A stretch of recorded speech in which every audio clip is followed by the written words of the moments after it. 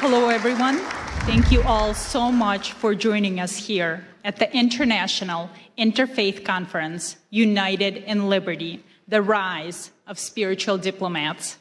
My name is Olga Schmidt, and I am so honored to welcome to the stage a world-class opera singer, Miss Marketa Vackova, to perform the U.S. National Anthem. Her performance will be followed by the Pledge of Allegiance, led by Chief Joseph Riverwind, the war chief of the Arawak Taino tribe of Puerto Rico and the U.S. Army veteran. And after, Bishop Leon Benjamin will give us the opening blessing. We'll follow it in that order. So please help me welcome Marketa Vackova.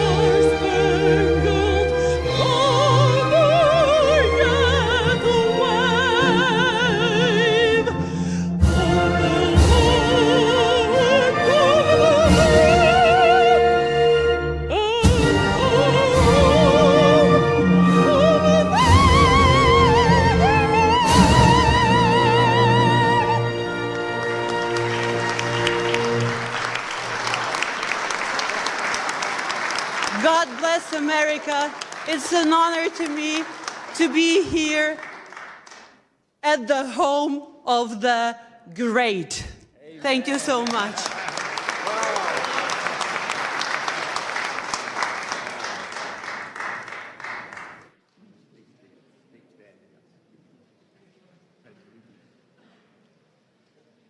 Chief Joseph Riverwind will join us next.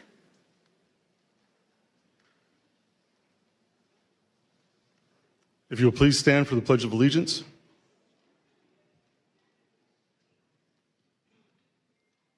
I pledge allegiance to the flag of the United States of America and to the republic for which it stands, one nation, under God, indivisible, with liberty and justice for all.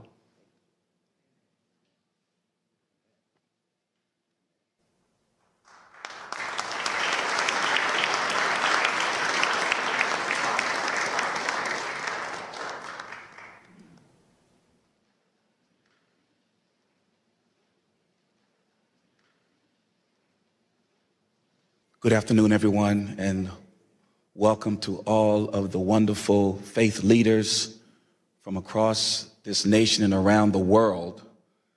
We give honor, amen, and to our Lord, and we thank God for Pastor Mark Burns. Can we give God praise for him right now?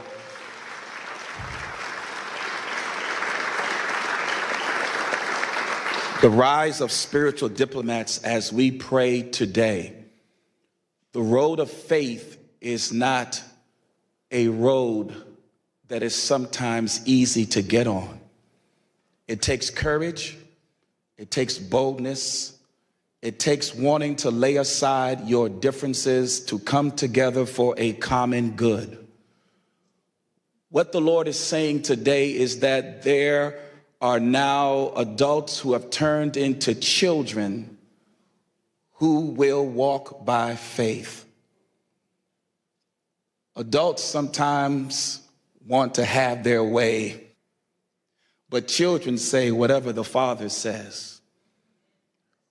We want us to come together as children of God, to get on this journey together as Pastor Mark Burns has laid this out, that we need to solve the problems around this world. You are the solutionaries that have come together. Give yourself a hand for being the solutionaries. The psalm says, praise ye the Lord, in Psalms 133, as I pray this scripture. Behold, how good and pleasant it is for brethren to dwell together in unity. It is the precious ointment upon the head that ran down upon the beard, even Aaron's beard that went down to the skirts of his garments, as the dew of Hermon, and as the dew that descended upon the mountains of Zion. For there the Lord commanded the blessing, even life forevermore.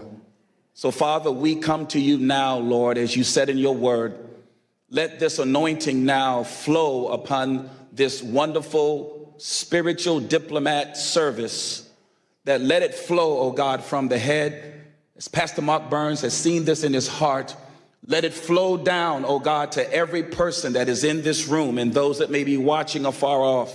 Let it flow so that, oh God, everything that is disjointed may come together in the spirit of unity. Let it flow until, oh God, every, oh God, type of defrailment and defragment, anything that cannot be joined together, let it be, oh God, put away and lay it aside so that the true unity can manifest in this room today.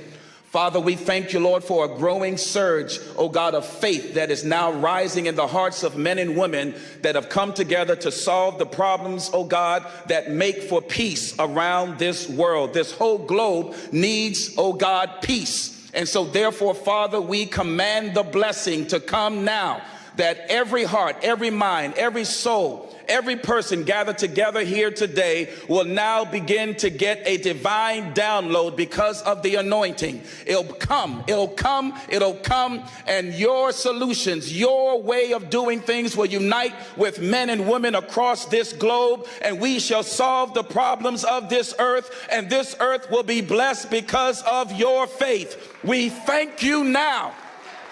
We thank you, Heavenly Father, that you chose us for such a time as this.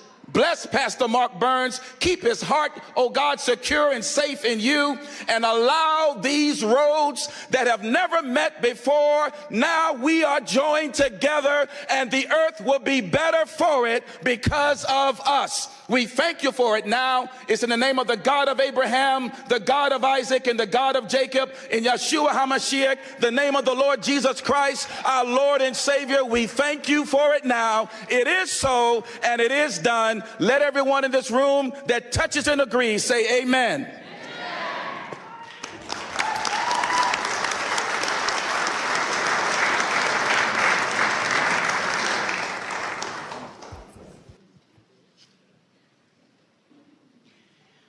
Ladies and gentlemen, it is my profound privilege to introduce a special video address prepared exclusively for this conference from a figure of immense global significance. Please direct your full attention to the screen for a message from the President of the United States of America, Donald J. Trump. I just want to congratulate and thank Pastor Mark Burns. He's been my friend for a long time, and he's been with me from the very beginning, and we very much appreciate it. But on the great job that he's done, so many people believe so strongly in him. So God bless you, Pastor Burns, and keep going forward. We have a world that's very troubled, as you know. It's troubled, I think, perhaps like never before, but we'll solve the problem one way or the other. Thank you very much for the great job you've done, Mark, and keep it up.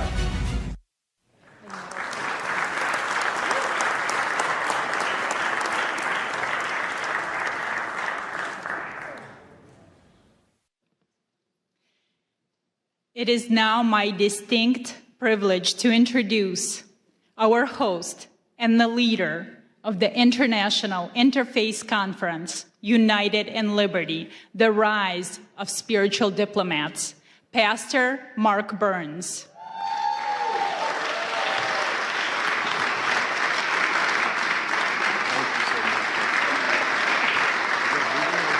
There's more.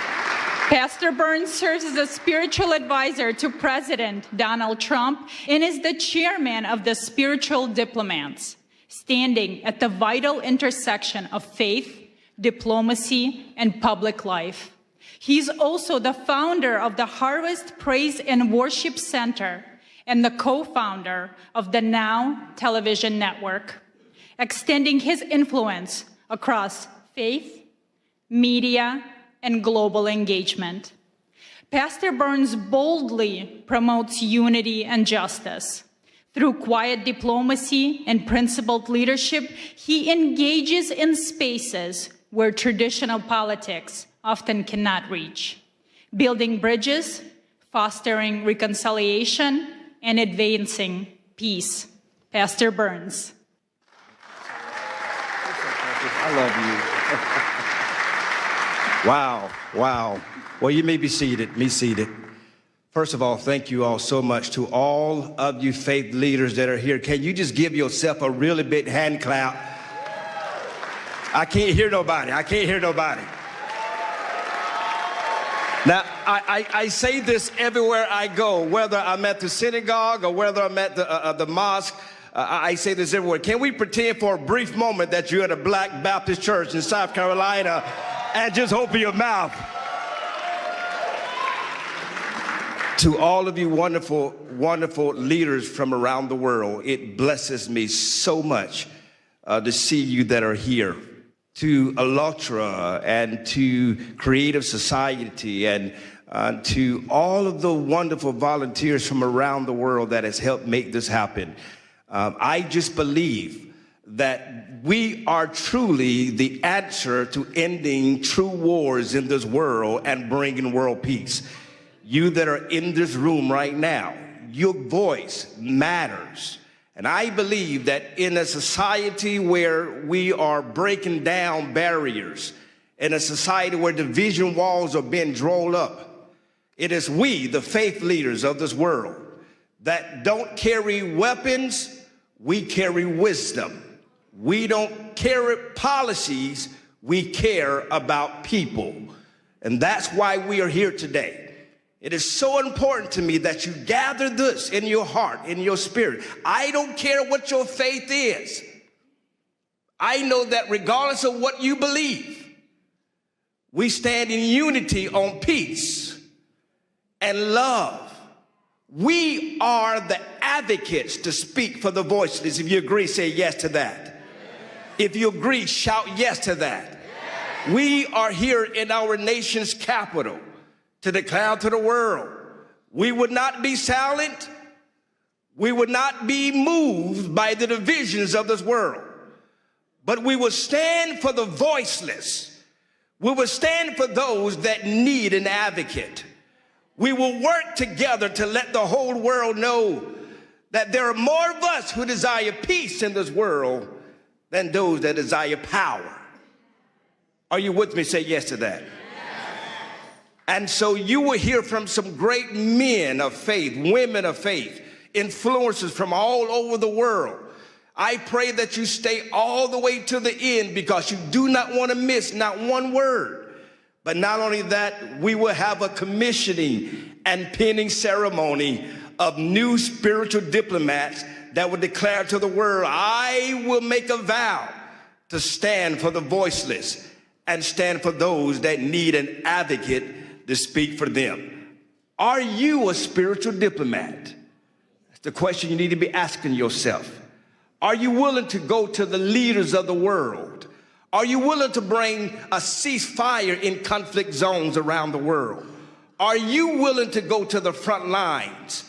Are you willing to speak to those on the local level, the state level, the national level, or the international level? Are you willing to be an advocate for those that need your voice?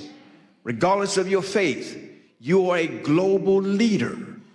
Your voice matters. We have dignitaries from all over the world that are here. And so it is time that faith and public life come together like never before.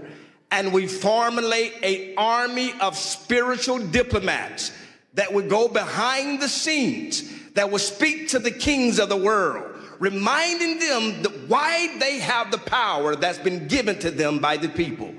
That power that's been bestowed upon them is not so that they may be empowered or rich, but they may use this power to speak to those that are less and to raise up those that need a helping hand. That's why you're here today. And together with all the faiths that are coming from around the world, this is what the world should look like.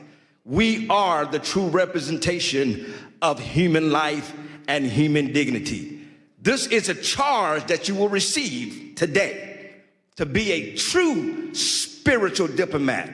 That you would go to your Muslim brother, you would go to your Jewish brother, you would go to your Christian brother, whatever the faith is, your Hindu brother, your Buddhist brother, whatever your faith is, regardless of what you believe or how you pray, you would stand on the fact that we are united in peace and in unity and in love. That's why you're here.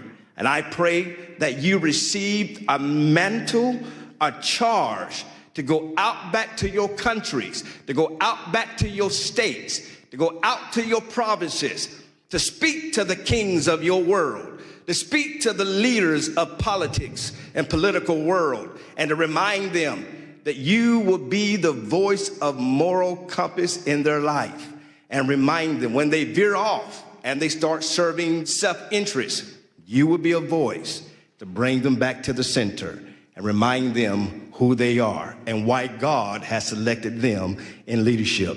Let's bring peace to the world. Let's end the conflicts of the world. There's so much more that we're going to be doing together. This is not just a meeting. I need you to understand me clearly. If you're here just to be one of the number, if you're here just to take pictures, we don't need you nor want you.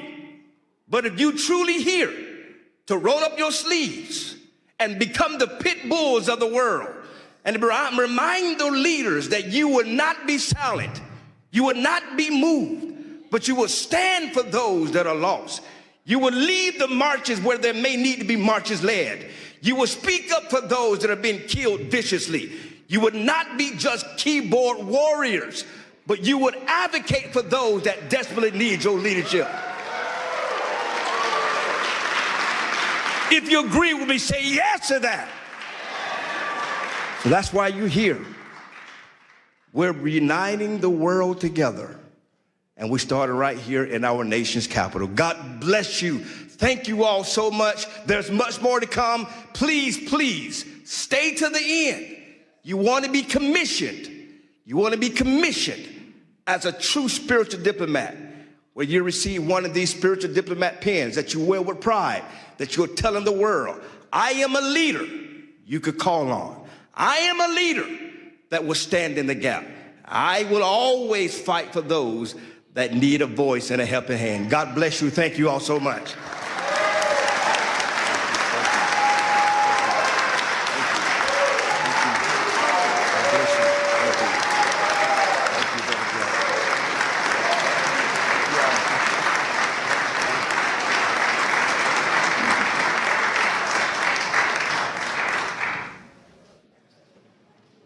We now turn our attention to the screens for a brief presentation on the mission of spiritual diplomats. This video will help us understand who spiritual diplomats are and provide historical examples of them. When most people think of diplomacy, they picture negotiators in suits moving between governments to strike deals. Spiritual diplomats operate differently. A spiritual diplomat is a faith leader who steps into spaces where politics, treaties, and traditional negotiations have failed. They don't carry weapons or political power. Instead, they bring wisdom, moral authority, and a commitment to peace rooted in faith. At its core, the Spiritual Diplomats movement is about advancing peace, protecting religious freedom, and defending human dignity across nations and faith traditions. These leaders represent the conscience of humanity. They include pastors, priests, imams, rabbis, and other faith voices who work together beyond political lines to foster dialogue and reconciliation. Their work is driven by shared values like safety for children, dignity and freedom for all people, justice, and the right to worship without fear. The model of spiritual diplomacy draws inspiration from historical figures whose faith guided them into spaces of conflict and division.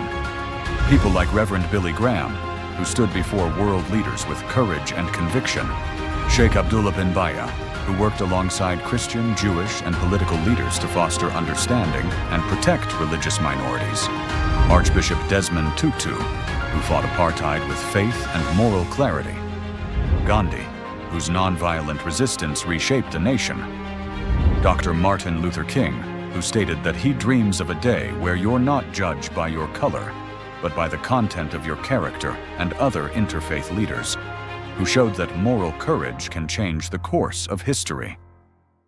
But spiritual diplomats don't only focus on big symbolic acts. They engage in quiet diplomacy by meeting with leaders in sensitive contexts, create safe spaces for interfaith dialogue, stand with refugees and persecuted communities, and advocate for religious freedom in global forums. They also work in conflict mediation, helping calm tensions, rebuild trust, and open the door to reconciliation where political solutions have stalled. A spiritual diplomat is not defined by nationality, title, or political office.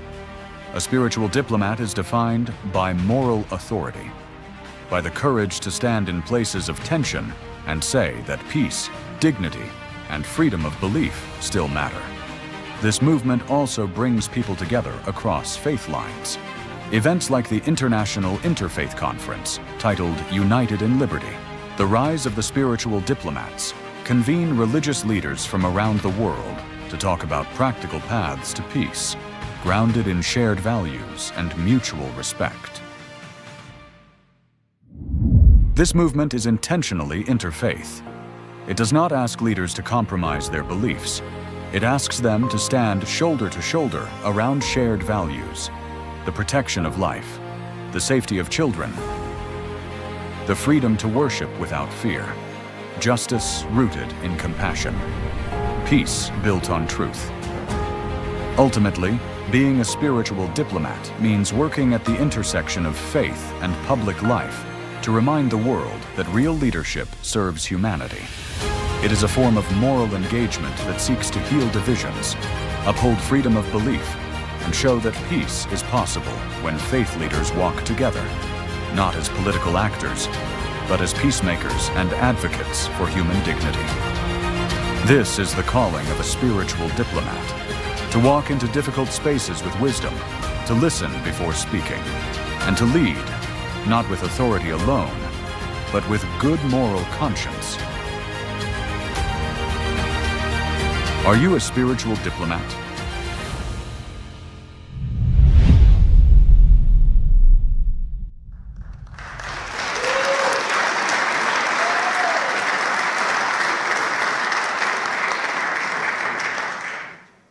Traveling to us from Europe, we welcome George Simeon, President of the Alliance for the Union of Romanians, a courageous freedom fighter and defender of Christian rights. He brings a vital presentation on faith at the crossroads. He speaks to us today on how Romania's spiritual resilience offsets a lesson for a divided world.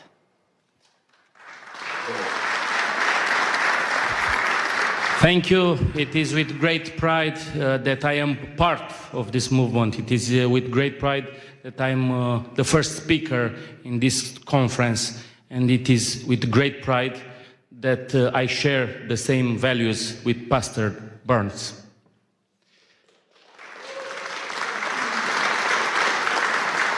We come from Romania, a country where until recently you could have been jailed and punished for your belief. A country where the horrible experiment of communism tried to promote atheism. And the key to world peace, the key to global understanding, the key to prosperity is through God, is through faith, is through spiritual diplomats. We are here in Washington with a big delegation of members of the European Parliament and the Romanian Parliament, over 40 diplomats who are here to speak about a horrific attack on human dignity. In Romania, the elections have been annulled. In Romania, democracy has been annulled by wicked people who have no faith, no God, and do not like President Donald Trump. I am sure that all of us gathered here today think about world peace. I am sure that, like Pastor Burns advocated, we must find a solution for peace in Ukraine.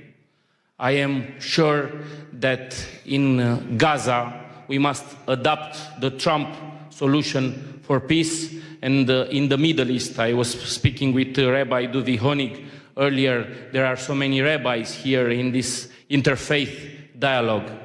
We must bring peace. And we are here in Washington, an example of democracy and world peace. You have a great leader for at least 3 more years. And we must follow on the footsteps on Donald Trump for our nations, for our religions. Thank you, great friend. Thank you for what you are doing, and count on us, on the Romanian people, for world peace and for spiritual diplomats.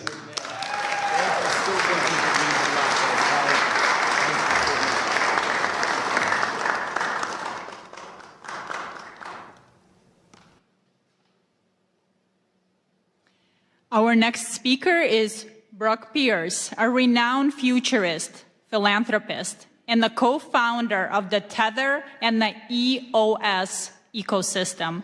He is a visionary who understands that in times of crisis, action cannot wait for the government. He will speak on the critical role of private citizens and technology in humanitarian aid.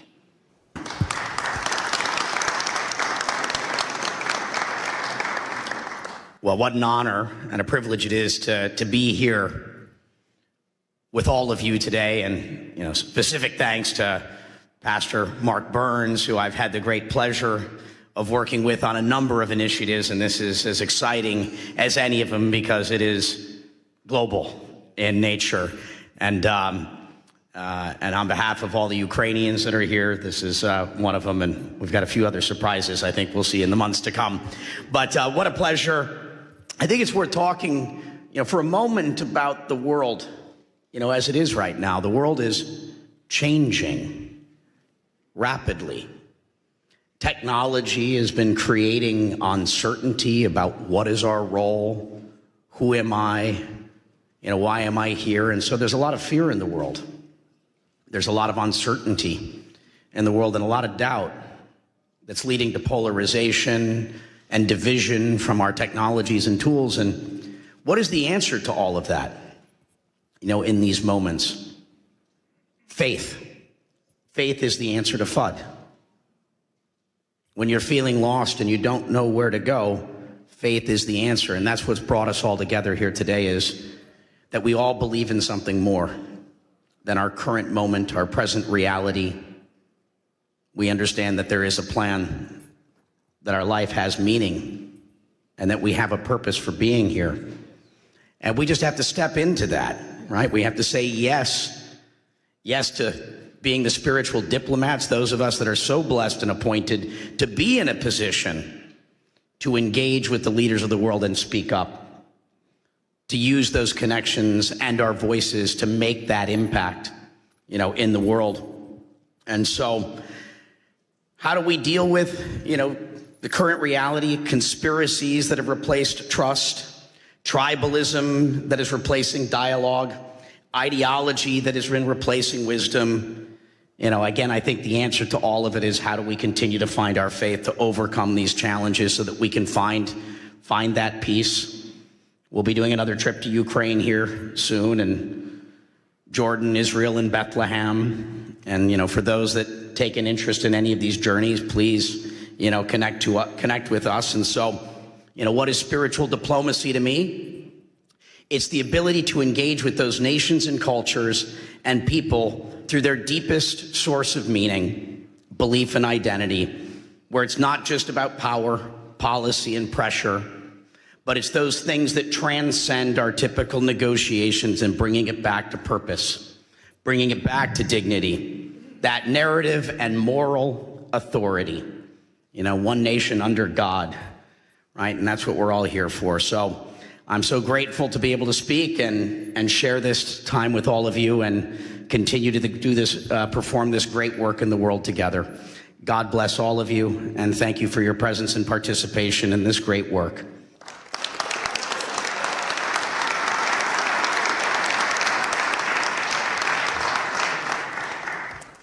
Now it is my distinct honor to introduce a video address by Rabbi Shlomo Moshe Amar, the former Sephardic chief rabbi of Israel and Jerusalem.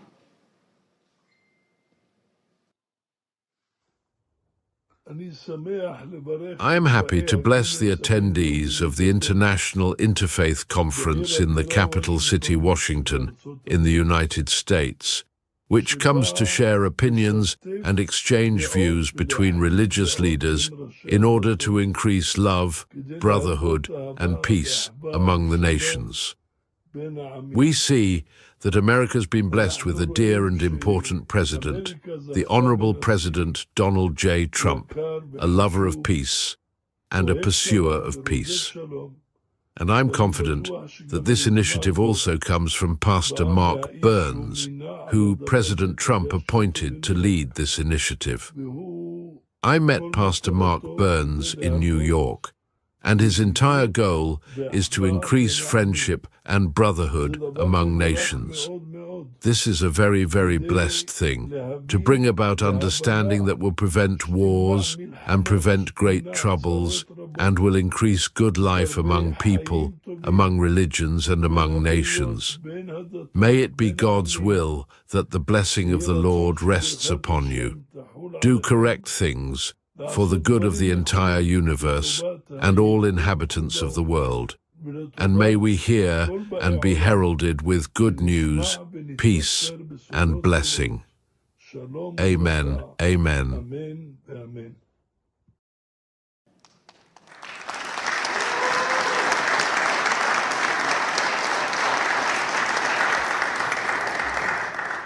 Now we are honored to hear from Rabbi Asher Lopating, a great Rhodes Scholar and the Director of Community Relations at the Jewish Federation of Greater Ann Arbor, Michigan. He has recently led multiple delegations to Syria.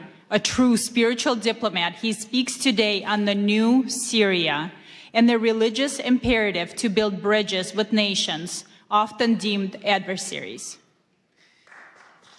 Thank you. Thank you so much. It is such an honor to be presenting at this International Interfaith Conference of Spiritual Diplomats United in Liberty. My deep gratitude to Pastor Mark Burns and all the organizers and participants.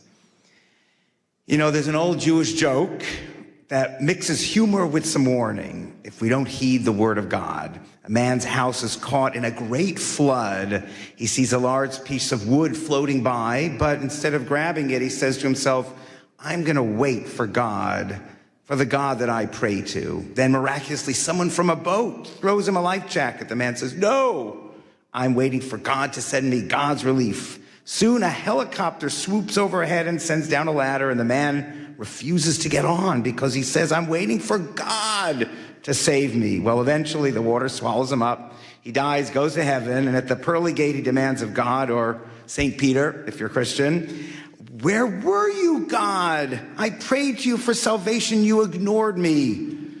And God, or St. Peter, says, who do you think sent the wood? Who sent the boat? Who sent the helicopter?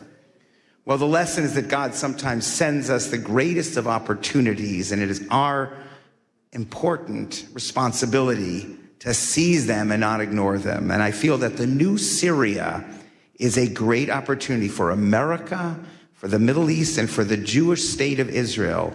But it takes someone with vision like our great President of the United States to realize what an opportunity it is. Weeks after Ahmad al-Sharaa, Abu Jalani defeated Bashar al-Assad, the Syrian dictator who killed 1 million of his own people, I got a call from my good friend, Dr. Yahya Basha, a Syrian Muslim doctor whose family had been murdered by the Assad regime. It was clear to Dr. Basha, and he said clear to many Syrians, that it was Israel's defeat of Hezbollah and weakening of Iran that gave the Syrian rebels the ability to oust Assad. And Dr. Basha was celebrating. Dr. Basha is a spiritual diplomat who, in addition to building MRI clinics all over Detroit, has dedicated himself to building bridges with the Jewish community over the decades and trying to lead the Muslim community in the direction of peace. So with Dr. Basha's influence and perhaps an awareness that the new Syria owed Israel for their success, the Sharaa government invited Jews to return to Syria for the first time in 30 years. Dr. Basha told me I needed to go just 2 months after the new government came to power. Yes, the government understood that good relations with the Jewish community meant good things for Syria. Sanctions relief, business opportunities, the ear of President Trump. Good for the Syrian government, recognizing how the Jewish people can be allies and not enemies. And that took a lot of vision and independent thinking. Syrians were always taught that Jews in Israel were the enemy. Now we had a leader of Syria who understood exactly the opposite. And we were welcomed by everyone in Syria as Americans. But even more impressive, when people saw that I was Jewish by seeing my kippah coming out of a synagogue in Damascus, they celebrated. Jews returning to Syria meant that Assad was truly gone. Since this first February trip, I have returned twice, leading 2 Jewish delegations, one with an Israeli reporter, David Horowitz. I wore my kippah everywhere and received the same joyous welcome from teenagers, from kids to older adults, and even armed guards who wanted to take their picture with me. At our visit with the president of the University of Damascus, I openly told faculty, students, and administrators that yes, I am a Zionist, and I hope that Syria and Israel will become best friends. And while some were surprised, most understood. And I believe sincerely that the Sharaa administration understands. For over a decade, Syrians were tortured and killed by Assad's allies, Hezbollah and Iran and Russia. And Hezbollah alone killed tens of thousands of Syrians. So now Syria and its leadership understand that those who obsess with destroying Israel and America, Hezbollah, Iran, ISIS, Houthis, they are not friends. They are enemies of the new Syria, just as they are enemies of Israel and America. So after 3 trips, meeting with the Minister of the Muslim Waqf, the Minister of the Economy and Labor and Social Affairs, and many, many in the Foreign Office, I now am invited 2 more times to bring Jewish leaders, business leaders, and rabbis. And I can say with faith that a strong, unified Syria can be a great ally of America and Israel. God bless President Donald Trump for seeing this early on when he met with Sharaa in May. And now, as a strong supporter of Israel, I ask Israel to understand this. I believe God is sending America and Israel the wood, the boat, the helicopter. Israel has to figure out how to use all these opportunities while maintaining security. But I believe having a strong, unified Syria can be the best allies for Israel's security against its greatest enemies. Part of being a spiritual diplomat is seeing diplomacy and building unlikely bridges and breaking down old, outdated divisions and seeing that all, as the pastor said, as holy work accomplished by trusting in God to guide us into crucial opportunities, to the boat, to the helicopter. At these times, I think of the courage that it took for the great Martin Luther King to join with rabbis and Jewish leaders to fight together. Folks with different religions and backgrounds, but united in spirit and understanding and a respect for all human beings created in God's image. That is the courage needed to follow everything we see in the new Syria and Israel. And with America's blessing and hard work, Israel, Syria, America, and all those who love and want peace can be the greatest of friends and allies to prevail together against the forces against peace that surround both countries in the ultimate victory of light over darkness. Thank you.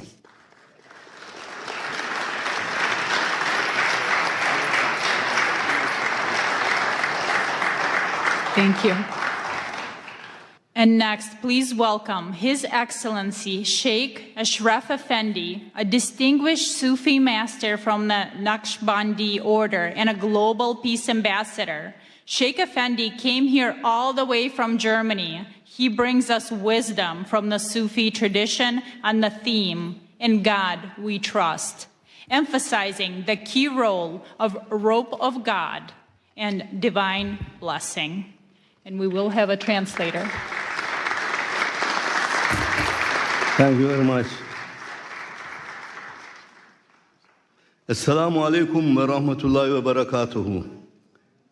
Möget ihr alle im Namen des Herrn gesegnet, gegrüßt und von seinem Lichte geführt sein.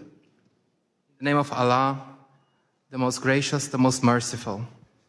In the name of the Lord, may you be greeted and blessed and guided by His light forever.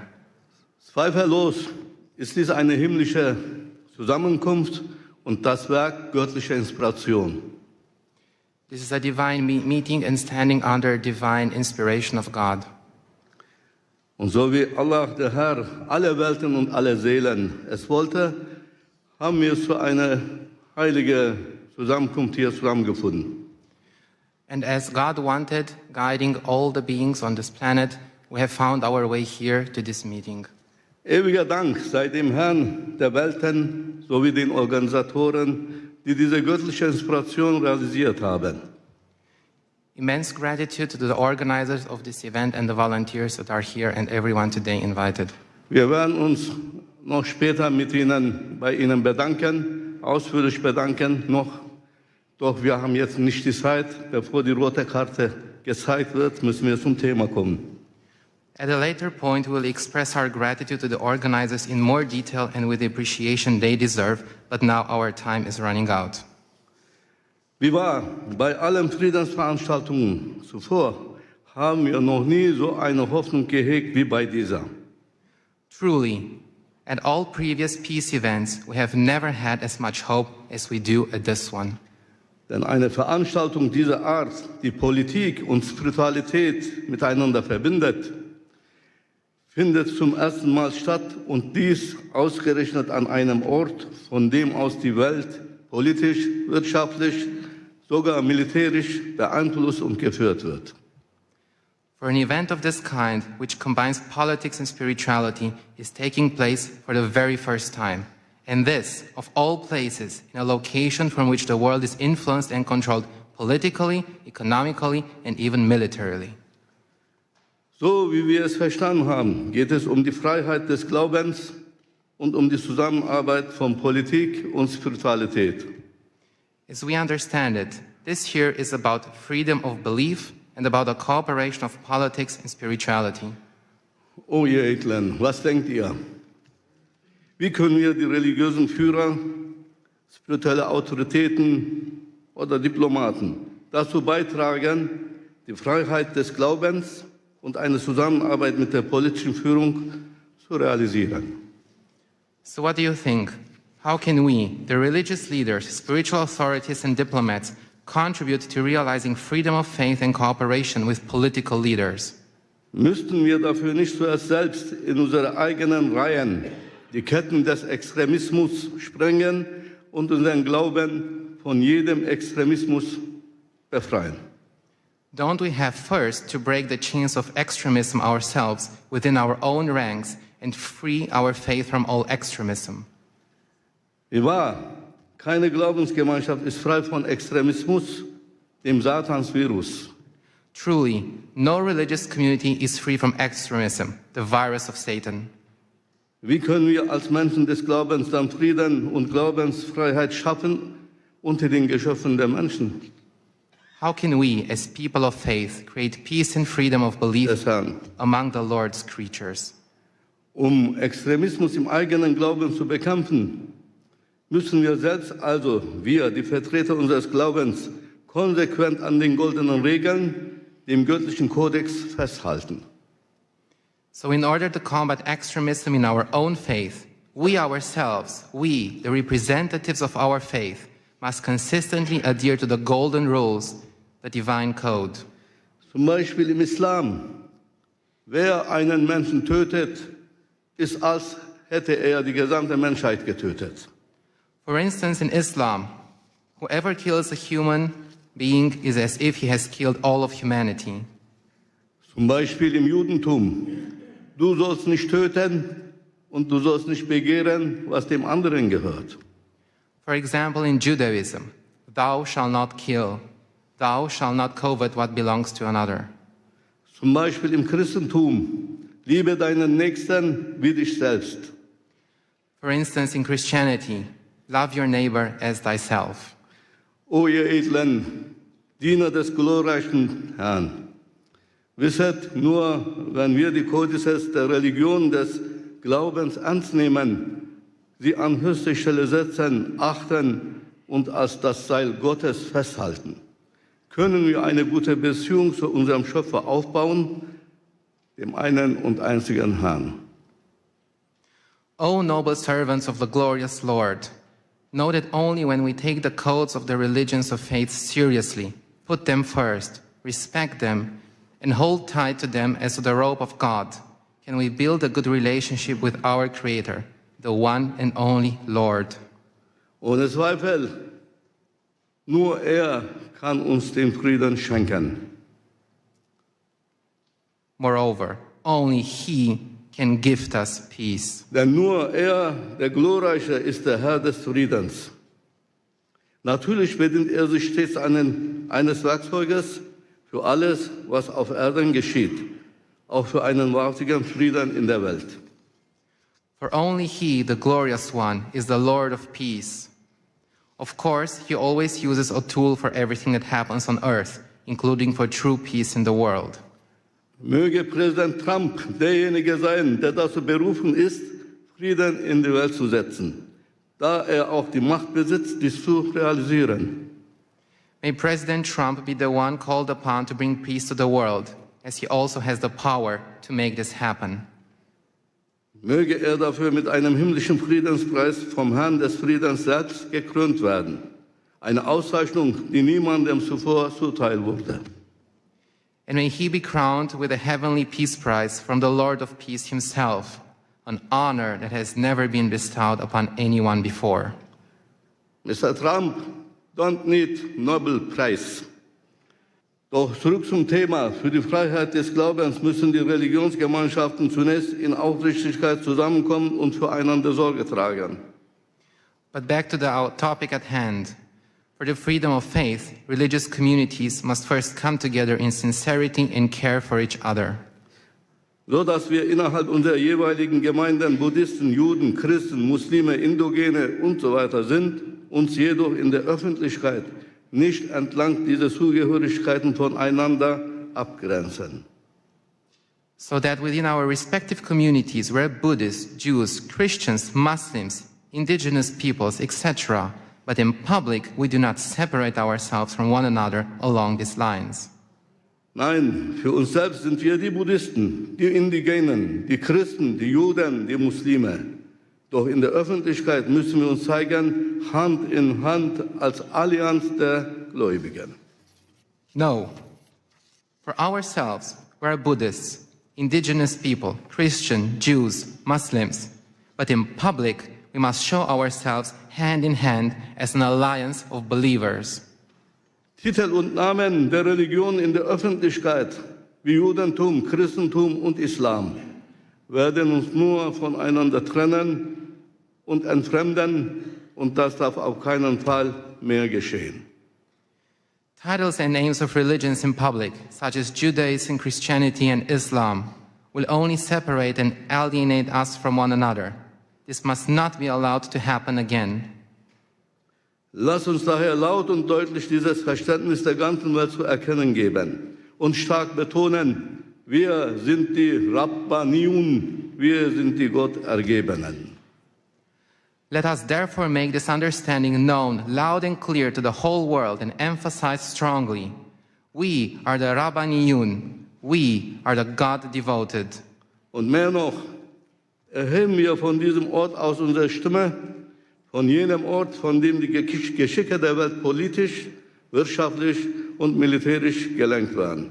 Wir richten unseren Ruf an die politischen Führungen und Regierenden, alle Länder und Völker dieser Erde und sagen, and more than that, let us raise our voices from this place, from the place where the fate of the world is controlled politically, economically, and militarily.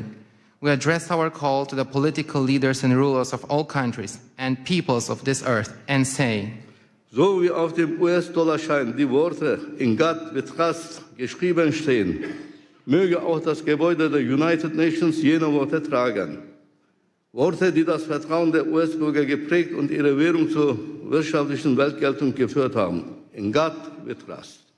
Just as the words, "In God we trust," are written on the US dollar bill, may the United Nations building also bear those words. Words that have shaped the trust of US citizens and led their currency to global economic significance.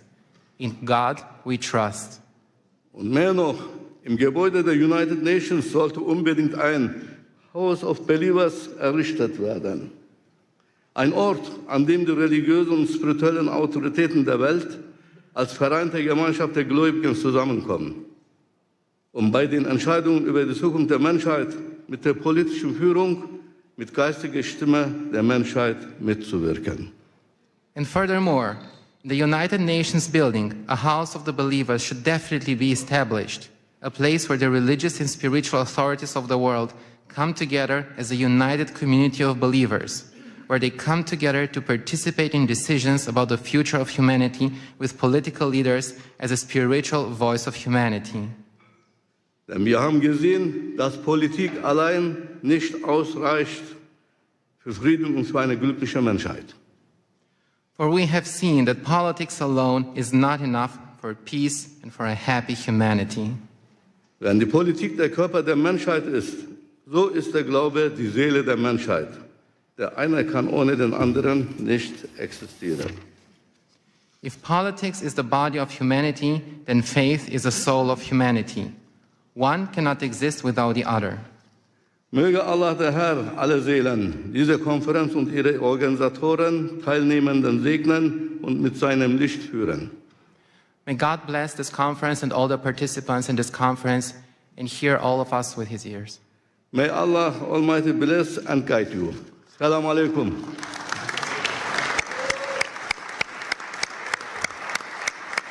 Thank you very much.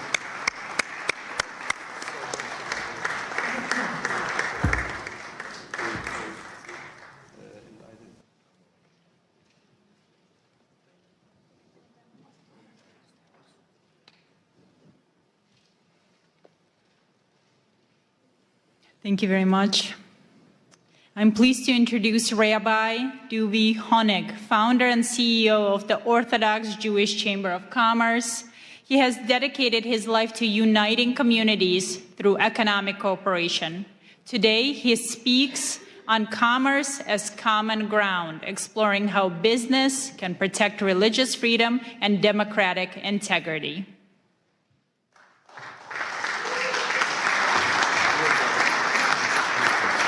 Thank you. Thank you all, thank you all, thank you all. Before I begin, I want to thank Pastor Mark Burns for his leadership, partnership, and tireless efforts in bringing today's International Interfaith Conference together. Thank you. I skimmed through the topics, and I want to tell you, Pastor, that they couldn't have been more on target, and my short remarks are going to include All three of them: religious persecution, children protection, and spiritual diplomacy. This past Sunday, I attended a concert, the largest Jewish concert on the Northeast, that left the entire room silenced. Alon Ohel, a 24-year-old pianist, kidnapped from the Nova Music Festival on October 7th and held in Hamas tunnels surrounded by complete darkness without seeing sunlight for 505 days, told us that the only thing, Pastor, that kept him sane and alive was saying Shema Yisrael every day. Then he sat at the piano in the auditorium and played Shema Yisrael. There was not a dry eye in the room. That moment says everything. Freedom alone does not bring happiness, purpose, or light. Faith does. When faith is pushed aside, even free societies become confused and hollow. We are seeing the consequences today. The woke movement over the past decade or so, and let's not forget what happened to women's rights, has tried to erase religion from public life. They ridicule moral boundaries and punish those who openly live by their faiths and basic truths, leaving a generation unanchored, divided, and increasingly hostile to one another, all in the name of democracy. That means all us religious leaders, we were absolute with the woke movement because we kept the Shabbat. We didn't want to go to work, so we had to file those briefs to protect religion. Christians on Sunday, all those things. A man, a woman, who's a man, who's a woman. Would you believe that today the Supreme Court's using our taxpayer dollars to decide if a man's a woman's a man? Come on. And I want to go on a little more over here, okay? The woke movement, anti-Semitism, confusion, anger, is not how it was during the Holocaust. It's very different. We have simple, confused children in the next generation. Imagine if you're told two men are your parent. Imagine if you taught, follow the science, follow the biology, follow science. Okay, I'm following it. COVID, follow science. Okay, I'm following it. So how could you tell me in school that a man's a woman and a woman's a man? That brings inner anger. That brings frustration. That brings confusion to the next generation. That destroys our country, our nation, our values. They are hijacking democracy. We are here today to claim it back. Thank you, Pastor. We owe gratitude to President Donald Trump for taking a clear stand against the woke movement. And we all know the lack of stories, people saying he's abusing women. He's the one who's standing up to protect women. There's another issue I want to discuss, and I'm over here, by the way, I'm not wearing any gloves. I'm here, I told the pastor when he spoke, whoever's here for pictures, please leave. You know, we're not here for that. We want takeaways. We want to discuss topics that empower us. We want to discuss topics that empower us all together as faith leaders, that we could stand together and represent our communities without being intimidated or threatened when we speak up, because that happens way too often. And this is a topic that I want to bring up and work with everyone together with Pastor. Too often, political faith-based liaisons and appointees by the government specifically abused authority entrusted to them. Instead of compassion, there's silence when we reach out to them for help. Instead of dialogue, there's intimidation. Dovi, if you make this public, and you speak up and you complain to President Trump that I didn't include the Jewish communities in Nassau County or Rockland County or 770, the Chabad community reached out to me for over a year. The Jewish liaison didn't respond to him. And I have a whole list of the biggest communities. And then I have a tweet from President Donald Trump who said that Lakewood, New Jersey, where I reside, is the #1 supporter of him, the Orthodox community. And we built it. 2016, the Trump organization was a sponsor by my event, and we built his network with him. And still our community goes ignored. And I spoke up against this, and I got threats from the Jewish liaison from the White House, and he blackmailed me and cut me out of the Hanukkah party because I spoke up. And I am calling him out. Resign. We need to speak up and have people represent the president who represents the president's interests. People who stand by empowering faith-based leaders, not intimidating faith-based leaders. When we stand together like this, our different divisions, different departments, in the White House, in government, and I was threatened by state when I endorsed Lee Zeldin. I was threatened by state liaisons because of the crash, smash, and grabs, and they said you won't have any place with the new administration because you stood up for them. When I called out President Biden's team for hosting a hate-based summit, blaming it on the Jews, blaming it on Jersey City, blaming it on Rockland County attacks, blaming it on anti-Semitism, but not including one Orthodox Jew, I called them out for it, and the White House took a fight with me, and the Jewish liaison cut me out then as well because I spoke up for what's right. But I work with the other liaisons, I work with the government, I work with the administration itself, and I'm able to help community leaders day in, day out because I'm above them. But it's those communities who reach out to me that I have to bypass on their behalf that we have to speak out for. On another note, in a multi-billion-dollar economic stimulation creating thousands of jobs in the U.S., New Jersey will host FIFA 2026. And we, the Orthodox Jewish Chamber of Commerce, are taking the lead, working with the new administration in New Jersey to form. And I met with the Lieutenant Governor. He came to my JBIZ Expo, and we had a meeting for a half hour about this. And he's also a pastor. He wanted to be here today, but he was just sworn in, and he couldn't make it.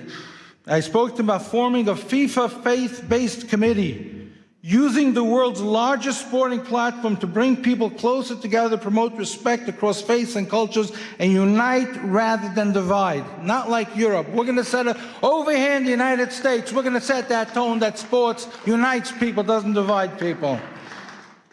I want to pause from personal note. Today, January 22nd, is my birthday.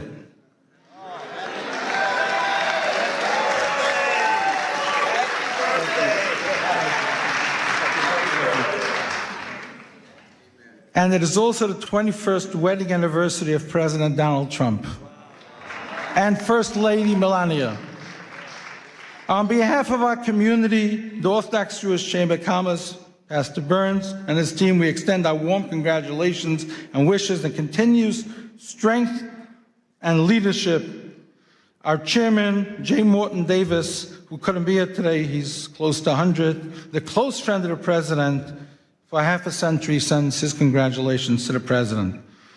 And final, I also want to announce today, as the founder of the Morris Katz Foundation, together with my partners, Alan Dershowitz, Elon Carr, former U.S. Special Envoy and Monitor to Combat Anti-Semitism and CEO of IAC Today, Malcolm Homeline, Mayor Izzy Spitzer of New Square, and the Morris Katz Foundation Committee, that we, the Jewish community, have nominated President Donald Trump for the Morris Katz Presidential Legacy Award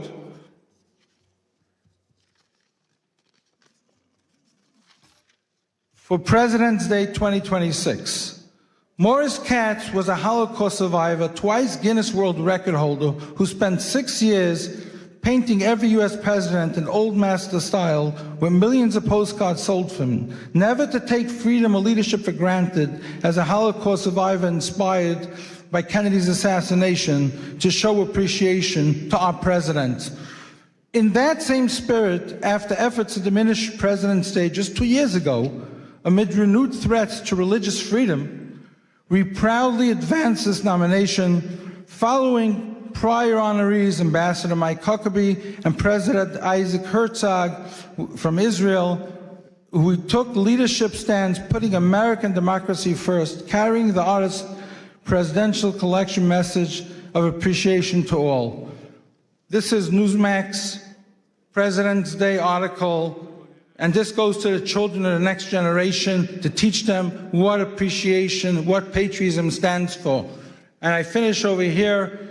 It's called Educating the Next Generation. If we don't know what President's Day stands for, if we don't know what President Trump is doing today, and we just build with hate coming from the woke movement, good luck to the next generation. Thank you, Pastor Burns, for your leadership. Thank you to your team. Thank you to all. And I am going to hand you this to hand to the President, put on his table. Thank you.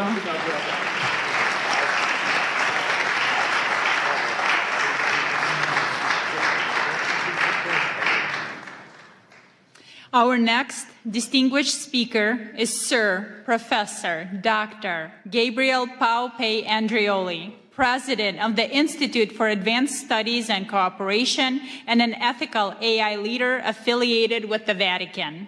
A polymath in medicine and ethics, he addresses the shift from law to conscience, discussing the future of global governance.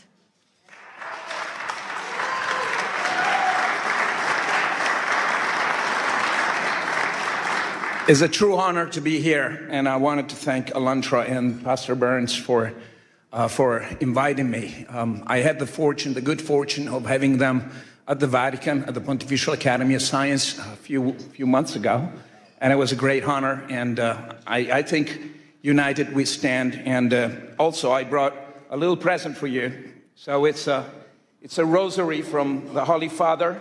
It's been blessed, and you know, so I wanted to take this little time to give it to you. Man, thank you. Wow. Holiness. So the Holy Father is always with us and in our heart. Wow. Thank you. So much. Thank you. What is that? So special. Wow. I'm going to try to read this, and because I think it's important. We're standing in a threshold of a new era, and I need your help. We all need to stay together. So esteemed spiritual leaders and diplomats, ladies and gentlemen, we're living in a time of extraordinary paradox. Never before has humanity possessed such technological power, scientific knowledge, and global connectivity. Yet never we face such a systemic fragility, polarization, and planetary risk. This paradox reveals something essential. The central challenge of our time is no longer technological, but political, constitutional, and ethical architecture. At WEF in Davos yesterday, leaders have spoken of the essential need for a new world order, and it was about time. We've been working on it for the last few years. In recent days, I was at the Vatican seeking guidance from His Eminence, Cardinal Pietro Parolin, Secretary of State of the Holy See. And we reflected on a question that is at once urgent and hopeful. How can humanity move beyond fragmented effort and begin to shape a shared constitutional pathway for peace, for human dignity, and for regeneration of our Mother Earth? And by the way, I think Kathleen Rogers is here with us, and she was a great inspiration. Kathleen, are here? Or maybe she's... Oh, okay, great. Thank you for being with us. How can we transition from sustainability to flourishing? The conclusion was clear. We must work together through institution, through commitments, and through technological guarantees, because what humanity needs today is not merely a better tools, but a new framework of trust. A framework capable of translating ethical intention into credible, verifiable, enforceable cooperation across borders, systems, and generations. For many years, sustainability has guided political discourse. To sustain is to hold, to resist, to maintain balance, and balance, when treated as an end rather than as a phase, becomes stasis. In living system, biological, social, and civilizational stasis is not life. The challenge we face, climate instability, geopolitical conflict, inequality, and the concentration of technological power, cannot be solved by containment alone. This is why we must move from sustainability to flourishing. Flourishing is not theoretic. It's a principle of governance. To flourish means to design economic, political, and technological system that generates more life, more dignity, more trust, and more shared prosperity over time. Sustainability asks, how do we survive longer? Flourishing asks, how do we harmonize and strive together? Flourishing is generative, and the pathway to flourishing is harmony. The alignment of freedom with responsibility, innovation with ethics, sovereignty with cooperation, and progress with protection and trust. For the first time in human history, the vision is no longer confined to moral aspiration. We now possess the technological platform capable of making it real. An enabling infrastructure that allows ethics to move from intention to implementation, ethical systemic intelligence, supporting decision making while preserving human accountability and dignity. The centralized blockchain system ensuring transparency, trust, and international integrity beyond centralized power. Quantum and post-quantum science, strengthening security and transforming state strategy, because in an interconnected world, domination produces instability, while cooperation generates anti-fragility. So, for the first time in human history, finally, the convergence of changes is the very logic of power. It allows us for the first time to envision a world federation of states grounded in guarantees, constitutional framework. Not a global government, not an empire, but a federation of guarantees, limits to power, protection of rights, constitutional safeguard for dignity, peace, harmony, and the regeneration of our leadership and relationship with the earth. Peace has to be a strategic infrastructure. For too long, peace has been treated as a moral aspiration or a diplomatic outcome, but peace has failed repeatedly because it lacked the institutional and economic infrastructure. Almost there, don't cry. War remained profitable because peace was structurally weak, too dependent on personalities, too vulnerable to manipulation, too exposed to capture of institutions. That equation can now change. In the regenerative paradigm, peace becomes economically advantageous, strategically stabilizing, technically innovative, and socially resilient. Cooperation scales better than conflict. Trust multiplies economic and social value faster than fear. Regenerative systems outperform extract ones. In this model, peace is not only ethical, it's strategically and economically superior. But this transformation requires a decisive evolution of governments. Ethics must move from aspiration to architecture. It must be embedded by design. Ethical IE is not decoration, it's a safeguard. Decentralization is not ideology, it's institutional anti-fragility. Guarantees constitutionalism is not theory, it's a protection against systemic abuse of power. Without ethics, technology accelerates inequality and instability. With ethics, technology becomes an engine for flourishing. We're building a platform for scientific technological diplomacy, a space for spiritual dialogue beyond ideology, constitutional and policy proposals aligned with emerging technologies and practical frameworks where peace is treated as a system, not as a slogan. Not ideology, but governance. Not utopia, but institutional design. Not theory, but action. A constitution is not merely a text. A constitution is a shared commitment to the future. We believe that time has come to give momentum to a new guarantees constitutional pathway for peace, one that can be endorsed, undersigned, and advanced by institutions, leaders, and citizens of conscience. I therefore invite you all to engage, to follow this work, to contribute to it, to undersign it, and encourage others to do the same, because the future is no longer something we merely debate. It is something we are now responsible to design together through policy, law, technology, and leadership. We started, let us embrace as a spiritual leader. We can. Let us build what is structured, safeguard, and regenerative for all of us and our children and future. Thank you all.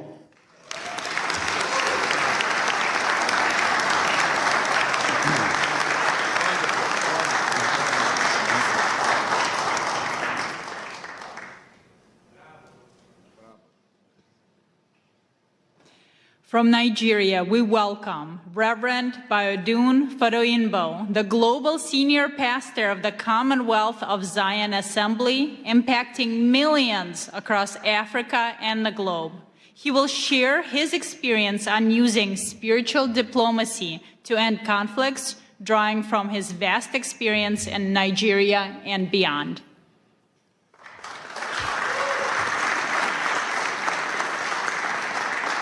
Good afternoon. Such a joy to be here all the way from Africa. And I really appreciate Pastor Mark Burns for this privilege to speak with you.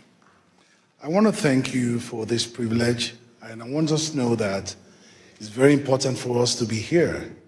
And we are here because, not just because we've been invited here, but because God has brought us together and given us the kind of influence and affluence that we have to influence our world and to help our community and to experience peace. I want you to know that the world is looking not for leaders, not for speakers, but those who will broker peace all over the world. In this age where a sentence from a faith leader can shape hearts, move markets, and also topple government. I'm not a diplomat by training, but I have witnessed negotiation where treaties have failed. But I've seen prayers accomplish what political pressure could not do. This is not a call to replace politics with religion. But religion does not compete, but it completes diplomacy. We speak not of ourselves, but we need to know that we are messengers of God. I have been a pastor for 27 years. I found out that faith leaders are the only people that speak for 1 hour plus, and nobody stands up to say, excuse me, I want to contribute. Even in the court of law, people can say, my Lord, I want to speak. But in religious gatherings, religious leaders just speak and influence people. Their words are looked upon as the words of God. With this authority and this place of authority that God has given to us, we need to learn how to influence people. Because sometimes the way we speak, let's be honest, we speak from the place of tradition, we have authority, we have legitimacy of community, we have moral gravitas that secular institutions often forget. I want you to know that God has called us a call to forgiveness. A teaching of forgiveness can end blood feud. A sermon of dignity can inspire human rights movement. We remember the words of Archbishop Desmond Tutu. Even though it was not violent, even through his messages, he dismantled apartheid through his messages. We remember Pope John Paul II, whose simple appeal, war never again, echoed through Poland and beyond. We also remember sermons the baptized ethnic cleansing, and the casual dehumanization that turned neighbors into enemies.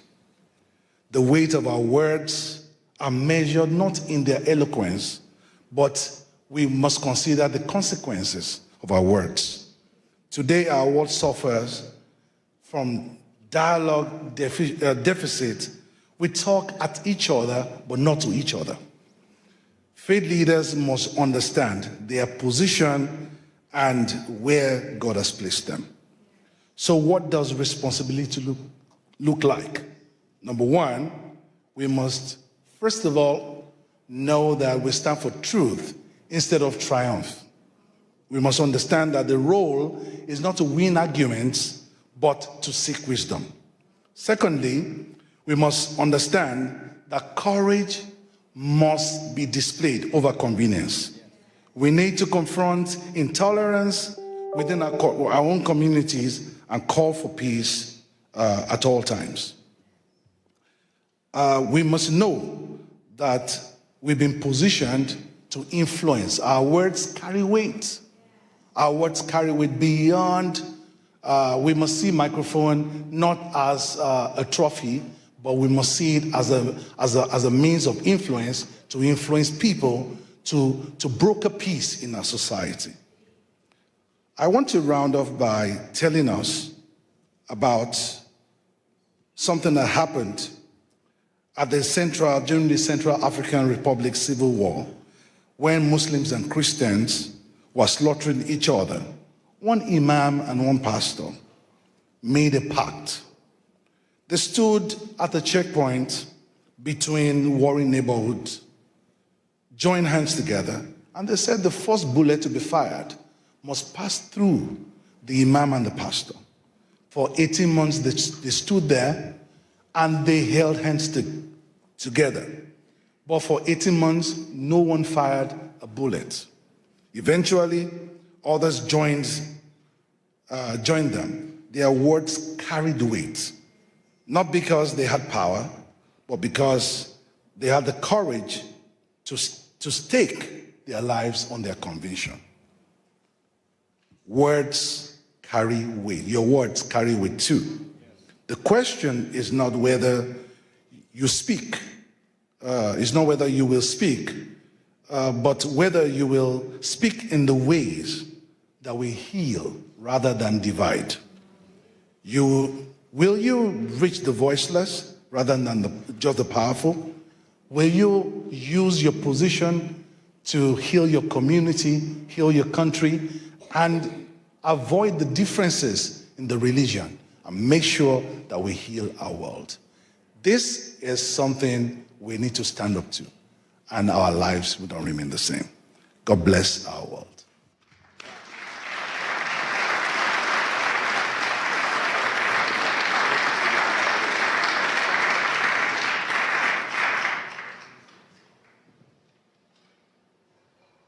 It is my honor to welcome Ms. Maryna Ovtsynova, the president of the ALLATRA International Public Movement, and a specialist in global risk strategy who pursued her studies at Harvard University. She will present on human values as the foundation of global security, introducing the international experience of the Universal Grain Project. Thank you so much, Olga. Hello, dear friends. It's a great honor for me to welcome you here at this hall and at this landmark event. I believe the very fact that representatives from different religions, different cultures, different nationality, different worldviews are here today, that means a lot. That means we're right now in the middle of creating a great change in this world. And with a deep gratitude, I would like to acknowledge that today's conference became possible because of the meaningful collaboration between Pastor Mark Burns, his global initiative, Spiritual Diplomacy, and the ALLATRA International Public Movement. I will give you a brief introduction about the ALLATRA. This is an international volunteer-based alliance of scientists, experts, and professionals from more than 180 countries, dedicated to study climate, geodynamic, and environmental risks. We strive to advocate scientific awareness, promote multilateral cooperation, and addressing global existential challenges, and of course, protecting human rights and religious freedom as the fundamental freedoms. We are firmly convinced that spiritual diplomacy has the power to shape the kind of world that deep down every single person longs for, a world that is safe, prosperous, and just. A world where human life comes first, and the spiritual diplomacy represents the real opportunity for all of humanity to overcome this current crisis. And we have solid evidence that we presented to you today that humanity is deeply seeking spiritual diplomacy as the force capable of transforming our world. Back in 2017, we initiated a large-scale international social research project called the Universal Grain. We defined the goal of this project as following: to identify the scientifically sustainable, the fundamental values shared by all people on the earth, regardless of their religion, nationality, social status, political affiliation, in order to find unshakable foundation for understanding among all of humanity. The result of this extensive research was the documentary film, The Universal Grain: Life, What Unites Us All. An international team of thousands of ALLATRA volunteers work on its creation, including reporters, camera operators, and of course translators. An unprecedented global public survey was conducted. Our volunteers went basically everywhere, into the streets of major cities, and they also traveled to the remote settlement of indigenous community. They spoke with a leading expert across scientific discipline, with representatives of different religion, tradition, with community and the ethnic leaders also, as well with the public figures and politicians. Around the world, we ask people one simple question: what unites all people on the planet, regardless of their religion, political views, skin color, or place of residence? Then, of course, we had to sit down and analyze thousands of responses. And what emerged was the holistic pictures.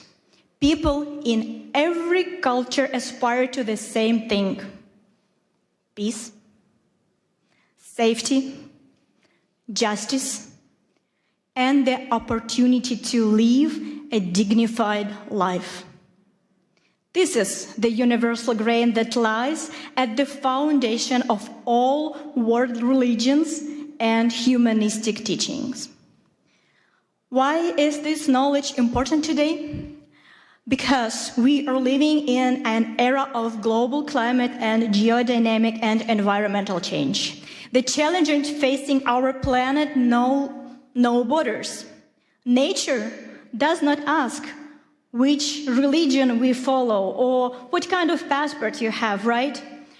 In the face of growing threats, we are all simply people, residents of one shared home, the Earth.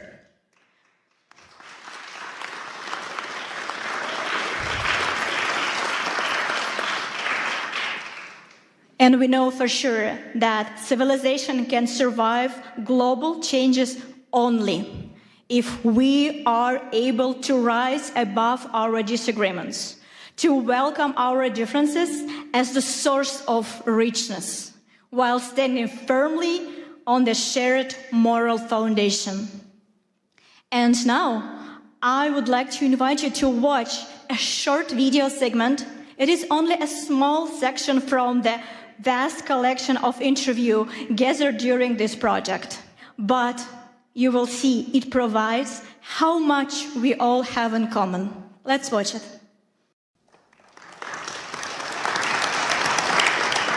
Life on our planet manifests itself in an amazing diversity.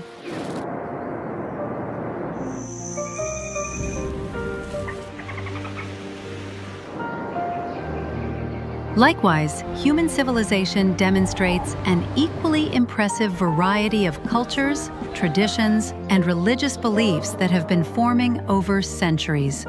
This kind of rich heritage reflects various approaches to understanding human values and people's life in society.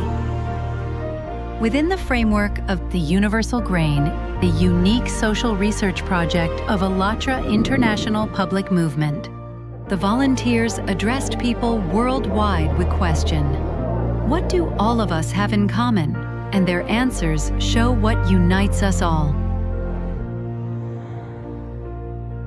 Siamo partecipanti volontari di un movimento internazionale che si chiama ALLATRA. And we're conducting a research, the Universal Grain.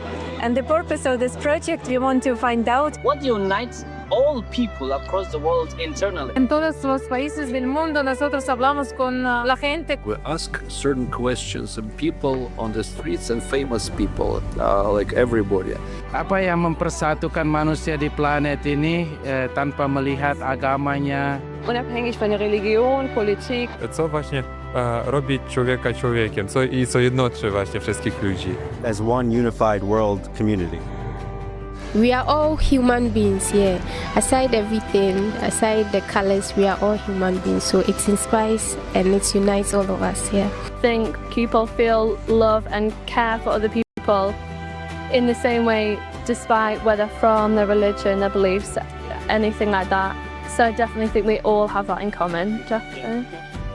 I think that love unites all of us. When this feeling fills our hearts, you know life becomes very happy and beautiful. And you're happy. Love is something what connects us. Love to other person, love to everybody. Everyone feel it. I think everyone feel it. We are all human beings. We are all made by the one Creator.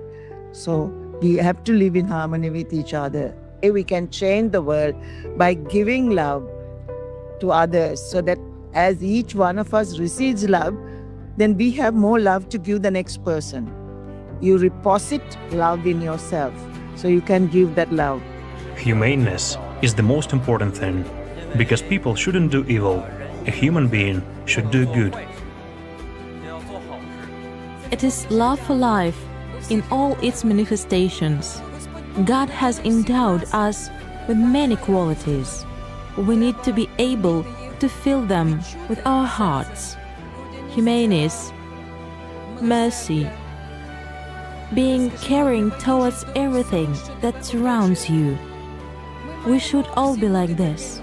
The greatest commandment is love. Love your God with all your heart and all your mind. And then he said the second of this is to love your neighbor as you love yourself. I live my life not based off of theology, but based off of the greatest example of Jesus Christ. That's love. So when you do that, it doesn't matter who you pray to. I will still feed you. It doesn't matter who you call God. I will still love you. I will still come to your aid if you have been persecuted for your religious freedoms. Does that make sense? And that's become my rallying cry to the world. I just want to see people have a right to do what they have a God-given right to do, and that is to worship God in freedom.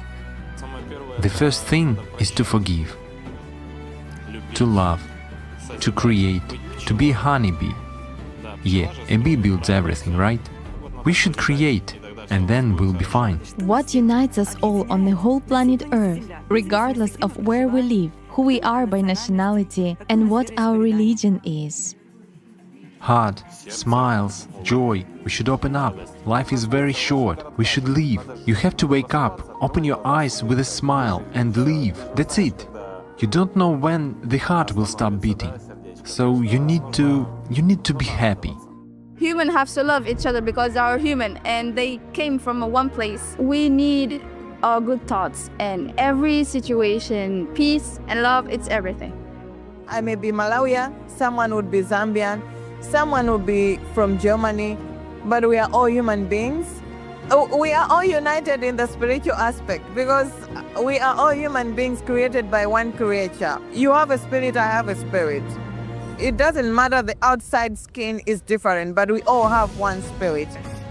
People, they are all the same, despite the fact that they are from different cultures and have different backgrounds.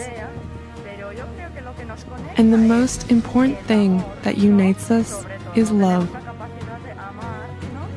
The ability to love and the need to be loved. The need to communicate with other people. If humanity is first, then we will know how to develop one another and how to care another. What each of us does, and more importantly, how we go about doing that, can and will, in fact, determine the future of mankind. Working together, we can forge a more promising future. You know, I'm a diplomat, but above all, I'm a human being. And as a human being, what I want peace and reconciliation. We are all human beings, so we have different culture, we have different religion, but we believe in life, we believe in love. We want a better life, we want a better world, and that's why we need to be united. No matter the religion, no matter where you come from, no matter the color, we are one. Of course, we want the good part of a person to dominate. We have peace, we have friendship, we have kindness. And those are the things that the world really needs. Whatever our color and shape or beliefs may be, we are all human beings. We are all here together to do something together. Love is what unites all inhabitants of this blessed earth, given to us by God. It is love, heart. It is joy which may be radiated through a look or a smile. I think each of us has to remember that we should treat everyone as equal, treat everyone the way we would like to be treated ourselves. Humans are humans. You know, everyone, even it's from the India or even with America, everyone's emotions are same. All humans are same. So respect each other, respect the individuality with them, and serve others, helping whatever way you can. That's fine. That's the way you can find the purpose in your life. People around the world share so many common values and ideas. They dream of a better future, and so many people, even when they are in terrible situations, they all still have hope. Every person is like that drop in the ocean. And the more drops you have, it suddenly becomes a tide and it becomes a wave of change. So every drop in that ocean counts. Doesn't matter how small it is. You know that the situation in the world now is not so safely to live because of this war, conflict everywhere. But you know that love can fight for these things, yeah? And friendship, no border for friendship. We can friends each other. In the era of informations, we can change the good informations, not bad informations. Thank you very much for this moment, because however that you can spread this the good things to the world, and how people thinking about what is the importance of living together, living in the peaceful, in the society. So thank you for this TV, yeah. So conversations and purposeful conversations, meaningful conversations like these will set a thought process in society, and they get to understand more about what are we looking for in this life, and bridging yourself, connecting yourself with the world around you.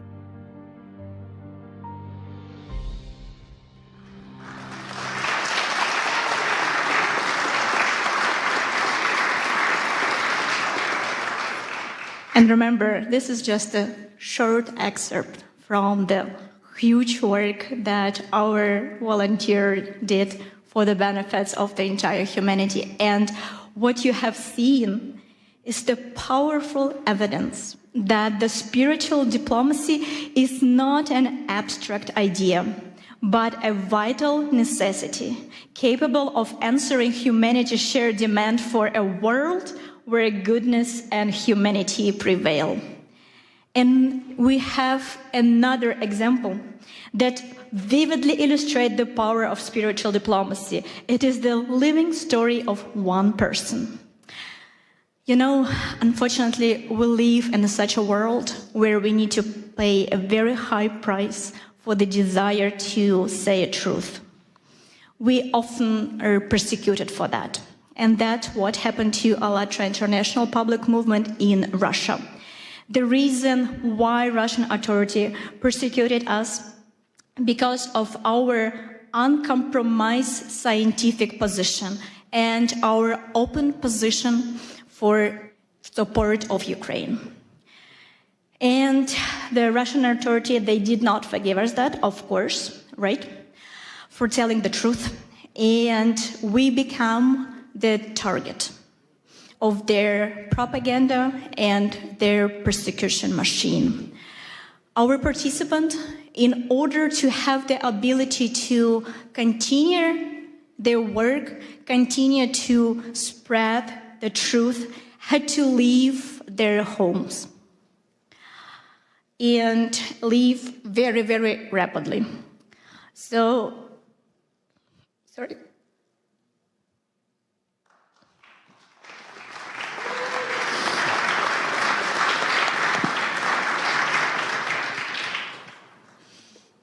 Among them who left the country was one remarkable young woman. She is a very, very talented scientist, geophysicist, and she has a unique ability to present a very dense scientific information and present it this way that millions of people are able to comprehend the very difficult topic. And she was loved, appreciated, and really followed by millions of people because of her honesty, her desire to stay and say truth without making compromise and little adjust the truth that it will be digestible. She was able to present everything as it is, and she became the main target of Russian authority. So, and her way was very, very difficult. Immediately after the threat, she had to leave the country with one suitcase of her, pack her entire life there, and leave the country. And we were not able to communicate with her for several years. So, and she was not able to present publicly her scientific research, of course, because of the understanding that she needs to protect herself and, of course, protect her family. But today, she is here.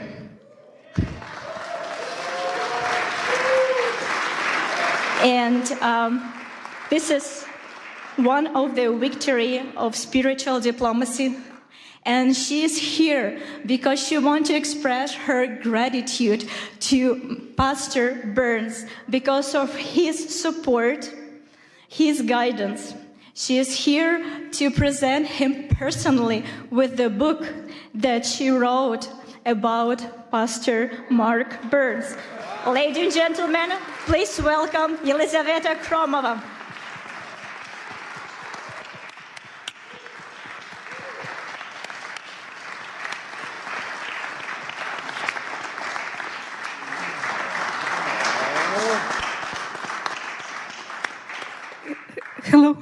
Hello everyone. Hello, dear Pastor Mark Burns. My name is Елизавета Хромова, and I am a volunteer for International Public Movement ALLATRA. I came here to the conference which you organized to personally express my gratitude to you. It is a great honor for me to speak those words looking you in the eyes. First, let me share a brief backstory. As you already know, in Russia, ALLATRA, international public movement, has been banned. I endured persecution along with my friends. I lost my homeland, my home, my life's work. And at one moment, I even lost my hope that I can even find the reason to believe in humanity again. Then one of the darkest days of my life, everything changed when I saw your interview. I didn't know you, but when I watched it, I felt as if we had known each other forever. And in your interview, I didn't saw judgment or desire to lecture someone. It was just disarming sincerity. You said, I am neither left nor right. I stand for human rights. Wow. And you spoke of a God who loves people. And your words reach the deepest part of my soul. I'm really sorry. I'm so nervous. I'm so sorry. You showed by your example that there are people who don't stay silent, who choose what is right, but not is popular. There are people who build bridges between people, cultures, and beliefs. And in these bridges, we can meet each other face to face and see in each other the dearest and the closest one another. I saw in you the ministry of Jesus Christ in action. As Christ sit at the table with the despised and outcast, he said, I see you, I am with you, and you did the same. You reached out to those whom others tried to destroy it. And your words reminded me that our rights, granted not by people or laws, it come from God. Yes. And we have protected in every corner of this world for all people and for all faiths. And this is why I wrote this book about persecution, about my path back to home, to hope and faith, and I dedicated this for you because you became a voice for me in the darkness. And this book is called Pastor Mark Burns, The Man Who Restored My Faith. You didn't just help me find my faith back, but you also showed me that faith can unite, heal, and lift us up. My God.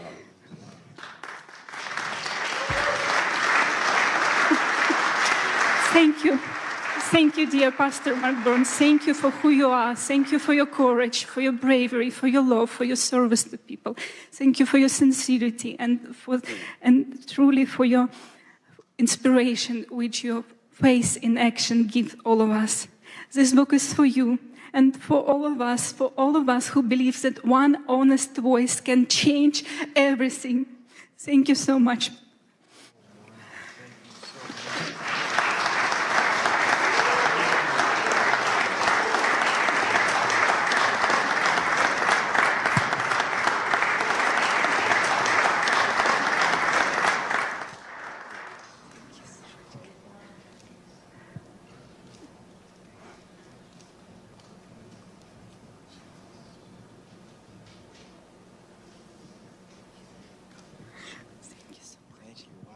Give her a wonderful hand clap. Wow.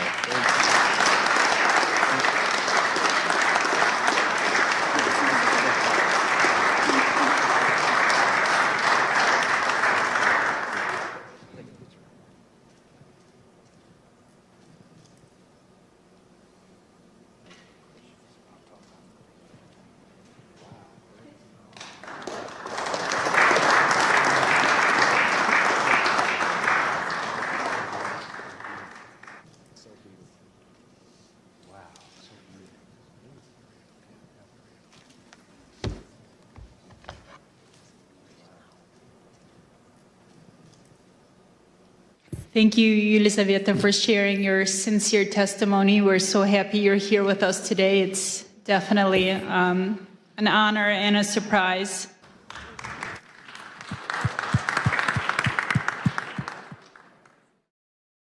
Ladies and gentlemen, we are starting.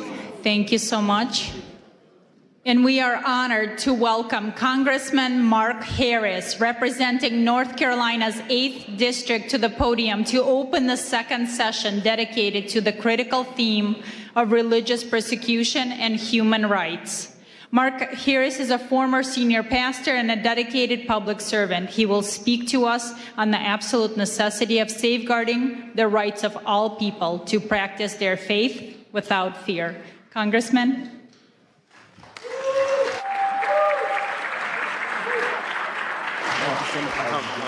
Thank you so much for having me. Well, good afternoon. It is great to see you. I'm sorry for being just a little bit late, but I literally just ran out of Judiciary Committee meeting today that we were holding, and we had a pretty big hearing going on today with a special guest there that we were dealing with. So, but I am so honored to be invited to be with my friend Mark Burns and to have the opportunity to address this International Interfaith Conference. Listen, I'm excited today because under the Republican trifecta led by President Trump, faith is back in America and it's making a powerful difference. From day one of this administration, the president drew a clear line. Anti-Christian bigotry has no place in our federal government. Go ahead, give that a hand. Listen, he boldly affirmed that the United States recognizes only two God-given genders, male and female. He stepped in to protect the most vulnerable minors from irreversible body-mutilating surgeries that the radical left once celebrated. And he restored fairness, safety, and dignity for young girls in sports, ending the painful experiment that allowed biological males to compete against them, shattering dreams, causing injuries, and leaving too many girls feeling unsafe and sidelined in spaces that were meant just for them. And President Trump said, that will not stand any longer. We all know that deep in our bones, that the soul of this nation is inseparably tied to our Judeo-Christian heritage and the timeless truths of the Western tradition. Our founding fathers didn't just mention God, they wove Christian justice, natural law, and biblical principles into the very fabric of this republic. For decades, those foundations were chipped away by an aggressive secularism and left-wing ideology.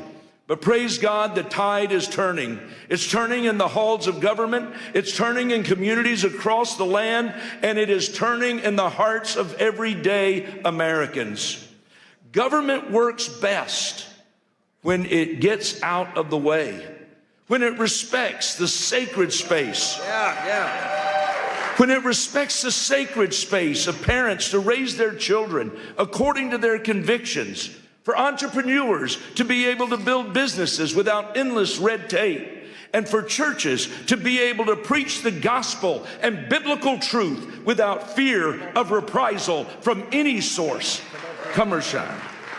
Listen, that's the limited, accountable government our founders designed. Yet for far too long, unelected DC bureaucrats have overstepped, intruding into schoolrooms ahead of moms, ahead of dads and local teachers, and even casting shadows over the pulpits of our pastors. Consider the IRS's chilling overreach, threatening to revoke a church's tax-exempt status if a pastor would dare to apply scripture to the moral issues of our day. Ladies and gentlemen, the First Amendment was written to protect exactly that kind of speech. That's why I am so thankful to have been able to introduce in this 119th Congress the Free Speech Fairness Act, which is legislation to shield pastors and churches and nonprofits so they can speak freely according to conscience without the constant threat of IRS intimidation. It's frankly absurd that we even need this bill in the first place. Imagine having to explain to George Washington that the government he helped forge would one day try to muzzle Christian voices in their own sanctuaries. But I'm standing before you today because I believe you're a group that understands that there's still urgent work that must be done. This very week, as thousands march the streets of Washington for the National March for Life, celebrating the Dobbs victory while pressing forward to protect millions of unborn lives still at risk, I believe we've all got to stand shoulder to shoulder and arm in arm, and we've got to recommit ourselves to that fight. And we've got to do it together. Listen, the Supreme Court got it right in the Dobbs decision, returning the issue to the people and their elected representatives. Tragically, as I stand here before you today, the total number of abortions has actually risen since that time, fueled by the explosion of chemical abortions delivered by mail through telehealth and shield law loopholes. That's precisely why I've introduced legislation to shut down abortion by mail, effectively criminalizing the practice and closing the deadly back door. Ladies and gentlemen, legislation is essential, but even that is not enough on its own. As conservatives, as people of faith, it's our calling to keep sounding the alarm. It's our calling to keep holding our leaders accountable. And it's our calling to persevere until we end this grave evil once and for all in this nation. House Republicans step into this new year, I believe, with great optimism and real resolve. We're committed to restoring peace and safety in our communities. We're committed to securing a hopeful future for our children. And we're committed to lifting America back to respected leadership on the global stage. So as I come to you this afternoon, I just want to humbly ask something of you. Please lift us up in prayer. Lift us up in prayer that we in Congress will not grow weary, that we will not stumble. But as Hebrews 12 exhorts us, that we will run the race with endurance, the race that is set before us, looking to Jesus, the author and perfecter of our faith. Thank you, and may God bless you, and may God bless the United States of America today. You're sent here to fight, so let's fight, fight, fight until we get it done. God bless you. Thank you, brother. That was powerful, brother. Appreciate it, man. Amen. Pleasure to be with you. Ladies and gentlemen, please welcome Mr. Matt Schlapp, Chairman of the American Conservative Union and a pivotal figure in American political strategy. As a leader who has guided the conservative movement globally, he addresses the critical intersection of faith, freedom, and political action.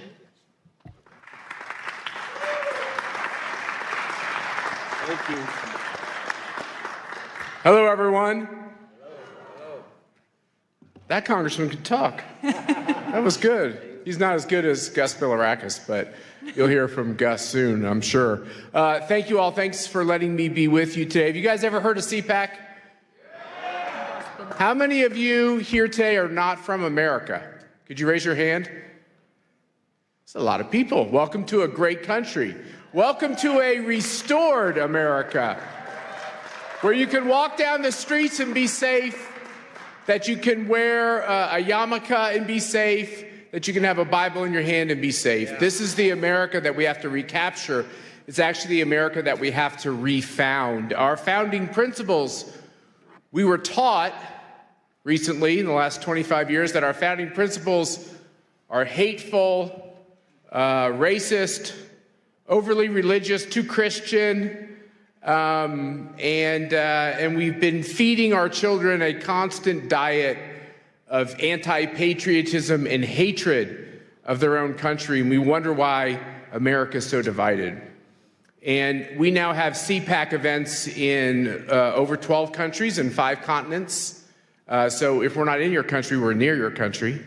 And what we're seeing is common themes in all these countries. In each one of our countries, we see the problems of the basic persecution of religious freedom, the persecution of political speech, and we wonder where it's all coming from. And then many of us were watching the World Economic Forum in Davos, and we can see that maybe that's where a lot of it is coming from, or coming from the UN, or coming from these global institutions, which know better. They have more fancy degrees than most of us have. They're trying to tell you that your values are old-fashioned and counterproductive. And the most wonderful thing about Donald Trump's victory, kind of like resuscitation, revitalization, there's another R word we could use, political resurrection, it gave hope to all of us. We have a renewed sense that it's okay to live the life that God put us on this earth to live. But I think our time is short. In basketball, they have a shot clock. In football, they have a clock. You only have so many quarters to score and everything else. There's an end time to all this. We don't know when it is. The Bible tells us we don't know that exact time. But America also has an end time, and freedom has an end time. And maybe we can extend that time. You all know how many times in the Bible God is mad at people and he wants them to turn from their wicked ways, and they don't want to. And then he finds a good man, and that good man negotiates on behalf of the people who are kind of mediocre to bad and tries to earn them more time. And, I fear that we're in this kind of a situation where we're trying to get more time. And so what I say to all good people, and boy, it sure gives me great joy to be with all of you because you look like just a room full of good people, is think about the time and the days you have left and how you can impact the situation that we're in your country, in America, around the globe. Like I said, I run this group called CPAC, and we have an event, Pastor, with a lot of talkers. There's a lot of talkers. The conservative movement is so good at talking. Guess what? It's time for the conservative movement to do some doing. Yeah. And Donald Trump has showed us that, by the way, he's a good talker too, so there's nothing wrong with being a good talker. Being a good talker is great. It's just not sufficient. It's not enough. So our theme at this CPAC is going to be actions, not just words. And there's only so much time, as I said, to make a difference. So my wife, Mercedes, and I, we think a lot about this as I comb gray hair, less and less gray hair, by the way. And as I watch my kids who used to be little, now they're like all getting old and even doing things like getting married and such, I realize that time goes fast. And all of us have to rededicate ourselves to our purpose, to our reason. Why are we here? Why have we been put on this earth at this time in history? It can't be an accident. There are no accidents with the creatures that God puts on this earth. It's for a purpose.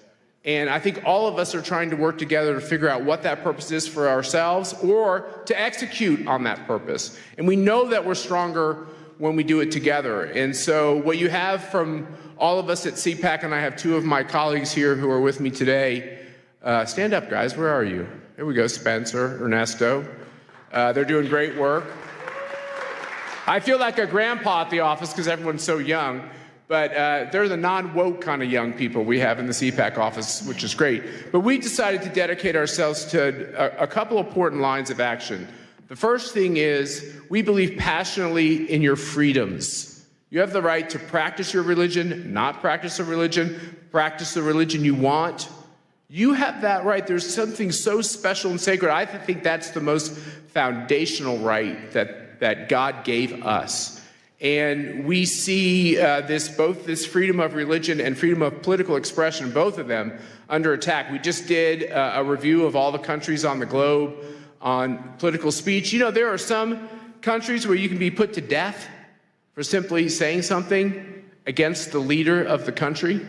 Think about that. You can be put to death for that. Look at what's happening in Western Europe, where you can be put in prison if you put up a Facebook posting that's overly pro-Jesus. Think about that. This is what's going on in, quote-unquote, the civilized world. We look at religious freedom and the persecution of Christians and the rise of anti-Semitism in Western democracies. I'm using air quotes for a lot of these things. It's disgusting that millions and millions and millions of Christians are being persecuted, many losing their lives, being slaughtered in countries. And you wonder, like, how could we have this kind of evil and chaos? And why are so many Christians believe that, like, that's a kind of like a made-up hoax that's not really happening? Well, it is really happening. The videos and the photos are real. You talk to the pastors that come from these countries, it's real. There's the persecution and the martyrdom through the blood, but then there's the martyrdom through the persecution in the sense that if you're too bold in your faith, you can't get the job or you can't get into the school. Or that's what we're seeing growing and growing and growing, and sadly in my own country here in America and in other Western democracies. And I want you to know that I believe you do have a friend in President Trump and the Trump administration on these issues. I believe you have a friend in Mike Johnson, who's the Speaker of the House, who's a very good man on all these issues. We have a lot of great people who are trying to make a difference. But as far as CPAC is concerned, we're going to be in these countries. We're going to be confronting these regimes. We started up a new center to end communism. How about we just end communism? Aren't you tired of fighting communism? Let's end communism.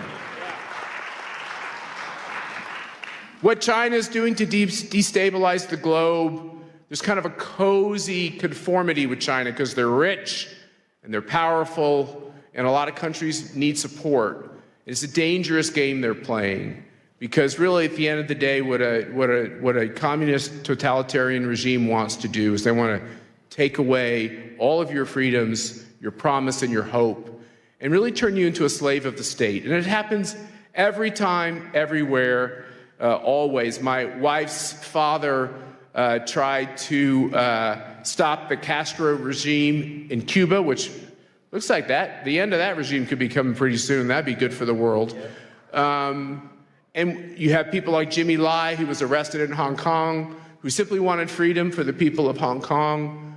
What you're seeing around the globe is really disgusting. And what we're going to do is take our voice, our team, our message, confront all these regimes. It's amazing. I don't think those of us who believe in freedom have all the money. I don't think we have all the power, but man, sometimes we look like we do. And I think we got to be like bears. Bears in the forest, sometimes they growl, or like the little dog that barks really loud because they're really little and they got to bark loud so you think they're bigger. We have to recapture this idea that if God puts you on this earth for a purpose, and the purpose is now, why would he put you on earth for this purpose to just be humiliated and lose? Why did Donald Trump get off that canvas? Was it to lose that race? No, I think he got off that canvas with the help of angels to win that race and to give people hope all over the world. And I think we're in the same position. I think the reason why it seems like all the money against us and all the power is against us, and that it's an impossible fight, the reason why we have to look at that every day is because of one simple thing. We are small, he will be large. He will have the victory. We just have to ask for it, and we have to be true to it. And that's the moment that we're in. We have to believe that God put people on this earth to prosper and have freedom, right, and to live their purpose. And that it's our job right now in these dark times to make sure that that can continue. So that is our motto. It's about action. The action is now. You all are welcome. We have to get out of this idea that the only way conservatives will come together is if you agree on everything I agree with, and you have to sign a piece of paper that says you'll never disagree with me. That's a bad way to build a movement. What we ought to do is say, hey, is there one or two important issues that we agree on? Can you agree that someone should be able to practice their faith as they choose? Yeah. If you do, we should be able to work together. Do you think that people should be able to get in politics and vote for the candidate that they want to? Do you believe in that? That's something we can work on together. Do you believe that communism fails every time for every people, always? If you do, we can work on this together. And I think that if we can stitch this together and get out of our orthodoxies and instead focus on our commonalities, I think we can reshape the face of the earth, and I think we're going to do that. And God bless you, and thank you for letting me be with you today. Thank you. Thanks, Pastor. That was awesome. Was that time? No, you perfect, brother. Now it is an honor to introduce Congressman Gus Bilirakis of Florida, recognized as one of the most effective lawmakers in Congress. He's a steadfast champion for international human rights and will speak on the importance of protecting religious freedom against discrimination worldwide.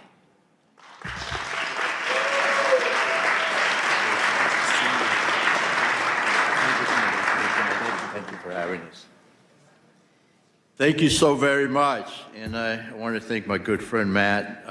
He's so right about these issues. We have a lot of things in common. We have to work together for the good of society, humanity. And you talked about, Matt, you talked about your wife, Mercedes' father, that was probably a political prisoner in Cuba.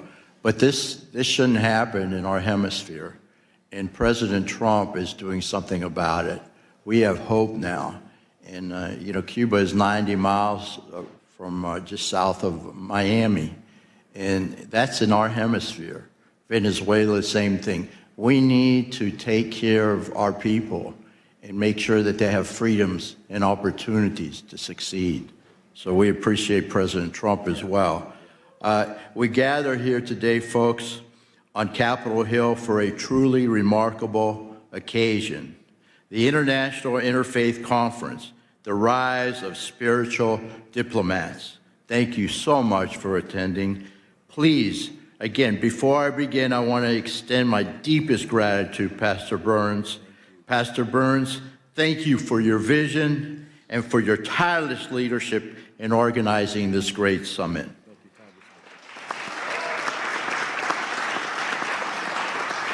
You have called us here to recognize a new era of spiritual diplomacy, where faith leaders don't just shepherd their own flocks, but step into the breach as mediators, peacemakers, and defenders of the innocent, where traditional politics often falls short.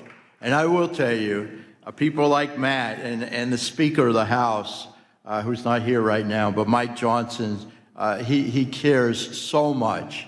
He really does. And he's genuine, he's sincere, he's a godly man. And we are making a difference, folks. We are making a difference. We're making a lot of progress. So I chair the Congressional Caucus on International Religious Freedom. I see the first freedom not as mere legal concept, but as the heartbeat of human dignity.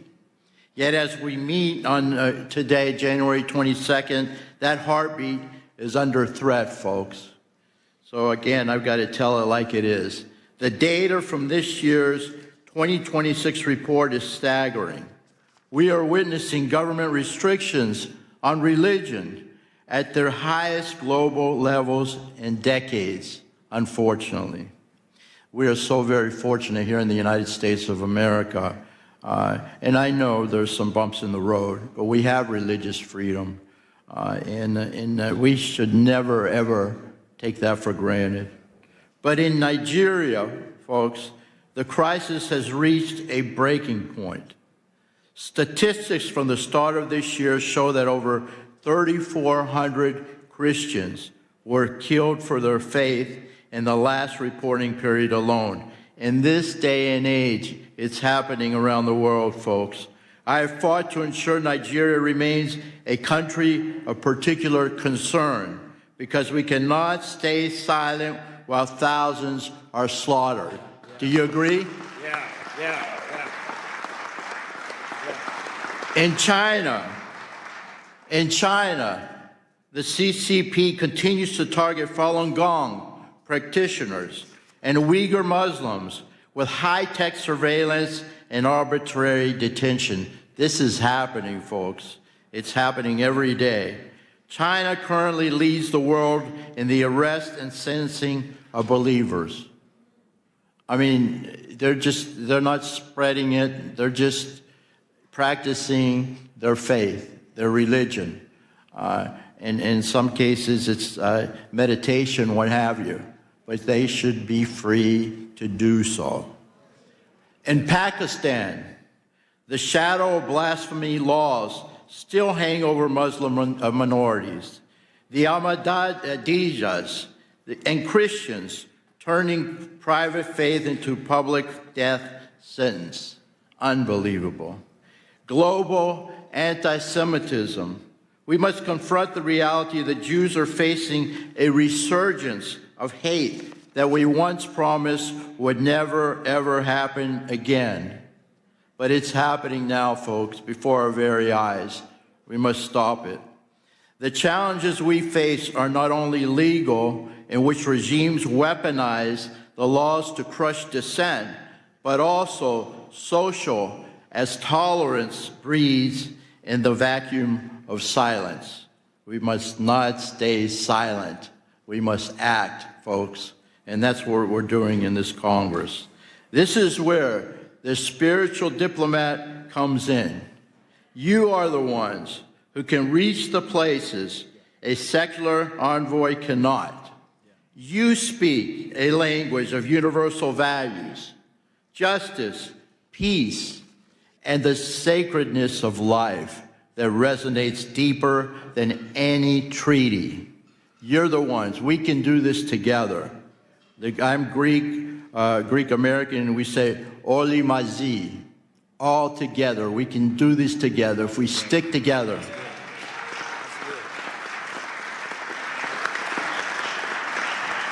Effective advocacy requires more than just thoughts and prayers, folks.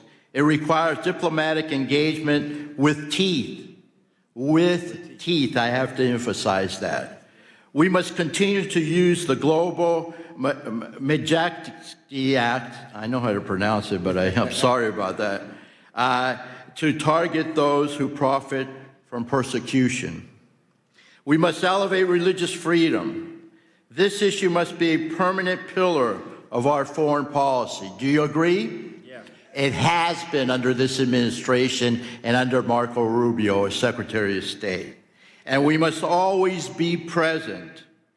When faith leaders and members of this caucus speak up for the persecuted, it sends a message. We are the greatest country on the face of the earth. People listen to us. We must take advantage of that. The world is watching, folks, and you are not alone. You are not alone. Pastor Burns, you often say that spiritual leaders, and I quote, carry no weapons, they carry wisdom, right? I'll repeat that.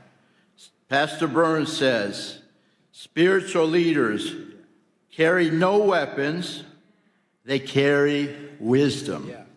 Today, let that wisdom guide our policy, whether it is Christians in the Middle East who are being persecuted, a Muslim in China, or a Jew in Europe. And I will tell you that the Orthodox Christians are also being persecuted in the Middle East. Syria in particular, and of course in Turkey as well, there's not religious freedom for Orthodox Christians in the country of Turkey. We must speak up, folks. We must not be afraid. Let us leave this conference, not just as observers, and I know you won't be, but as diplomats of the Spirit, committed to ensuring that every child of God can worship without fear. That's our goal. Thank you very, very much. God bless each and every one of you, and God bless America. That was powerful. Thank you. That was good, Congressman. Thank you so much.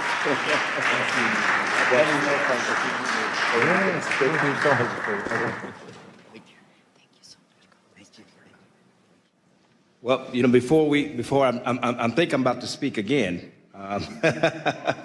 But before Matt Schnapp leaves, this man, again, you all know who he is. He does so much for America. He does so much for the conservative movement in America. He literally, him and his wonderful wife, Mercedes, bring millions of conservatives all over the world to bring a message of unity and peace. And it's a great honor for me as he have to slip out. But as you know, we're going to be pinning everyone who takes the commitment of becoming a true spiritual diplomat. And here I am going to pin my brother Matt right here in front of everybody with this wonderful spiritual diplomat pin. He's taking it very seriously. Now, I told him I'm hoping I would be called up to the varsity league and be invited to CPAC and speak for the next time. But hopefully I'll get called up to the big league next. But I want everybody to witness here today as I pin on my dear brother, Mr. Matt's lap, for all the wonderful work that he does as a spiritual diplomat around the world. And I want us to realize, yes, that it's because of leaders like Matt we have a safer world and a safer place for our children to grow up. Thank you so much, my brother. Thank you. Thank you. I have to just say, you heard it here. He called me on the carpet. He's coming. You're speaking at CPAC, whether you like it or not. There we go. Thank you, brother. God bless you. Thank you very much. It was great to hear from the congressman. And now it is my honor again to welcome Pastor Mark Burns back to the podium as he addresses the key topic entitled From Pulpits to Peace Tables, Why Faith Leaders Must Engage the World. Wonderful. Well, first of all, I'm going to tell you, you should give yourself a big hand clap of all the wonderful people that are here today. Come on now, you can do better than that. Come on now, come on. We're here at the nation's capital to take back this nation, take back the world, and we're here to protect faith of all people around the world. Do you believe that? Say yes to that. Hoorah. Listen, the Bible says that violence taken by force.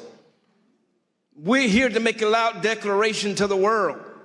The evil that is happening in Ukraine, the evil that is happening in China, the evil that is happening in Taiwan and Cambodia, the evil that is happening in India and Pakistan, the evil and the wars that are happening all over the world. We can bring an end to this evil. Korea right now is under attack. Right now. People are dying of all faiths. In Nigeria, Christians and Muslims alike are being killed by terrorists. We're the voice that can help bring that. I want to tell you, my brother, I pray that you hear my heart. I pray that you hear my heart. Don't take this pen. We'll do it at the end. So please don't leave. But don't take the vow. You're not vowing to a person. You're not even vowing to an organization. You're vowing that you will be willing to protect the innocent and speak for the voiceless. I can't hear nobody. I can't hear nobody.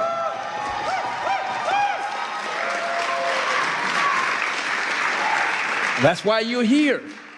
And so many of these great leaders that are on this podium that you're hearing from, these are thought leaders. These are real spiritual diplomats. These are people working behind the scenes that are working to to protect children, to protect religious freedoms.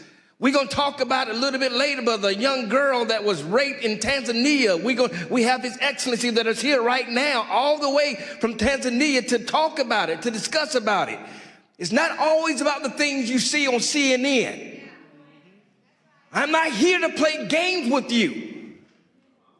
I was recently at an embassy, and I'm not going to mention the name of the embassy, but I was sitting down with the ambassador, and we were sitting down, and everybody was eating, and everybody was loving on each other and patting each other on the back, and I put my hand down, and I said, "Don't you understand why we're here?" I said, "I'm here because people are dying right now in your country. We don't have time to be sitting here drinking champagne.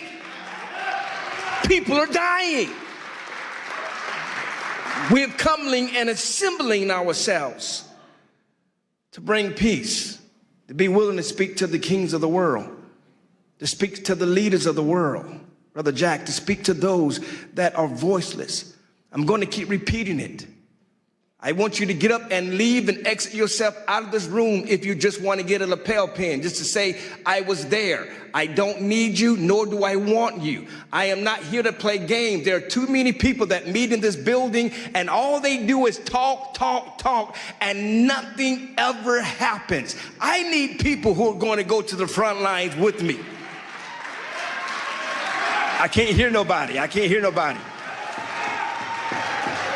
I am in a room full of leaders, am I not? I am in a room full of real warriors. I can't hear nobody. I dare you to open your mouth up and say, I'm one of the people. I'm ready to go to war. Somebody say yes to that.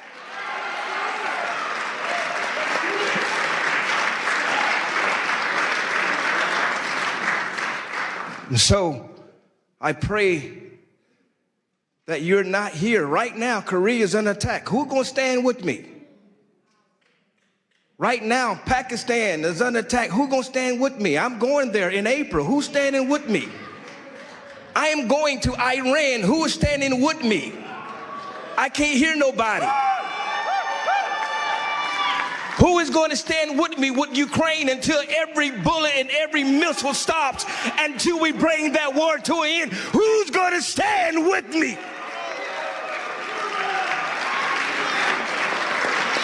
I don't need cowards, and I don't need people who are just here to be here. I need people who's willing to go to the front lines, who's willing to risk your name and your reputation to stand with somebody who may pray to a different God, who may believe different than you, but you're willing to stand on the name of peace. Who will stand with me?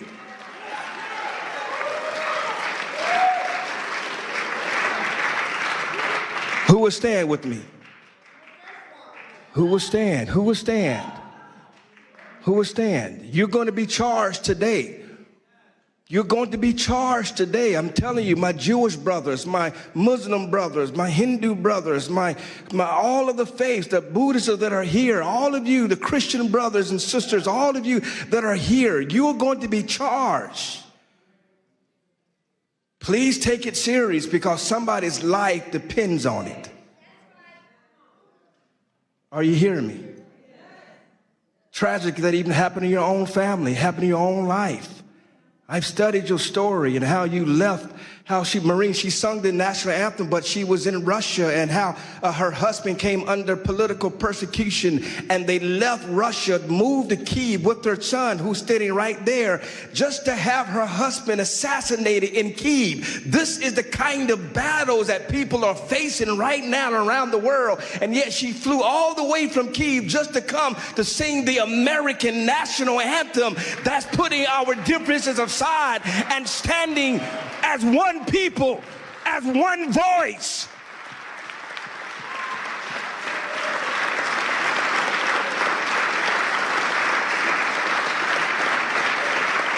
ALLATRA, even right now, who is under attack by Russia, by Ukraine, and yet they're standing. Creative Society of Russia is attacking them for standing with Ukraine. But yet they got volunteers all over the world. I'm telling you right now, every faith leader, you need the organization of ALLATRA and Creative Society. You need them. You need people like them that will go to the trenches. They are not just talkers, and they don't do it. They don't do it. And I'm talking about Olga here and Maryna here. Olga is the head of a Creative Society, and Maryna is the head of ALLATRA. And they have volunteers all over the world. When I'm at the Vatican, they got volunteers that are there. When I'm in Korea, they got volunteers that are there. When I am in Africa, they got volunteers that are there. These people don't just talk the game, they do it. And they don't need no presidential invitation. Quit waiting for the White House to invite you. You don't need an invitation. I can't hear nobody. You don't need an invitation, Valerie. You show up and fight. You show up and fight. You do it faithfully, consistently. So these leaders that are up here, they're not here to waste your time. They're not here to be famous. We have real serious issues, Marketa, real serious issues that we're going to solve. And what I'm going to be asking of you is helping us to continue to create this network. We're going to be introducing to you an email and a number that you who are out there around the world to communicate. And it's not just international or national issues. So you hear what I'm telling you. I got an invitation. We're going to Chicago right now. There's mold that is happening in Chicago right now. And we're not going to allow partisan lines, Republicans or Democrats, to block simply by helping people. Are you hearing me? No real Republican was supporting Ukraine until I got there. And I came up with the mindset that I'm going to stand what is right, not what is popular. Are y'all hearing what I'm telling you? I don't care what your faith is. I don't care what you believe. Rabbi Duby, I'm going to stand for what is right and not what is popular. Are you hearing me? And so we got battles all over the world, desperately needing people to come and remind them that help is on the way, that you're not by yourself. I'm not here to give you some political rah-rah speech. I thank the president for sending me the video. Thank you, Mr. President. He's in Davos and he stopped and he sent me a video to tell everybody he's supporting what we're doing. But that's not what I'm living for. We've got to get to the point where that spiritual diplomacy lasts beyond whoever's president. Because there are rape victims that need us. There are drug addicts that need us. There are religious people that are dying for practicing their faith that need us. Who's willing to go speak to the kings of the world? Who's willing to risk their reputations? Are you hearing what I'm telling you?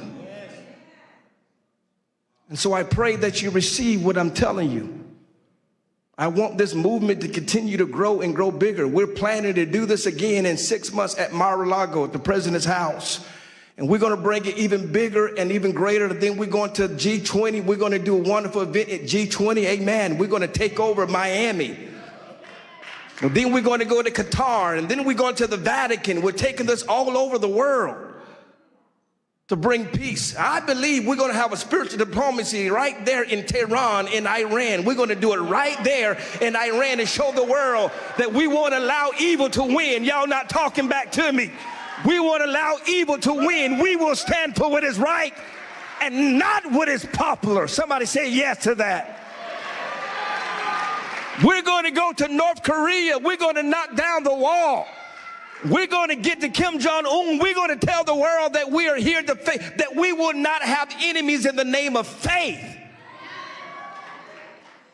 Are y'all hear what I'm telling you? If you're playing politics, leave me alone. Don't get a picture with me. Think I'm playing with you. I'm not. I'm not. I don't got nothing to lose. You don't understand how I got here. I didn't get here by sucking up to nobody. The president calls me his pit bull for a reason, so I'm not here to impress you. Are y'all hearing what I'm telling you?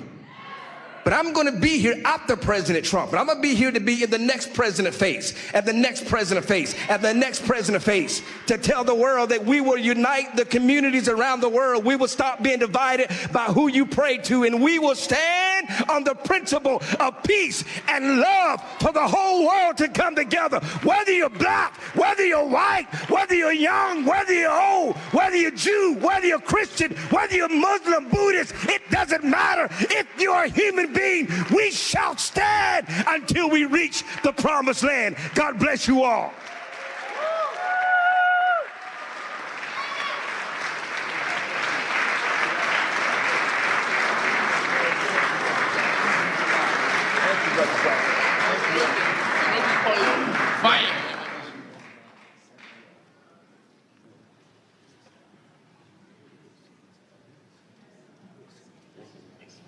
Thank you, Pastor Mark Burns. Wow, who's going to follow that speech?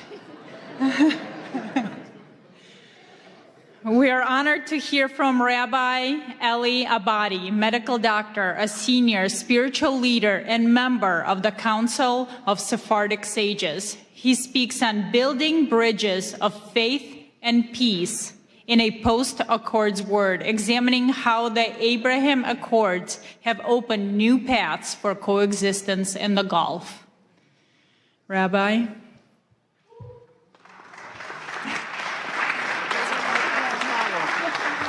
Pastor, that's a very hard act to follow. I was the lucky one. First of all, Pastor Burns, I want to thank you very much for the privilege and the honor that you bestowed on me in coming and addressing this illustrious audience.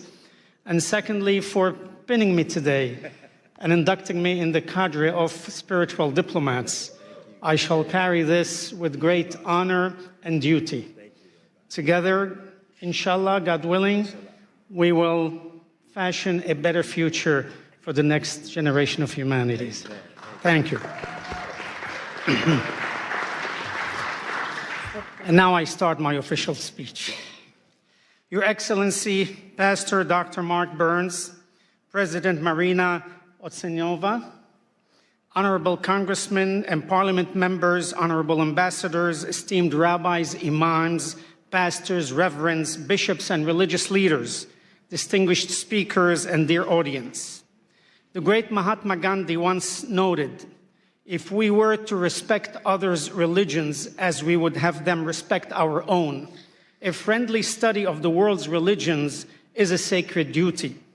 We are gathered here today as global faith, political, and thought leaders from many areas of human endeavors to find a path toward a peaceful coexistence between all religions, nations, and all people, especially the world's three Abrahamic religions, Judaism, Christianity, and Islam, and few others.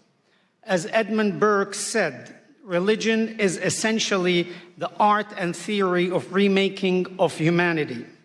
And therefore, we as leaders ought to embark in remaking mankind to cherish, protect, and foment a peaceful coexistence.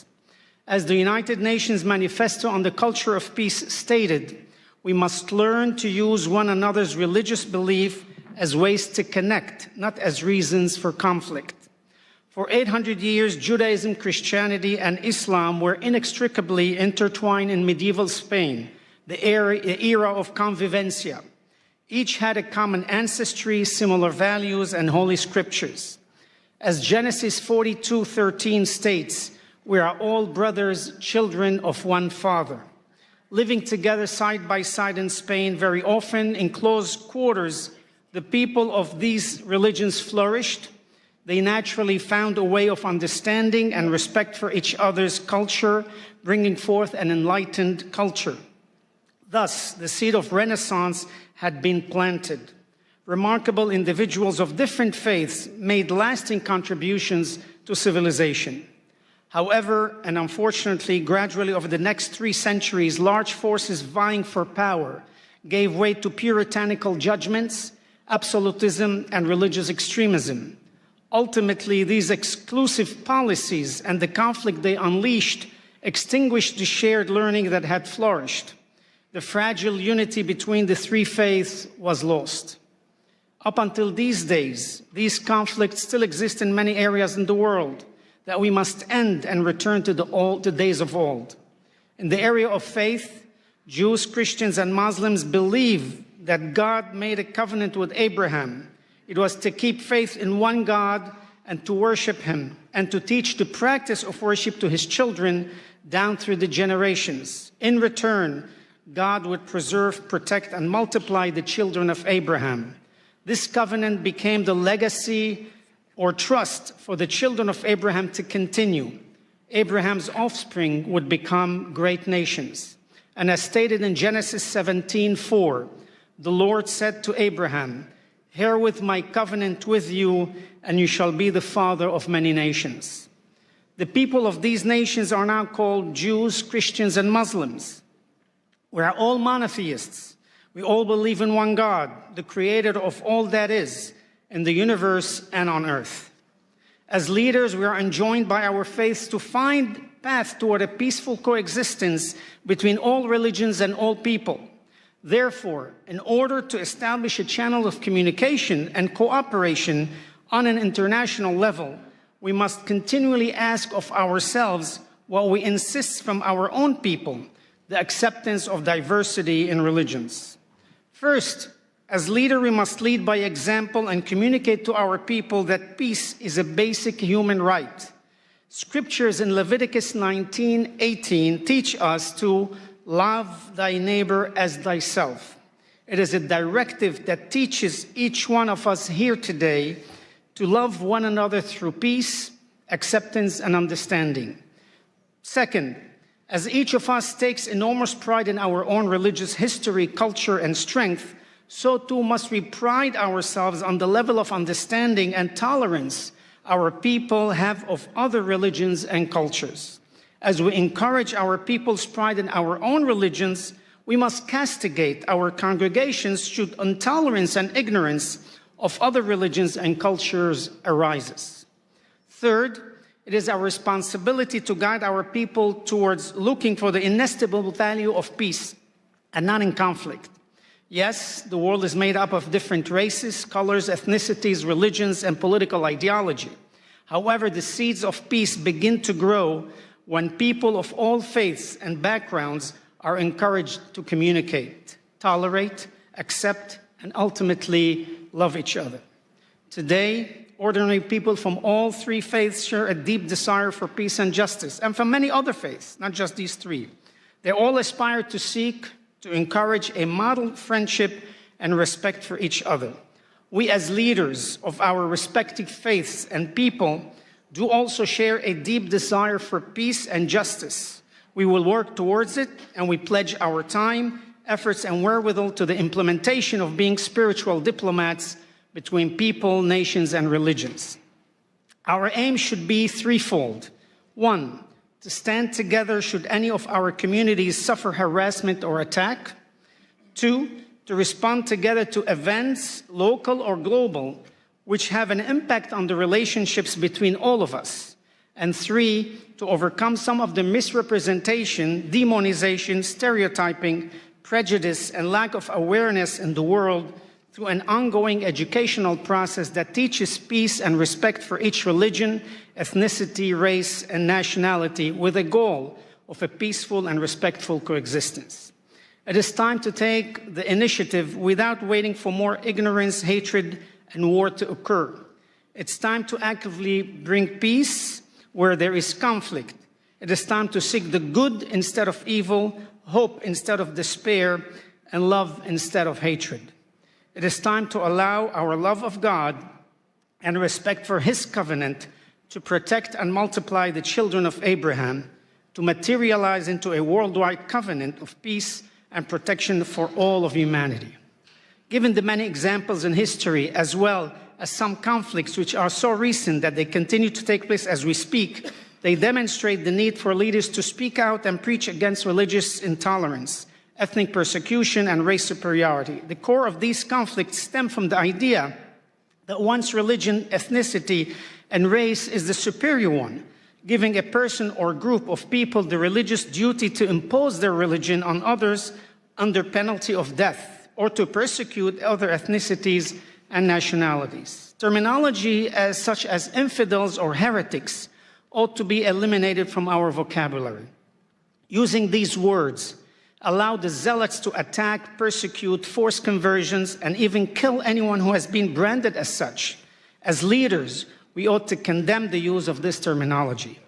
Equally as important, we need to teach that religion and religious values can and should be transmitted only through love, acceptance, and tolerance. Religion can only be appreciated if transmitted peacefully and with the consent and wholehearted acceptance of the individual.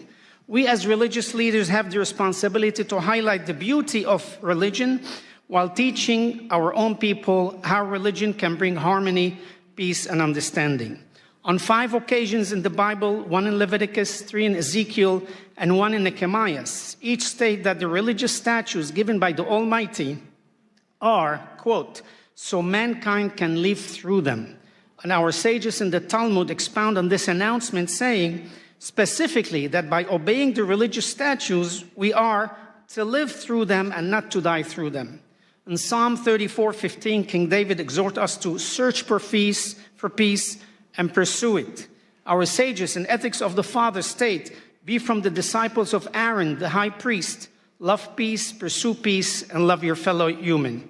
Each of us here today as leaders, we must make that commitment to encourage our people to pursue peace and love one another. All of us here Christian, Muslims, Buddhists, Hindus, and others, can effect change by planting the seed of true peace amongst us and our co-religionists. We can come to the reconciliation of our people. Oseh shalom bimromav, hu berachamav ya'aseh shalom aleinu, v'al amo Yisrael ve'imru amen. He who makes peace in his high heavens, may he in his mercy bring peace upon us and upon his entire nation, and let us say amen. Peace be unto you. Assalamu alaikum. Shalom aleichem. May God bless us with this endeavor. Thank you, and God bless you. That was beautiful, my Rabbi. Thank you for that powerful speech. Hey, we just get started.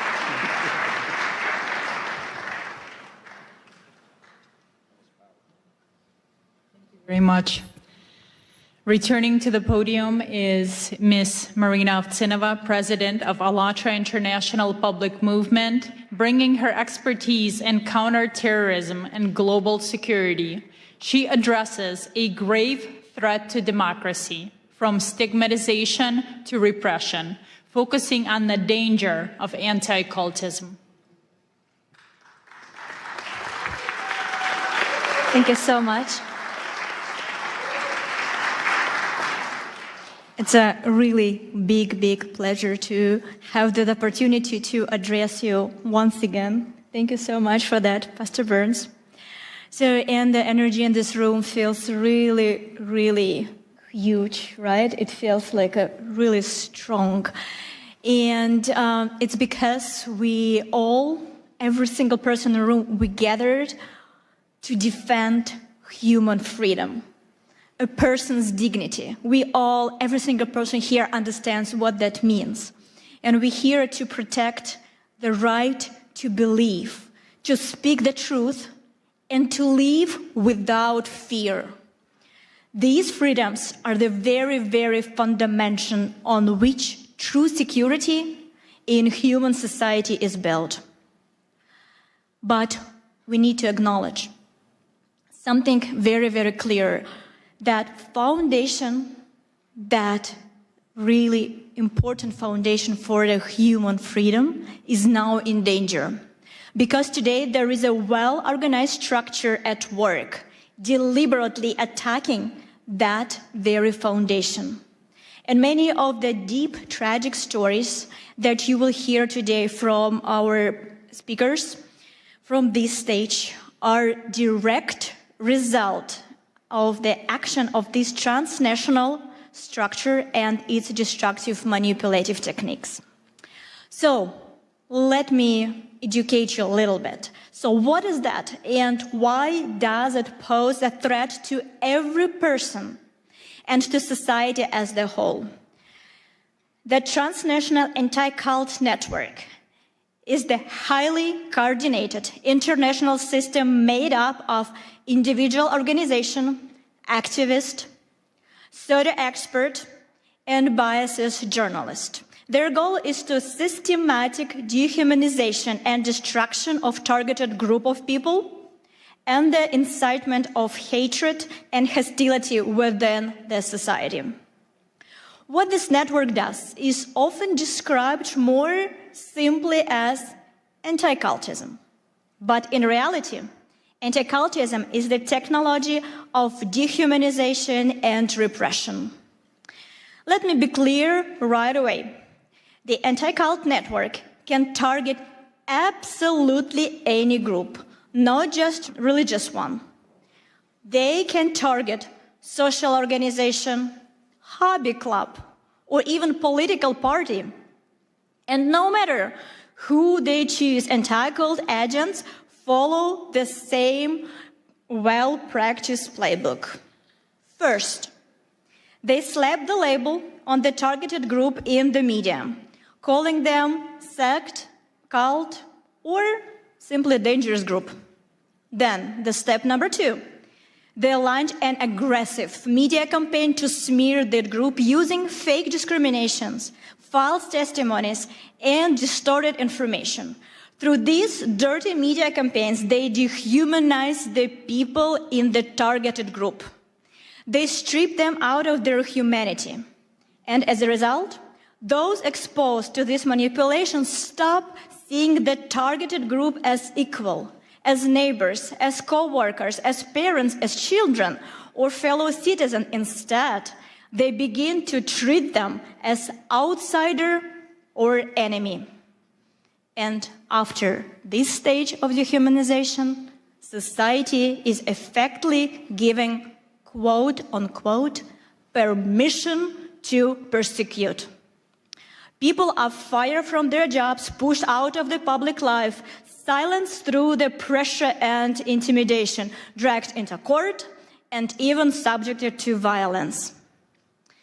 And in the end, the very foundation of democracy collapses. Freedom of consciousness, the right to speak freely, the rights one's face, and the right to human dignity.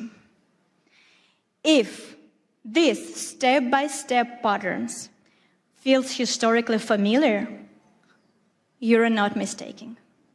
This is the very same mechanism Nazi Germany used to dehumanize the Jewish people, one step at a time, through the language of hatred, lies, and systematic propaganda. That process led to the tragedy of the Holocaust. And while the Holocaust itself is condemned by the international community today, the method that made it possible never truly disappeared. The tragedy of our time is that the world unequivocally condemned the outcome, genocide, but did not eliminate the tool itself.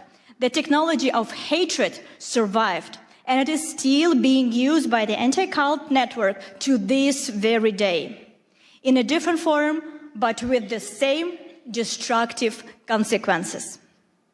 This is why the use of anti-cult tactic always, without exception, leads to real violence, from persecution and repression to mass killing, forced organ harvesting, assassination attempts against political leaders, and school shootings. Today, you will hear the real stories, lived life experience that reveal the brutal reality of anti-cultism.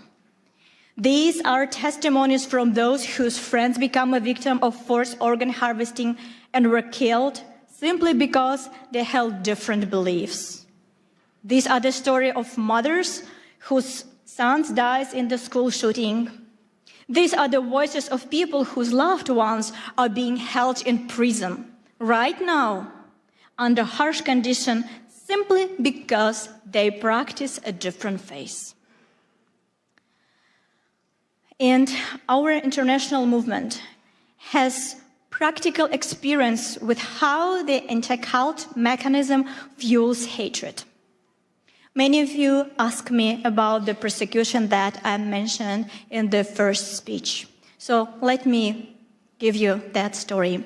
So beginning in 2015, a coordinated, discrediting campaign was launched against the ALLATRA movement in the Russian Federation.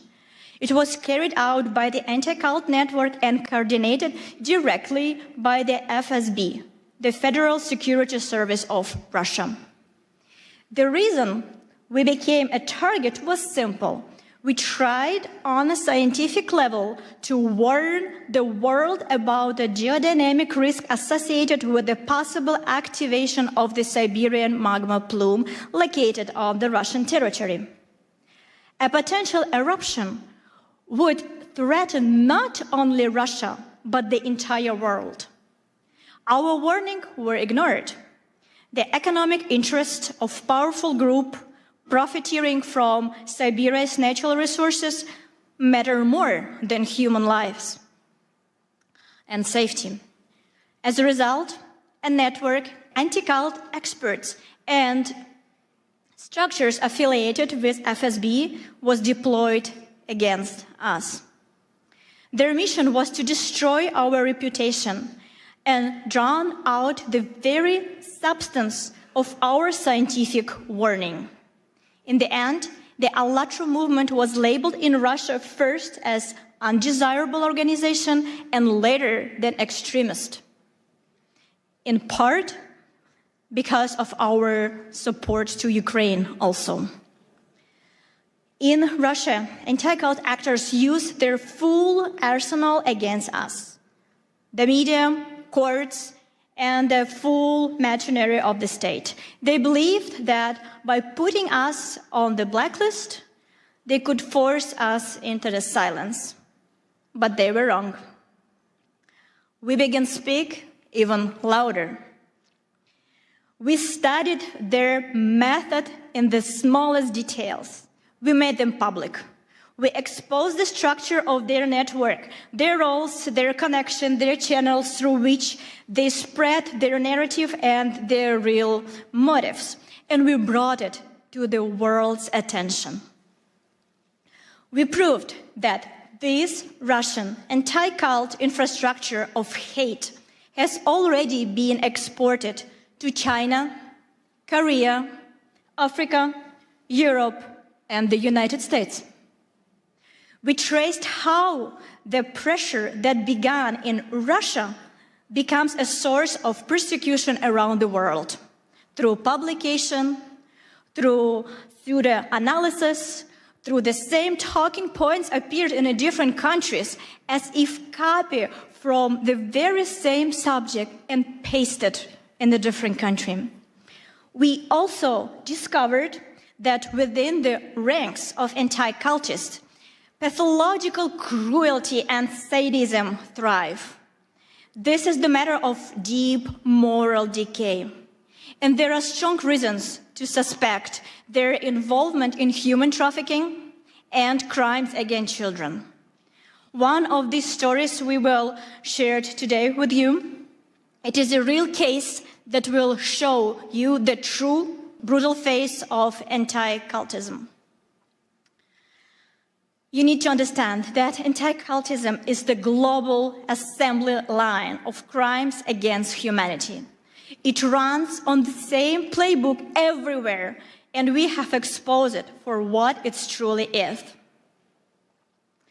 Anti-cultism strikes at the most basic rights: freedom of religion, freedom of speech, independent media, the right to a fair trial, and the principle of the presumption of innocence. So today, I want to deliver one simple and clear message. As long as anti-cultism exists in this world, true democracy and human freedom are impossible. And if we do not eradicate anti-cultism as the phenomenon, we will not be able to secure a future, safe future, prosperous future for our children. And I would like to note a particular that you, dear Pastor Burns, play a special role in the countering the destructive anti-cultism. Through your spiritual diplomacy initiative, you are uniting leaders of different countries, different religions, different worldviews, who have stepped forward to defend human dignity and freedom of conscience and the right to live with dignity. And we all know, and we can say it, that you, Pastor Burns, act as the true leader. You build unity where others saw division. You give a voice back to those who are being pushed into silence. And you offer protection to those who are in need, who cannot protect themselves. And it's because that initiative, like yours, extremely important right now. And we understand that thanks to you and this initiative, humanity will inevitably prevail. And for all our participants of ALLATRA International Public Movement, it is a great honor to stand shoulder to shoulder to you. And for decades, the anti-cult network acted with impunity. But today, thanks to you, Pastor Burns, the situation has been changed. And we can say with the full responsibility and confidence, for a final victory, only one thing is still missing: the unity of everybody, especially the unity of those who has been targeted by that group. To stop the threats and killings and the destruction that anti-cult network brings, we need more than words. We need decisive action. We need a coalition of mutual protection, international and interfaith. The principle must be simple and shared by all. An attack on one group is an alarm for everyone. Instead of indifference, let them deal with it themselves. We must stand and unwaveringly solidarity. We will defend them because tomorrow someone could come for any one of us. If everyone who has been targeted by the anti-cult network and harmed by its manipulation unites to expose its criminal activities and publicly expose how the anti-cultism works, we will inevitably achieve justice and prevent new tragedies, for sure. There is an age-old and very accurate metaphor. I'm pretty sure you all know that. But please, think one more time with me when I will cite this word. How we can use it, what we can take home. We all know that it is very, very easy to break a single twig. It takes almost no effort. But if we gather all twigs together into one bundle, it becomes stronger. Not because each twig has become stronger, but because they are together. And that is exactly how we must act right now. Each of us may believe in our own way. Each of us can continue doing what we are doing. We're all leaders. We all have our missions. But together, by protecting our future, our children from this organization, by standing for rights, for freedom of religion, for freedom of choice, for freedom of your thoughts, your action. So we definitely can change this world. Because by the end of the day, our strength is in unity. Thank you so much.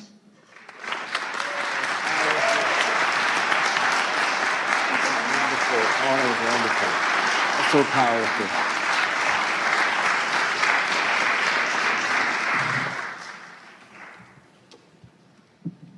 Thank you, Maryna, for that sobering analysis and for making it clear that as long as transnational anti-cult network exists, democracy and freedom are impossible.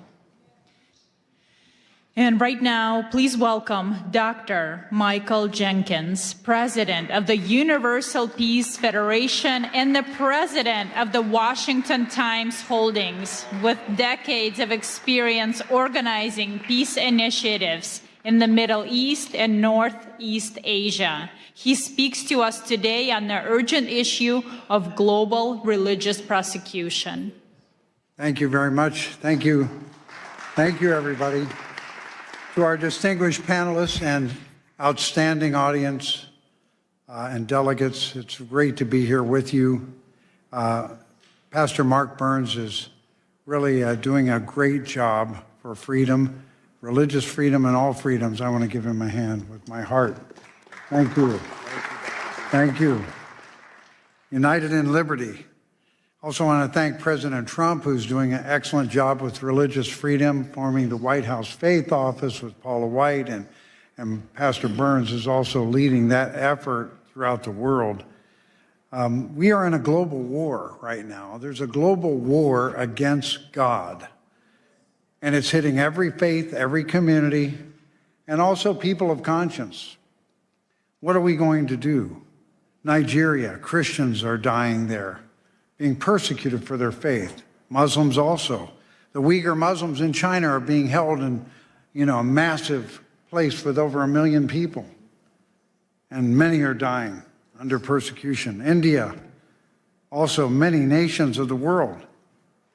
And I really want to say, how will we stop this? How are we going to turn this around? We have to bring the faith communities together. That is the number one thing that will help the most. And then the political leaders will be enlightened and they will follow the lead of the faith leaders if we love one another. I really believe that right now we see that there is an urgent situation, and that is with our Jewish family. I met my brother, Rabbi, and I would like to have a moment of silent prayer for our Jewish family right now, just a moment of silent prayer, peace for all Jewish people everywhere.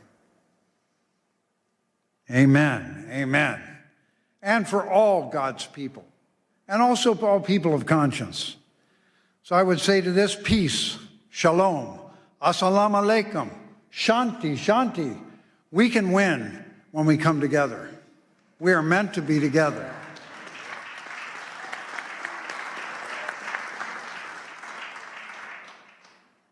I was fortunate to be called for the Middle East Peace Initiative for many years, and I went over there dozens of times to Gaza, to Jordan, also to Lebanon, all the countries around that area. And I found interfaith dialogue can do more to heal divisions than anything else. Other things are important too. Economic development, all kinds of friendship, education, economic investment. But interfaith dialogue can bring hearts together. Suddenly, your Muslim brother or your Jewish sister or whoever it is, your Christian friend, are no longer strangers that we have images about. They become family. They become family. So even as miserable as it has been for the people of Gaza and Israel, interfaith dialogue has to rise, Pastor Burns, right away.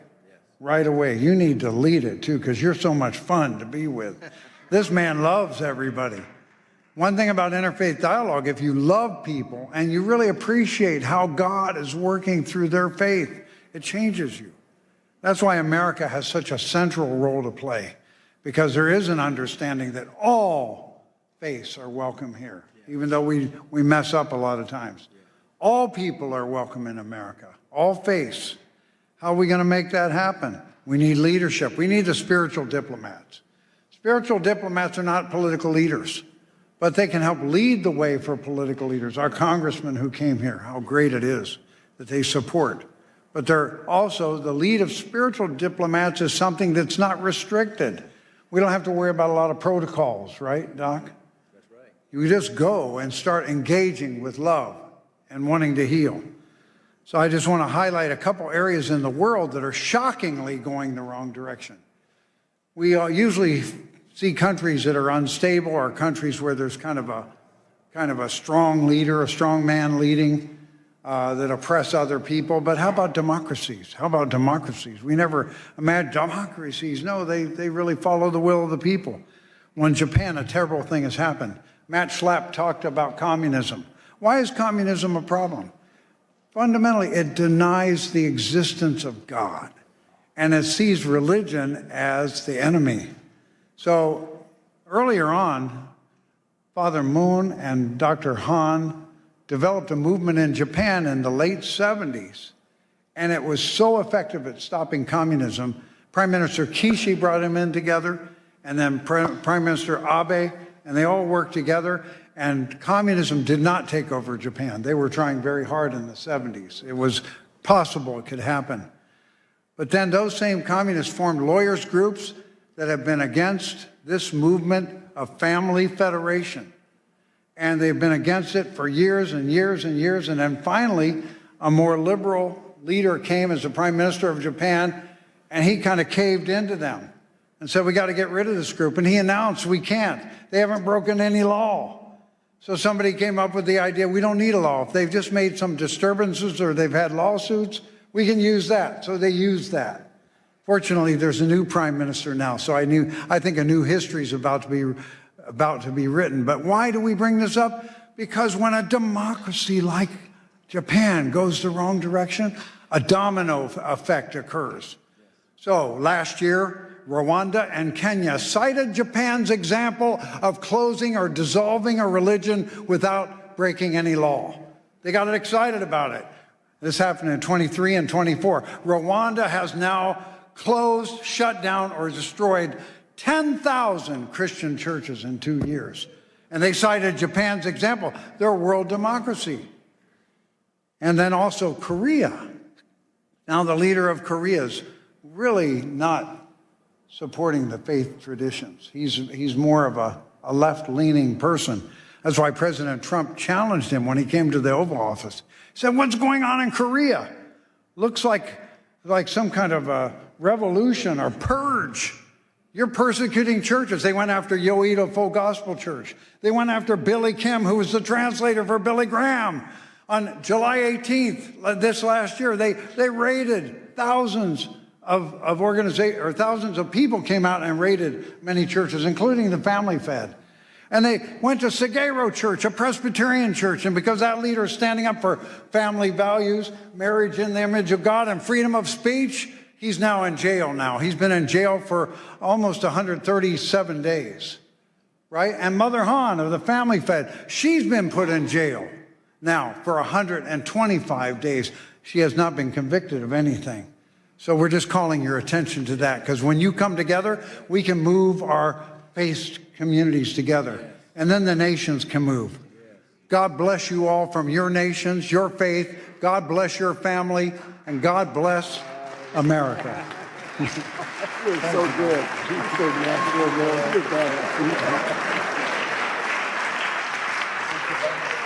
Thank you. Thank you, Dr. Jenkins, for your leadership. Now it is my pleasure to introduce Reverend Damian Dunkley, President of the Family Federation for World Peace and Unification, USA. He brings a critical report on religious persecution in Korea. Thank you. Thank you, thank you, thank you. Good to be with you up here, Mark. Dr. King said, "I've been to the mountaintop and I've seen the promised land." So leaders can see the way, leaders can lead the way, but we can't leave them alone. We need to stand together. We cannot watch from the sidelines. So, Pastor Mark Burns, thank you. Thank you for convening this room. Thank you for bringing us together. Your courage and clarity, the president's pit bull. Yeah, that's just maybe one thing you are. The image as you spoke came to mind of those, those huge logs they used to use in the medieval times to break down palace doors. That kind of power, your word brings that kind of power. So, get out of the way. Better to stand with this man than stand against this man, I say. Thank you, Pastor Burns, for bringing us together. Bless you. So, as well as all of you incredible leaders, it's a real honor to stand with you today. I'd like to share just a short personal story. I've lived all over the world. It's crazy how many places, all over Europe, Southeast Asia, Northeast Asia, and I've visited all kinds of places, Oceania, Central Asia, Central and South America, Middle East. But America is the only country that I've ever truly cried for. I want to explain. I was 10 years old. This isn't that dramatic a story, but I was 10 years old. I was in London, beautiful city, and two young men ran up on me to attack me and take my bag. And I wrestled round and around. I wrestled with them, and I stood my ground. But on the way home, I cried. I wasn't crying because I was all bruised up or because they took my bag, because they did not. I was crying for something deeper. And I couldn't quite put my finger on it, but I knew it was something to do with America, my first home. It was something that, you couldn't see. It wasn't McDonald's or whatever, you know, they got all of that in London too. It was something intangible, something invisible that back then I didn't know what it was, but I know what it is today. Even at 10, I could sense that freedom in America and freedom, even in Europe, is not the same thing. We use the same word in England and America to say freedom. We translate that word into many other languages. And we think that when we, Mark, as an American, use that word and it enters the ear of a foreign speaker, that they understand what we mean. But I promise you, it is not the same. It is not the same. Now, we can lose it here. Thank God we haven't yet. But there's something I just wanted to testify to you about this concept of freedom. And it has something to do with what our founders built here, right? Our Constitution says that our rights are inalienable. This is endowed by our Creator. This is so unique. So our freedom is rooted in this because government does not grant it. Government is realizing it, honoring it, accepting it, and protecting it. Protecting something not that the government gave, protecting something that God has already given. Freedom is our birthright from God. And freedom of religion is the freedom to worship God. There's a lot of folks that may think that's just important for religious people. But I've been experiencing through many of these stories that you're hearing about, when you go to these places firsthand, you realize whether it's a democracy or not doesn't mean necessarily anything anymore. Because there's no democracy without freedom, and there's no freedom without God.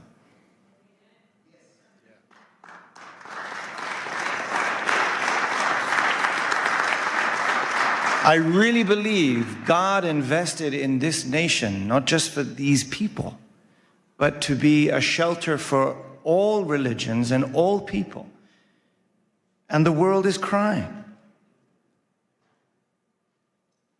Liberty is everyone's birthright, which is why America must stand to protect and serve the freedom and liberty of all people on the planet. I believe that by putting God first.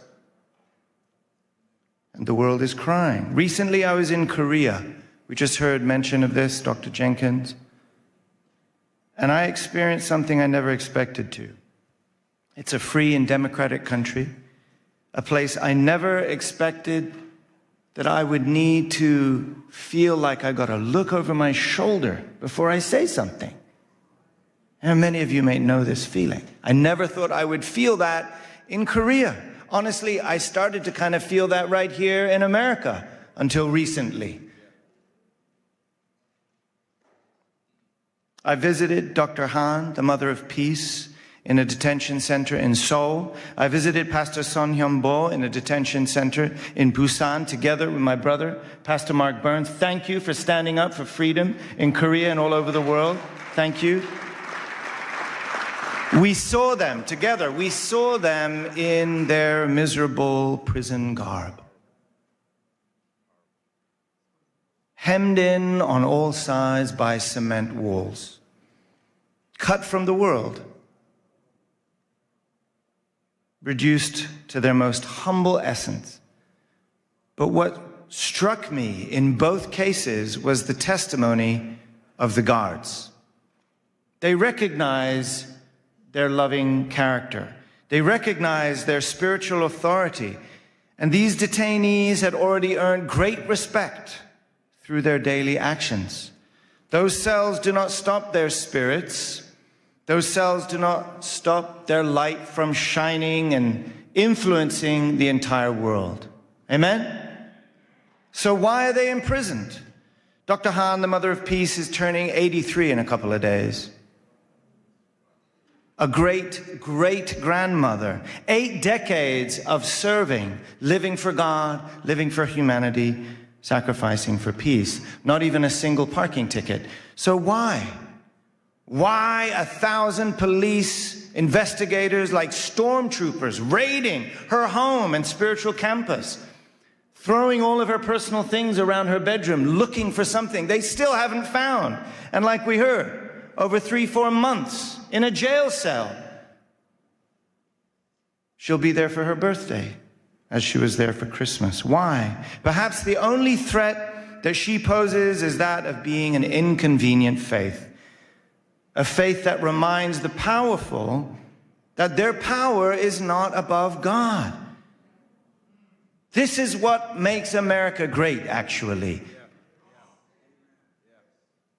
The state is not saying, we grant you your freedom because you are a child of God. The state is saying, you already have your freedom because you are a child of God, and we cannot stop that. It is not the government that gives you your freedom. And that is the difference that I'm feeling even in democracies around the world. So we know this isn't just about 1 or 2 churches. There's a global war on God. And that's why I'm just drawing our attention to this unique taste of freedom rooted in religious freedom right here in America. We need to protect it right here in America for the sake of not just America, but for the sake of the world. That is why we're coming together. Religious freedom is America's greatest treasure. And if we lose it, it's not just lost here. It will affect the planet, I promise you. So, to defend American democracy against godless dictatorships, this is what Dr. Hahn reminded us why we've been working in America, why founding the Washington Times, to protect American democracy against godless dictatorships, against communism, and to restore the original virtue and value of the family, the moral spine and backbone of this nation, and to remind everyone that we're not just one nation under God, we're one family under God.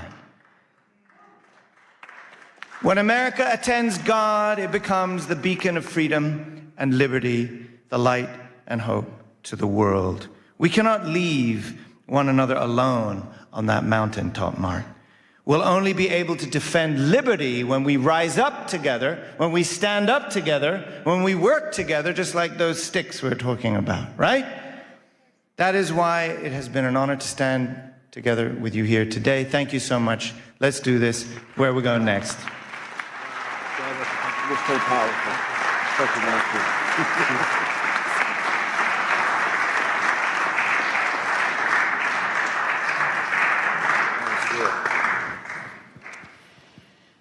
Our next speaker is a courageous voice for truth.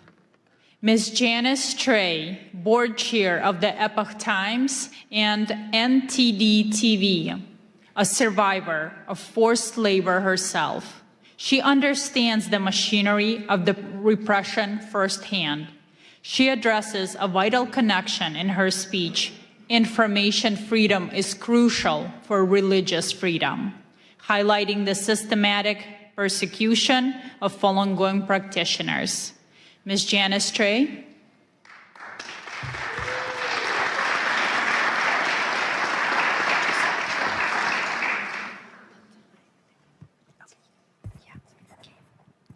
Thank you, Pastor Burns, for having me here in this magnificent Canon building, congressional buildings.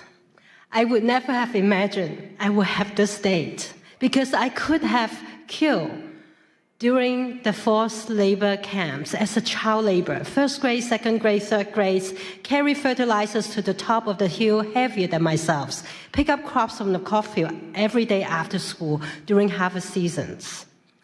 And I could have been killed during the Tiananmen Square massacre, June 4th, 1989. The fact that I am alive in front of every one of you, in front of all the spiritual diplomats, we all should give a voice to the voiceless.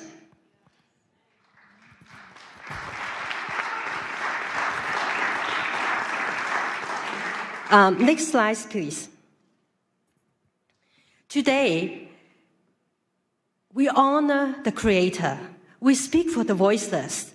to share life-saving actions, to unite as spiritual diplomats, to end communism once and for all, to counter information censorship, to restore humanity's freedom to connect with the divine.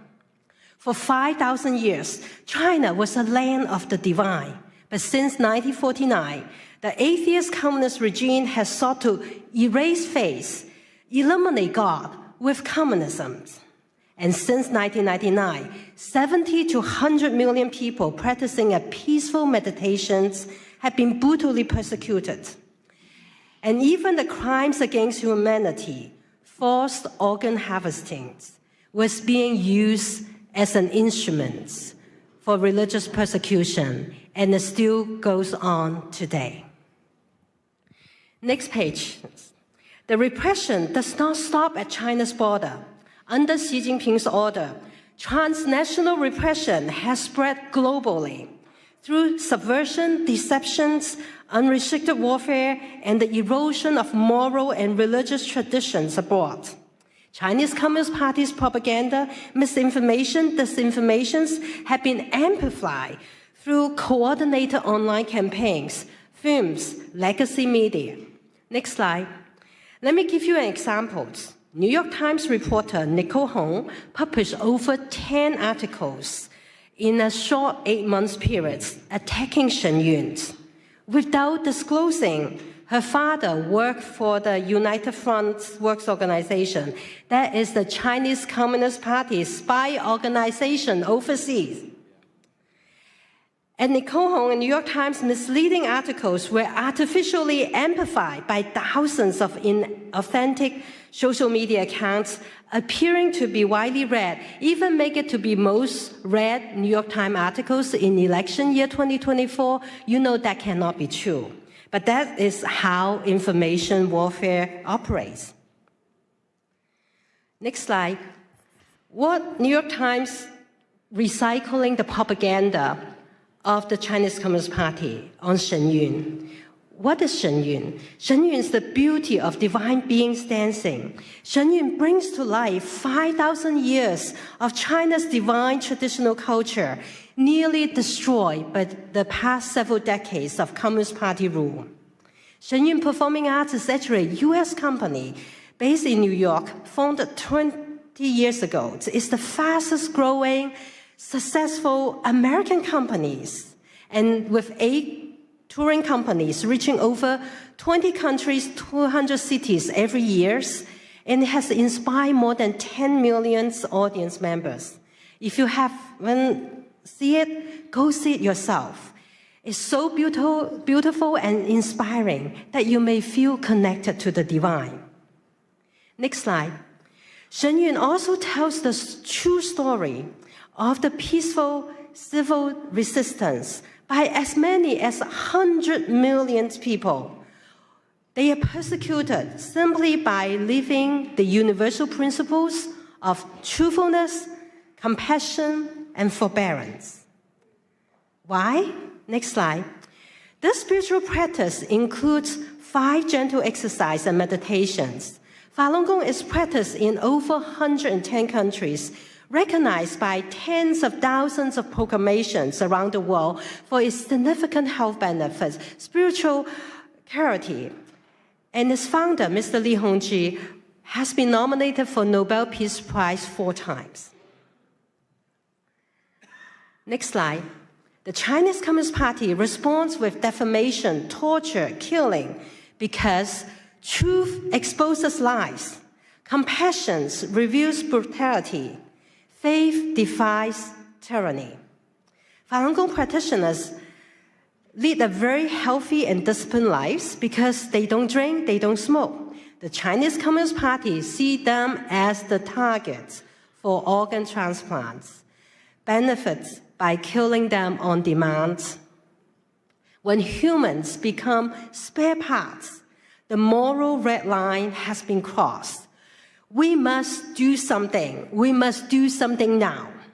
First, next slide, call on the United States senators to co-sponsor and pass Senate Bill 817, which censors perpetrators of forced organ harvesting and mandates the State Departments to report on China's practice, which Secretary Rubio are ready to enact that. We're just waiting for Senate bill to pass A17.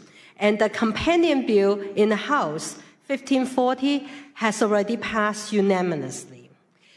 By calling your senators or calling someone who knows the senators, you could save lives. You can stop the crimes against humanity that is taking place every second, every minute, every hour. Second, next slide. We need a secure communication tool, and I'd like to introduce you to the most advanced, most secure tool for all the freedom fighters and for all the spiritual diplomats. Our brothers and sisters in closed societies need a secure tool. All of us here need a secure tool. Everybody watching it online need a secure tool. And this tool is more secure than the standard security setting of Zoom, of Microsoft Teams, or Google Meet. And it is all four functions in one platform. You can do video conferencing, you can do messaging, you can do file sharing, you can do calling, all in one tool called SafeMeet. You can go to safemeet.us to download or download it from App Store in Apple's or Google phone. And it operates on its own private server networks. It's not on any of the big tech clouds. So you will not be subject to those cyber attacks that are often experienced by the big tech. And SafeMeet uses the encryption technology that's trusted by NATO, NASA, German Department of Defense, French Interior Departments, and the United Kingdom's National Health Services. It's all free. This is a gift to humanity. It's a gift so that we can all communicate safely, and it can handle thousands and thousands together. Like a conference like this, we could have hosted on SafeMeet. It's not limited to Signal, only have 50 people. Third,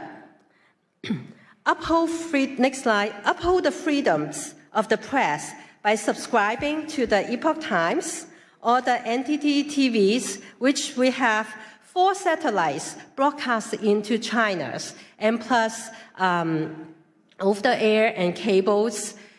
We've been providing uncensored information in and out of closed societies.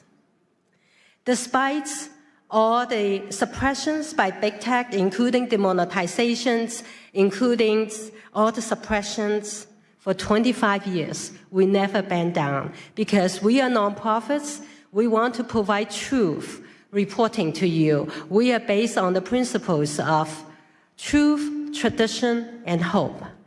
Many of our readers and viewers learned about the pandemic in December 2019, a few months before the rest of the world know about pandemics. And they changed the return flights and avoided the lockdowns. Whereas their relatives and colleagues will perish in China, never return home.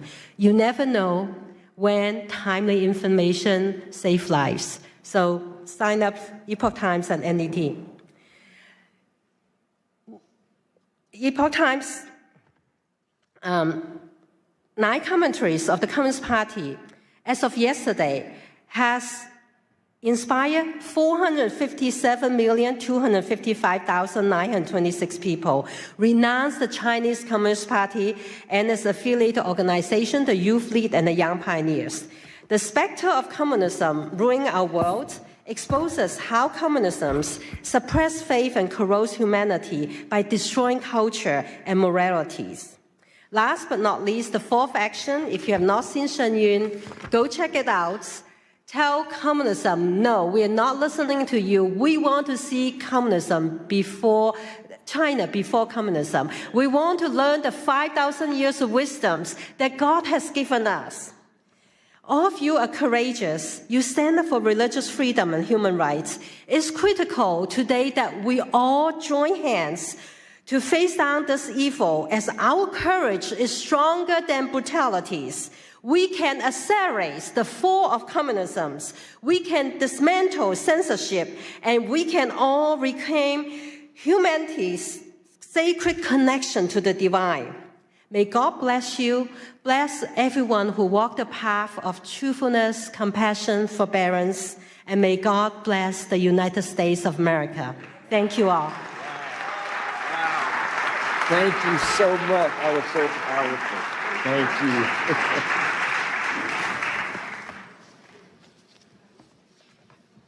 Thank you. Next, I'm honored to introduce Ms. Rushan Abbas, founder and executive director of the Campaign for Uyghurs. With her own sister unjustly imprisoned by the CCP, her advocacy is personal and unrelenting. She presents unbroken Uyghur voices calling for a united interfaith response to the atrocities facing the Uyghur people.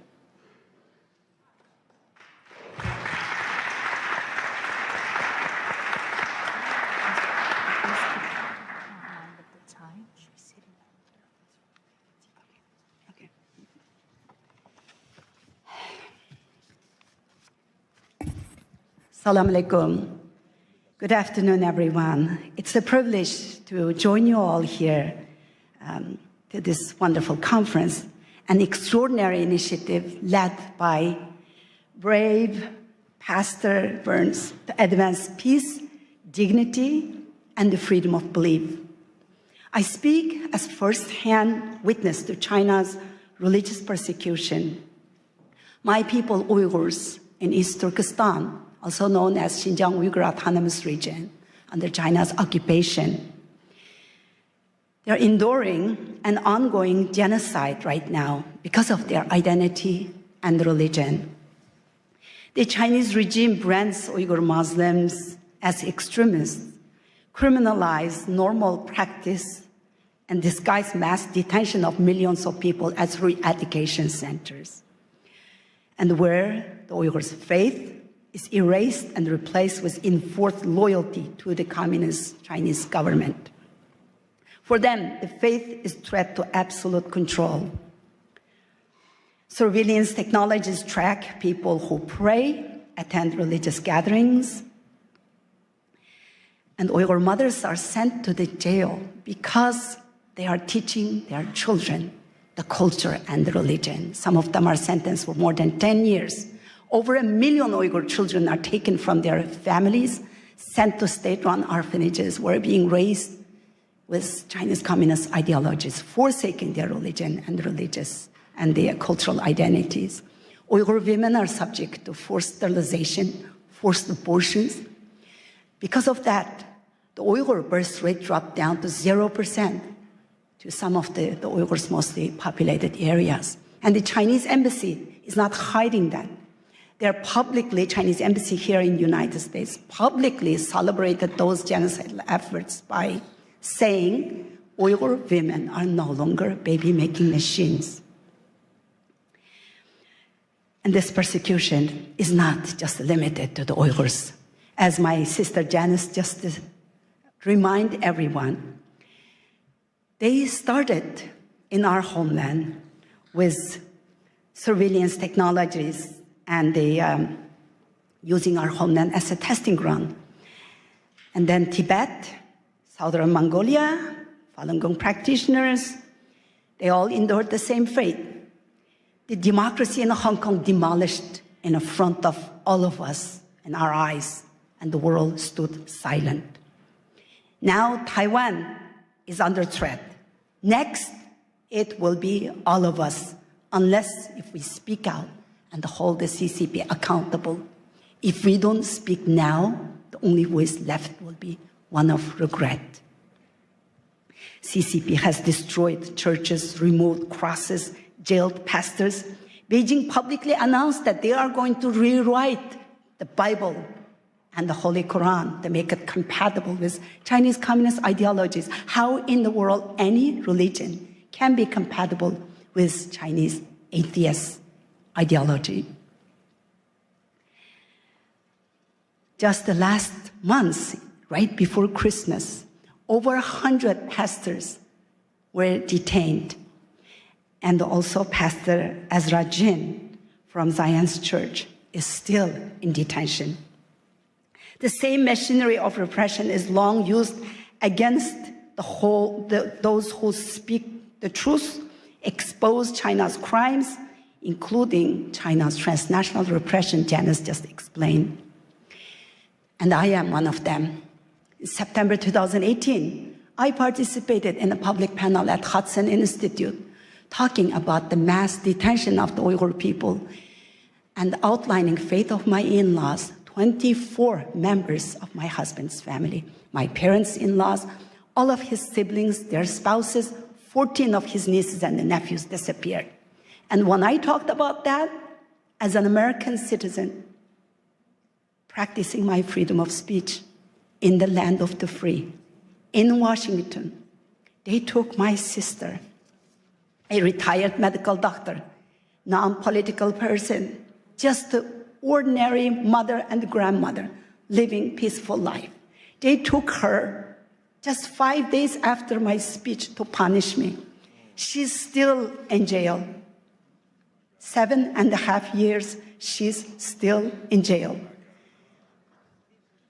So the Chinese government wanted to silence me and intimidate me. And what I did was I was working as International Business Development Director, and I took lunch break when I did that speech. But then I quit my job. I became a full-time activist now. And last 7.5 years, I'm traveling around the world exposing China's crimes. Thank you.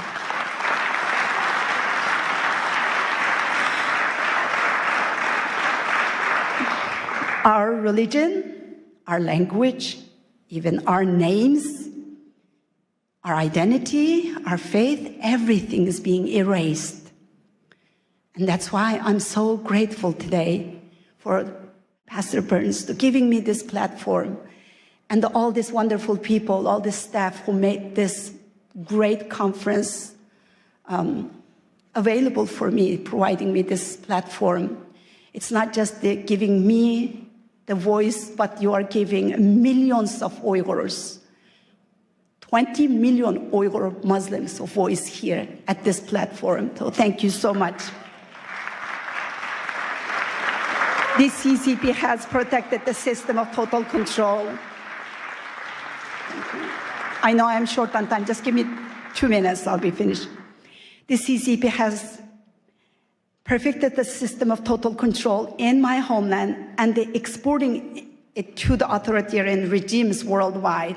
They have the vision, strategy, and the means to spread the system of oppression far beyond its borders, undermining national security and eroding democratic foundation that your parents, your grandparents worked so hard to build and to defend. This is not just the Uyghur issue anymore. It's China's war on faith, war on freedom and democracy, war on the women and the children, and a war on humanity itself. We stand at the turning point here. Silence is the oxygen for the tyranny. Unless we hold China accountable, it will be your children and the grandchildren who will pay the consequences of an illiberal world. Our faith, our hope, our courage, and the support for each other, and all of you here, is what we have left to fight onwards. And do not allow China to make this genocide a profitable venture with forced Uyghur labor. Your cotton, your tomatoes, the parts of your car that you drive, and everything you use is made by Uyghur slaves. Blood, sweat, and the tears. The shirt on your back could have been made by my sister, Dr. Gulshan Abbas. Our faith should let us speak out for the Uyghurs. I thank a couple of the doctors here mentioning the Uyghurs. I really appreciate the people who are bringing the Uyghur issue up, and I am so grateful for Pastor Burns. Freedom survives only when we stand together against those who would destroy it. We are all responsible for what happens next. Thank you. Thank you. I want to give this book to Pastor Burns. so much. We stand with you and your sister. Thank you so much. Sorry. Thank you. Next, I would like to introduce a delegation from Ukraine, Vitaly Arlov, co-founder of Ukrainian Week in Washington, D.C., and Alexander Ilash, Ukrainian Week in Washington, D.C. Committee, founder and chairman of Share Your Bread with the Hungry One charity in Ukraine. Good afternoon, everyone. It's a pleasure to be with you, and we just arrived yesterday to be here at this very important event, and we heard a lot about Ukraine today. A lot of those of you who support Ukraine and who are really concerned, and we really believe that spiritual diplomacy, this very important subject, and this is what we all have to be united for, to do and to change the world together. Thanks to Pastor Mark, who has been with us in Ukraine not once, and who really stays strong for Ukraine and for peace and for just peace in Ukraine. Thank you, Pastor Mark, for what you're doing for our country. Yeah, Pastor Mark, thank you very much for your support Ukraine, visiting Ukraine. Thank you for your passion. Сьогодні ми хочемо пару слів сказати саме за духовні причини тої страшної війни. And while we're here, we would love to share with you just a couple of words about spiritual reasons for that horrific war in our country. Бо агресія Росії проти України має духовні причини. Because we deeply believe that there are spiritual reasons for that aggression of Russia against Ukraine. На жаль, слабке лідерство в світі приводить до важких часів. And unfortunately, we all know that a weak leadership bringing a hard and difficult times in humanity, in this world. Легкі часи народжують слабких лідерів. And easy time brings to a weak leadership. Слабке лідерство приводить до важких часів. And a weak leadership brings a hard days and hard years to our важкі часи world. Народжують сильне лідерство. But difficult times bringing to a strong leadership. Але, на жаль, добрі часи знову приводять до слабкого лідерства. And unfortunately, good days and good years bring us to weak leadership again. Ми дуже дякуємо пастору Марку. So we're very much grateful to Pastor Mark. Що він піднімає прапор сильного лідерства, духовного лідерства. That he is the one who raising up on a high level the flag of spiritual diplomacy and spiritual leadership. В Україні, thank you very much. І сьогодні нам потрібне духовне лідерство для того, щоб відверто сказати, що реально відбувається в моїй країні. And today we all need that spiritual leadership to be able to say openly what's going on in my country of Ukraine. Сьогодні кілька міст, які налічують мільйони людей. These days several cities знаходяться під атаками, бомбардуванням російської армії. Cities are being under constant attacks of Russian army.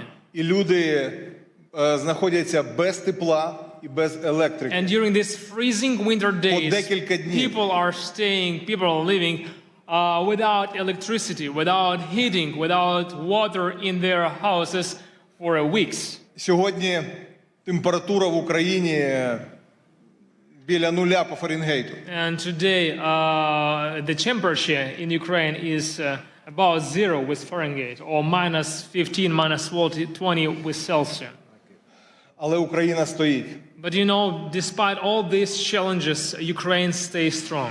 Україна історично завжди була християнською країною останні більше ніж 1000 років. Historically, our country has been a Christian nation for over 1000 years. Тисячі місіонерів Україна відправила в Росію, в інші країни. And for those of you who never heard about that, Ukraine has sent thousands of missionaries all over the world. І це свідчить про те, що саме ця війна – це духовна війна. And this is one of the reasons of this spiritual war in our country. Сьогодні іранські дрони бомблять Україну і Ізраїль. Today, Iranian drones are bombing Ukraine and Israel. Сьогодні північна корейська зброя бомбить християнську країну Україну. And today, Northern Korean soldiers and weapons also bombing Ukraine. І Україна знаходиться зараз в християнській цивілізації. And these days, Ukraine is a country in a Christian civilization. А все, що на схід, це диктаторська цивілізація. And down to east, there is a lot of dictatorship civilizations. Де немає свободи для проповіді Євангелія. Where there is lack of freedom for the preaching of the gospel. Де Росія знов ставить комуністичні пам'ятники. Where in Russia they putting back those communistic monuments. Росія розбомбила 700 церков в Україні. Within this almost 4 years of this war in Ukraine, Russia has targeted and destroyed over 700 temples and church buildings in І деколи Ukraine. цілилась саме в церкву, бо поруч нічого більше не було. And we have a lot of cases when, for sure, we can say that they, for reason they wanted to target church building because around the church there is nothing. It's just a church building. Next slide, please. В окупованому Мелітополі, окупованому Росією та Мелітополі, вони забрали церковне приміщення. And there is a city of Melitopol in Ukraine with a very nice church building. І зробили з нього військовий музей російської армії. And Russian forces, they occupied and they took over that church building and they made kind of like their military storage there. Росіяни вбили біля 70 пасторів і священиків. And it's over 70 pastors and priests who were killed within these 4 years of this war by Russian soldiers. Половина з них це протестантські євангельські віруючі. And half of those priests were evangelical Christians. Next slide, please. Evangelical pastors and priests. Це один з пасторів, Юрій, я його особисто знаю. This is the picture of Pastor Yuri. I knew him personally. Він прийшов на ранок для того, щоб провести ранкове молитовне служіння. He came to his church building in the morning to lead morning prayer service. Як тільки служіння закінчилось, and right after the service finished, люди розійшлися. And people left the building. І прилетіла російська авіаційна бомба і розбомбила і вбила його. Right after that prayer service, Russian aviabomb was dropped straight to that church building, destroyed the building and killed the pastor. Тому я дуже прошу, щоб ми, духовна дипломатія, повинна називати чорне чорним, а біле білим. And that's why, today here we are talking with you about spiritual diplomacy, and we have to be the people who will call white things white and black things Це black. справжня духовна битва. There in Ukraine we are on the real spiritual warfare. Наступний слайд. Why do I say this? В Україні повна свобода для проповіді Євангелія. Because you have to know that in Ukraine we have full-scale freedom to Пастор preach the Марк gospel. декілька місяців тому молився з президентом Зеленським і з урядовцями в нашій країні. Prayed together with our president and with a lot of parliamentaries, members of parliament, during our national prayer breakfast in Kyiv, in the capital city of our country. We have full-scale freedom to preach the gospel. Російська пропаганда намагається сказати, що в Україні немає свободи. And these days we heard a lot that Russian propaganda tries to say and to deceive people that we don't have freedom for the gospel in Ukraine. Декілька років тому ми зібрали 500 000 людей на центральній вулиці. A few years ago we had a gathering which 500,000 people attended для того, щоб славити Бога і at the прославляти very Царя Царів. central square in the Kyiv, in the capital of our country. And those people were gathered to praise God and to worship Him. В Україні сьогодні найбільший в Європі молитовний сніданок. And these days we have, every year we have the largest prayer breakfast in Europe. В 90 офісах державних проходять молитовні сніданки і читання Біблії. And during the year we have prayer breakfast in over 90 locations all across Ukraine. Диявол хоче все це зупинити. And the enemy, he tries to stop all of this. І дуже часто він розв'язує війни, коли відбуваються якісь стратегічні речі на And цій very землі. often we can see in the history that when some strategic things are developing for the sake of the gospel, then the war came to that place as a weapon of the enemy. Коли народився Мойсей, вбивали хлопчиків. When the Moses was born, the Pharaoh tried to kill all the boys. Коли Ісус народився, When Jesus вбивали was born, хлопчиків. they tried, Herod tried to kill all those boys. Коли 500 років тому в Європу пішла реформація, була війна 30 років. And 500 years ago, when Reformation came to Europe, there was a war for over 30 years. Коли 100 років назад було декілька пробуджень, Азуза Стріт, Уельс. And 100 years ago, when there was a few revivals, Azusa Street and Welsh revival, прийшла Перша світова війна і Друга we світова got війна. First World War and then Second World War. Тому, друзі, ми просимо вас That's why, friends, підняти голос молитви we want to ask you to keep us in your prayers. і підняти голос духовної дипломатії. To raise up your voice of prayer and to raise up your voice of spiritual diplomacy. Для того, щоб зупинити цю комуністичну російську навалу. For the one reason, to stop this communistic Russian aggression. І ми хотіли би кожному з вас подарувати мою книгу. And we brought this book. This is my book that we brought to give to each of you. На ваших рядах вони є. You probably have seen it on your chair. Ця книга про саме духовні причини This is a війни. gift for you from Ukraine, and this is a book about spiritual reasons for the war in Ukraine. І купа свідоцтв, що сьогодні Бог надзвичайно робить в And there Україні. inside you will see a bunch of testimonies what God has done through these 4 years of the war in Ukraine, what kind of miracles we have seen. В цій невеличкій брошурі 3 трагічних історії. And also it has a small brochure with the 3 stories of 3 families. У трьох чоловіків 3 men від російських бомбардувань.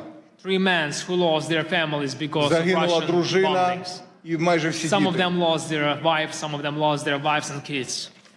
І якщо ви хочете більше про це все знати, If you want to get to know more about this, ми запрошуємо вас на Ukrainian Week, який we буде через inviting тиждень тут в you DC. to visit, to attend Ukrainian Week here in Washington, D.C. just 1 week from now. It will be here from February 2nd till February 7th. Пастор Марк буде кей-спікером And Pastor на Mark is нашому going to be українському our тижні. keynote speaker at our Ukrainian Week in Washington, D.C. So you all invited. Yes. And Edward Graham, many congressmen and senators. We're going to have Edward Graham. We're going to have a good number of congressmen and senators who are going to be with us. So you all invited. Please register and get to be with us and support Ukraine. Thank you very much. Духовна дипломатія Spiritual піднімається. diplomacy raising up here now in the United States, and it's going to spread all around the world. Thank you, Mark. Thank you, God bless you, brother. Героям слава. Thank you very much to Vitaly Orlov and Alexander Milash. Thank you so much. Now we shift our focus to the protection of the most vulnerable among us, our children. Please welcome His Excellency Ambassador Lazaro Nilandu, a distinguished Tanzanian diplomat and former cabinet minister, who will discuss the critical work of protecting children in Tanzania and securing their future. Thank you so much. Thank you. Thank you. Thank you. Good afternoon, everyone. Pastor Mark Barnes, God bless. It was a pleasure having a chance to speak with you over the phone the other time, and I can see you now. I wish to recognize congressional leaders, some of whom had spoken before, spiritual leaders who are here. Ladies and gentlemen, it is indeed my great honor and singular privilege to speak before you on the subject of shared responsibility which we have before God and humanity, which requires all of us, one, to take care, to protect, and above all, to give the most love to the most vulnerable. And these are children who, some of them may be in harm's way anywhere in the world. As a diplomat myself and as advisor to my president, Dr. Samia Suluhu Hassan, it is befitting that I bring to you greetings from Madam President and share with you her deep belief that the safety of children anywhere is our God-given responsibility and a noble duty upon which our humanity and our human conscience and belief are measured. Coming from Tanzania, a land that stands as an enduring symbol of peace, beauty, and stability in Africa, and a country whose children have grown singing, and if there is anybody from Tanzania here would attest to me, we grew up singing a love song, all of us. It said, Tanzania, nakupenda kwa moyo wote. Ninapokwenda safarini, kutazama maajabu. And it was speaking rather about people and children who had no home, who had no place to go. Tanzania would be a country that welcomes them all, give them home, give them refuge. And these melodies and lyrics have defined who we are as a nation, spoke then and now that suffering children are safe in God's hands, and we the people remain his instrument of sharing his grace, his care, his protection, and enduring love for all of the children of our world. Currently in Tanzania, and I wanted to give this perspective so people understand where we are currently today in Tanzania. We are hosting around 231,000 to 232,000 refugees. This is according to UNHCR, mainly from the country of Burundi and DRC. This number was estimated to have reached 1 million during the peak of the Rwandan genocide. Thousands of children, mostly those escaping brutal reality of harm, wars, and fear, have crossed into our country, into our borders, to find a home, to find love, and to find families. Tanzania has continued its open arm policy in shielding children and persecuted persons from neighboring countries and allow them to share in our endowed heritage, the hospitality of our warm-hearted people. And if you ever come to Tanzania, you find love in the street. You find joy in the street. There is something in the air when you walk the nights in the cities like Dar es Salaam and other places.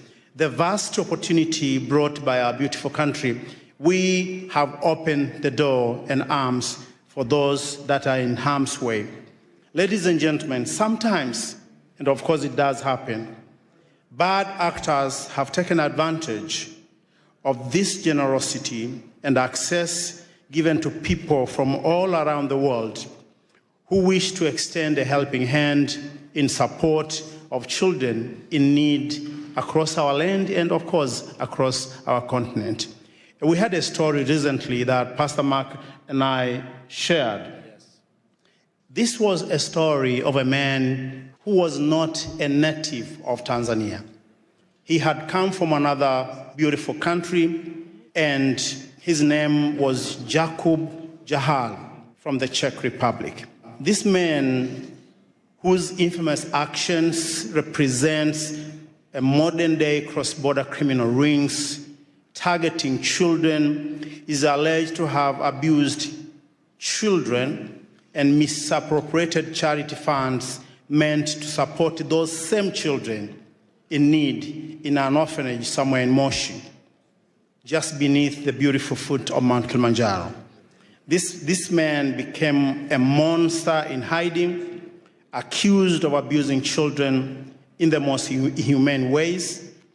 And Jacob is reportedly to have arrived in Tanzania sometimes in 2020, initially as a community support lead through an organization called Nature Skills, which was supporting vulnerable children and promoting environmental action.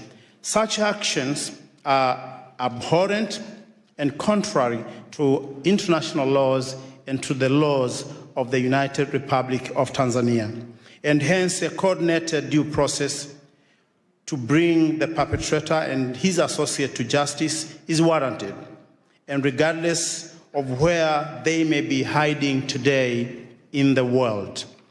Tanzania, under the able leadership of Dr. Samia Suluhu Hassan, our first female president, proud mother and a leader, has stood tall among nations in Africa by advancing Pan-African policy to protecting the rights of the children. Even during our darkest hour, our nation and her people has reason to find a reason, compromise, and purpose to continue holding all our children by the hand and keeping the faith in the greater good of humanity through God. It is well noted that during the years of J.F. Kennedy, and this is a man that many Americans remember with pride, this was back in 1961 to 1963. These years were known for the youthful energy of his new frontier vision, as America faced multiple challenges and opportunity at the same time. And among them, I remember from reading and from understanding, it was Cuba Missile Crisis, establishing a Peace Corps that continue to bring change across the world today, and also advancing the space technology. During these coveted times, a young leader from Tanzania, Julius Nyerere, had risen to power in our country, having delivered independence of Tanganyika from the rule of England without bloodshed. And this is important. He was a spiritual diplomat of his time. And the two quickly became friends. They had a bond of friendship. They had a bond of love and brotherhood. And this friendship resulted in JFK inviting Julius Nyerere to come to this city, Washington, D.C., on January 15, 1963. Among other things that they discussed was making the children of Africa and the children of Tanzania an endowment that we will all be proud. They discussed, among other things, the children's safety that would be the epicenter and foundation of Tanzania and U.S. relationships that have endured today. The welfare of Tanzanian school children, as I said, was among things they discussed then in 1963. Ladies and gentlemen, at such times as these, interfaith dialogue must continue to build trust. Where politics alone cannot, humanity is brought together in shared values and perspectives.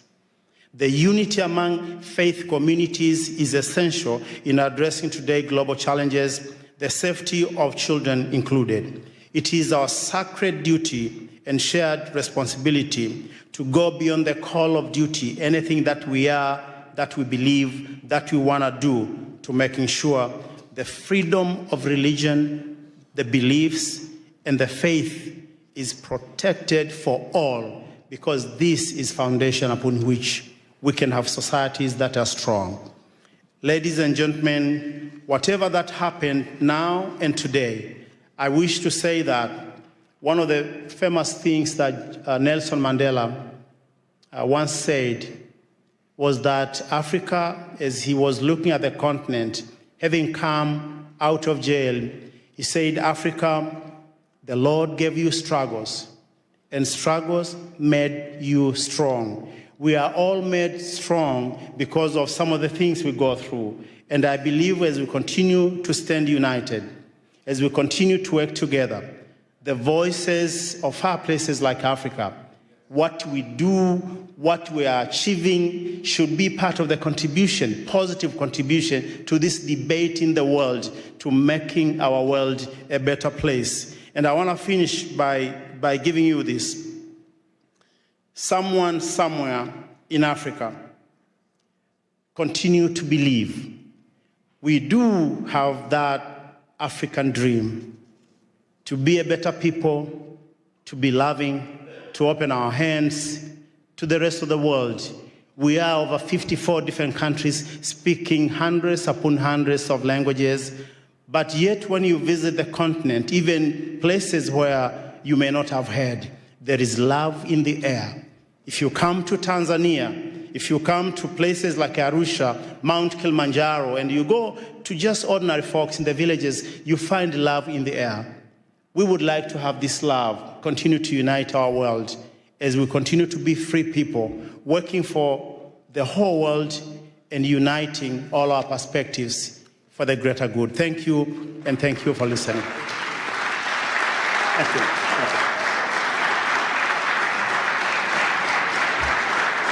Thank you very much, Your Excellency. Thank you for bringing up the Yakubyal case as well, that has allegedly committed the grave crimes against children in Tanzania. That is devastating, and I'm glad you're looking into it. And now it is my pleasure to introduce Congressman Joe Wilson, representing South Carolina's 2nd Congressional District, a long-serving member of the House. He brings extensive experience on national security and foreign affairs, as currently serves as the co-chairman of the U.S. Helsinki Commission, advancing human rights and democratic values around the world. Congressman, it is a pleasure. Thank you. And ladies and gentlemen, and champions, as I look out to see so many champions of religious freedom, I just want to thank you for your success. And indeed, Pastor Dr. Mark Burns has just done such a great job organizing. He also has another identification. He is a friend of somebody named Donald Trump. Aside from that, and so, but the bottom line truly is that I'm grateful to be here, and we're from the same state, South Carolina, and he's from the upstate now. That's where the money is. That's where they make BMWs. But I'm from the lower part of the state, and actually I was born in the holy city of Charleston, South Carolina. And with that in mind, the reason it's called the holy city is because of the number of churches. And the people living together and serving together. And so we have virtually a church on every corner. And so it's really exciting because most of the churches are from denominations or from people who had to, were expelled or flee from other countries. And so from that, what an example indeed South Carolina, the United States is. And that is, and for example, I grew up in the First Scots Presbyterian Church. And I want you to visit Charleston, the only church in North America with the seal of the Church of Scotland on the front in stained glass. And so the reason the Scots, my ancestors, came is because they were expelled from the villages in Scotland because the landowners realized that they could make more money growing sheep than having people to support. And so they actually expelled the population, and I'm very grateful that my ancestors came to South Carolina. Additionally, also my family is French Huguenot. They too were expelled from France and came to the United States. And I'm really grateful the only functioning French Huguenot church in North America is in Charleston. So please come by and visit. Beautiful church.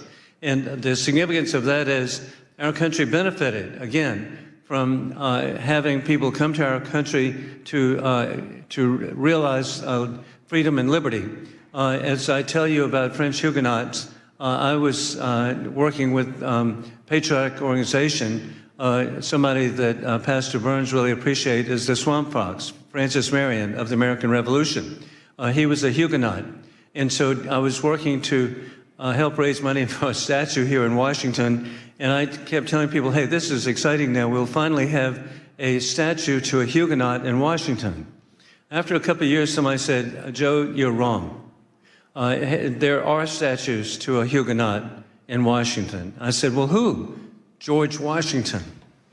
So hey, who would ever imagine putting all this together, that our country indeed has benefited from religious freedom? And then flash forward, I'm really grateful that in Charleston, South Carolina, at the time of the American Revolution, the largest Jewish population in the New World was in Charleston, South Carolina. That was real news to people from New York City. I'm educating them. And also the first provincial constitution recognized Judaism as a religion was the Provincial Constitution of South Carolina. The first Jewish American elected official was in the Provincial Assembly of South Carolina, and the first Jewish American killed in the Revolution was in Charleston, South Carolina. So that's the environment I grew up in. And then flash forward, I've really had such a great opportunity to work with so many different communities, and in particular, I've been working with the Hindu community. And as a real estate attorney, I worked with Indian Americans buying hotels and motels in the United States, and particularly in South Carolina. And flash forward, they now have a majority of the hotels are owned by Indian Americans. Additionally, the Indian American community at 6 million people, of Hindu faith, a substantial number of Christians now, but they are elected to public office. We know that, Governor Nikki Haley. We're really grateful for the success. And then you can see their success. Who would ever imagine FBI Director Kash Patel? And hey, who would imagine the Second Lady of America, Usha Vance? And so the Indian American community has just been so successful. And in particular, I was grateful to be with President Trump in Houston to welcome Prime Minister Modi. And at that welcome program, it was clear, Pastor, that we were with the largest assemblage of millionaires in the history of the world. 40,000 people were there. The per capita income of the Hindu Indian American community is twice that of the average American. And so, again, I cite that as an indication where religious freedom has such importance and can lead to so much. And so I want to thank all of you for what you're doing. I'm proud to wear the pin. And looking at all these positive faces, you're an inspiration. God bless you. Thank you. Thank you. Thank you. Thank you so much. Thank you very much, Congressman, for stopping by. Thank you for your time. And now let's continue. I'm pleased to introduce Ms. Vicki Reese, the founder of Joy of Mom, a global movement reaching millions of families. She brings the conversation to the heart of the family unit with her topic, Spiritual Diplomacy Begins at Home. She explores how motherhood and compassion are the first steps on the path to peace.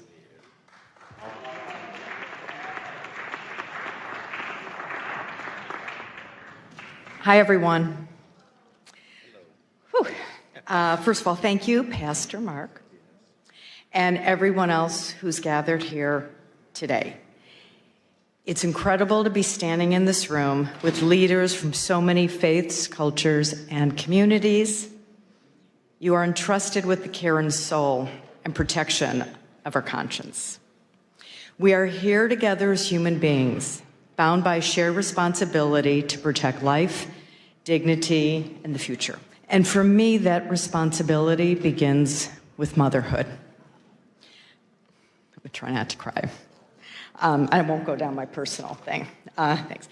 Long before a child ever encounters policy, ideology, or power, they encounter a mother or someone who mothers them, someone who teaches them how to calm themselves when they're overwhelmed, how to repair after harm, how to live with honesty and integrity, how to know right from wrong, and how to care for another human being. Mothers are the first spiritual diplomats.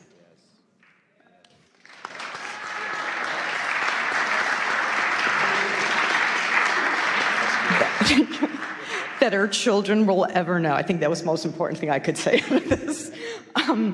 In kitchens, in classrooms, in car rides, in quiet moments, mothers teach empathy, accountability, courage, and compassion in action.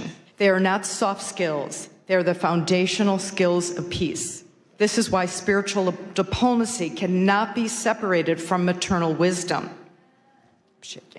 Because peace is not enforced from the top down, it is formed from the inside out. Wow, that's good. When mothers are supported, heard, and connected, families stabilize. When families stabilize, communities heal. And when communities heal, peace becomes possible, not as an idea, but as a lived reality. Spiritual diplomacy asks us to lead beyond labels and ideology. Motherhood asks us to lead with responsibility. Both are rooted in the same truth. Love is not passive. Love is protective. Love is courageous. And I'm almost done. We are living in a time of extraordinary division. Fear is amplified, trust is eroded, and too often the burden of holding families and communities together falls quietly on mothers, unseen, unsupported, separated by noise, a lot of noise, that tells us we are more divided than we truly are. But when mothers come together across faiths, across cultures, across borders, something powerful happens.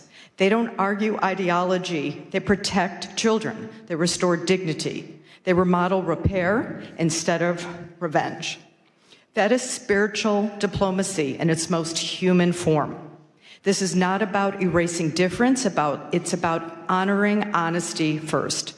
It's about choosing wisdom over outrage, compassion over condemnation, responsibility over indifference. Spiritual diplomacy is not soft. And as we know, motherhood is not weak. And conscience is not optional. These are the strongest forces we have. So my hope, my prayer, is that we leave this gathering committed to elevating maternal wisdom as part of the global peace dialogue, committed to seeing mothers not as a support system, but as a foundation, committed to standing for what is right, even when it is difficult, committed to remembering that every child everywhere deserves to grow up in a world shaped by care, courage, and conscience. May history say that when the world needed healers, we showed up. May it say that when peace felt fragile, we chose to protect it. And may it say that love, lived boldly and practiced daily, became the bridge that carried us forward. And may mothers stand with you and with one another as partners in this work, bringing conscience, courage, and care to the future we're building together. I have one quick note. Okay? In a few moments, you're about to meet Scarlett Lewis shortly, and you'll hear her incredibly moving story and journey. And as part of today's commitment to peace, we're deeply honored to share that Joy Mom will be bringing Choose Love from classrooms into homes and families, embedding peace and choosing love over fear into lived daily practice for moms and children. And we're also going to be part of your beautiful ecosystem and help bring this message home everywhere in the world. Thank you and bless you all. That was so good. Oh my God, you did such a wonderful job. Our next speaker has a truly extraordinary background. Please welcome Miss Aliyah Rosa, a former secret agent turned women's empowerment coach. She has risked her life to stop criminal networks. She speaks to us today on the dark reality of child and human trafficking and the fight to save innocent lives. Thank you. Thank you, beautiful souls, spiritual diplomats, and thank you, Pastor Mark Burns, for bringing us all together, for inviting me. I would never imagine being a little girl born in corrupted communism, the country which doesn't exist anymore, thank God, USSR, that one day I'll stand here in front of you in the nation's capital, the symbol of freedom, liberty, unity, hoping for peace, right? We are all ambassadors for the peace, right? And the hope and love. I'm also very happy to see here children. Please raise your hands who are parents and who have children. 99%.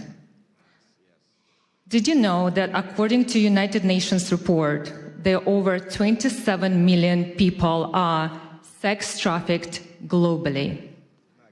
Think about this number, 27 million people. Once I was working as a secret agent in Russia, in FSB, fighting against human and drug trafficking. Together with my team, we saved and rescued over 500 underage children. Unfortunately, some of those children we couldn't rescue, it was too late. And I still remember their faces, and I still remember the faces of their parents who begged us to help them, but it was too late. Some of my colleagues have died during these missions, and let's take a moment to pray for their souls to rest in peace. So that's why, as adults, it's our responsibility to educate children, not just our children, but all children. Thank you. And that's why it's so important for us to speak about these global issues, to check social media of our children, speak with our children's friends, to support and report to adults or authorities if they will see suspicious behaviors. Create communities and speak about these social issues like we do right now. And hopefully, maybe today, tomorrow, you will share this information with your friends, with some kids, and they will remember that. And one day, when they will go to public places, they will not take from someone a drink or a sweet, and they will not leave their drinks unattended, because this is very important. My son is 16 years old. He was going out with his friends at 6 p.m. He calls me crying that 2 girls from his class were picked up by the car and they drove somewhere. Thank God, in Snapchat, they have the location. So I pick up my car, my son, I pick up my car, and we drove there to find them. They were picked up by 2 men, 40 years old about. We reported that issue. But this can happen with anyone. Imagine it could be your kids, imagine it could be kids of your family members or your friends or so on. That's why, as adults, we need to bring awareness, especially to our young generation, because this is our future. Yes. Thank you so much for understanding that it's so important to be together, to unite, to fight this problem, because the most important is to prevent a problem before it will even start. And this is our responsibility as adults, to teach, educate our children, because they copy what we do. And a little favor. It's the beginning of the year. I decided to set up a charity to bring awareness about this global issue. And if anyone here would like to help me and join me in this journey, I'm here for you. I would really appreciate about your help, and thank you so much for having me. Thank you for this amazing event, and God bless you all. Thank you. Thank you so much. Thank you so much for that. Thank you so much. Now, returning to the stage, our distinguished Indigenous leaders, Chief Joseph and Ambassador Lara Lynn Riverwind, co-founders of Firekeepers International. They address a crisis touching every community, from silence to sacred care. They will share how faith leaders must respond to the youth mental health crisis. I knew you were going to make us follow either Dr. Burns or the secret agent. Thank you for Pastor Burns for bringing a microphone to the Indigenous voice. It's an honor and blessing. Thank you. Thank you. She sits on her bed behind a locked door in a dark room. Mascara-stained tears streak her cheeks as she watches blood drip from her arm. This self-inflicted wound, vying for space among many others. Next time it will be deeper. She says. Next time I'll go all the way. And just like that, ideation becomes a painful plan. Statistically, before this gathering ends, a depressed and hopeless Native American will take his or her life. But God. Taigwe, Oma Bahari, da Kakasike Guasabara Mahura, da Katais Boriken Ota Danaboria Yaya Ota Kasike Bosibakan. Good day with respect and honor to all the dignitaries that are here. I am Chief Joseph Riverwind, War Chief of the Arawak Taino tribe of Puerto Rico, the tribe of first contact. I'm also a servant of Yahweh, the supreme spirit of all spirits and a disciple of the great chief cornerstone, aka Rabbi Yeshua. Shio, ganik di layeline ekwani unole dakudoa, tijalagi kenuseda, dohigesesti. Hello, I am Dr. Larlin Riverwind, the ambassador of the Georgia tribe of Eastern Cherokee. I serve Creator Yahweh, and I walk the white path of Yeshua, Jesus, whom my people have an ancient story about. For generations, Native people have lived with intergenerational trauma. Depression, identity crisis, and suicidal ideation are often lifetime struggles rather than temporary obstacles. As a result, American Indians and Alaskan Natives face suicide rates 91% higher than the general population and lead in depression, anxiety, PTSD, and substance use disorders. We can name the contributors of forced assimilation, racism, socioeconomic disparity, cultural incongruence, generational trauma. These matter. And in our tradition, we make our decisions based on 7 generations ahead. And these issues are not exclusive to the indigenous population of America. I have seen them abroad in the indigenous population of the Republic of the Marshall Islands, where I lived during my youth. But personal reasons often boil down to relationship problems, violence, and lack of access to care. Yet each of us must make and take the responsibility for our own mental health. Healing is not accidental. It takes time, faith, hard inner work, wise counsel, humor, and miracles. Humor is a core Native tradition, so we'd be remiss if we didn't ask you, how many psychiatrists does it take to change a light bulb? 1, but the light bulb has to want to change. And speaking of change, did you know that Native Americans will be the first ones in heaven?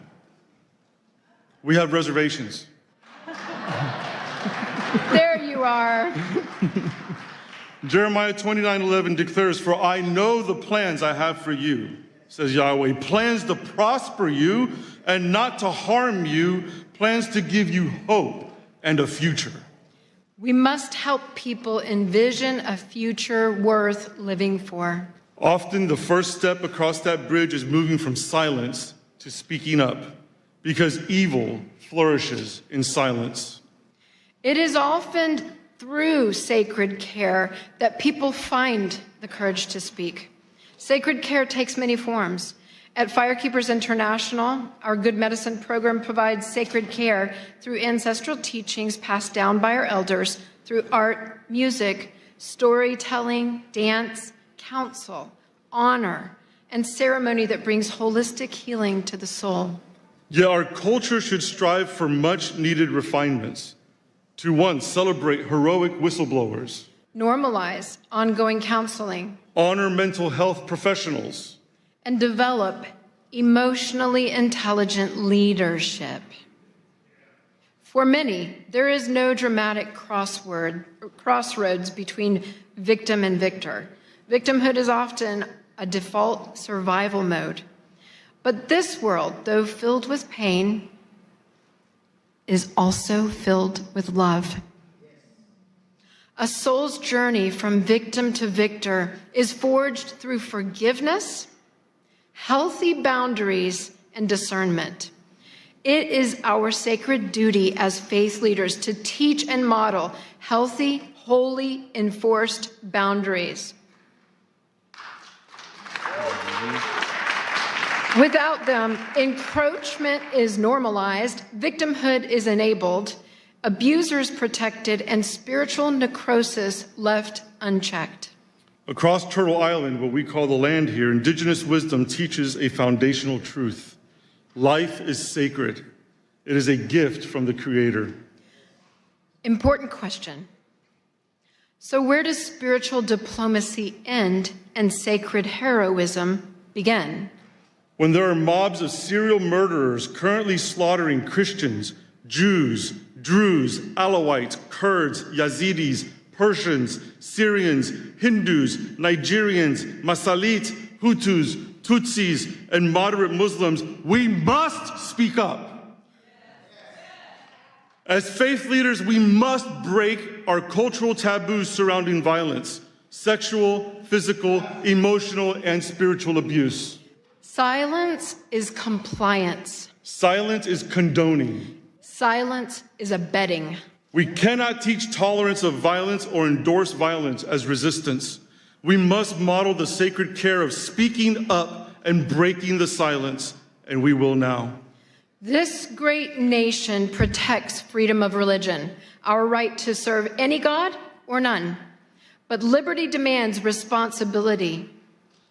If a religion commands the taking of an innocent life, it is a death cult, not a religion. And its constitution, come on now.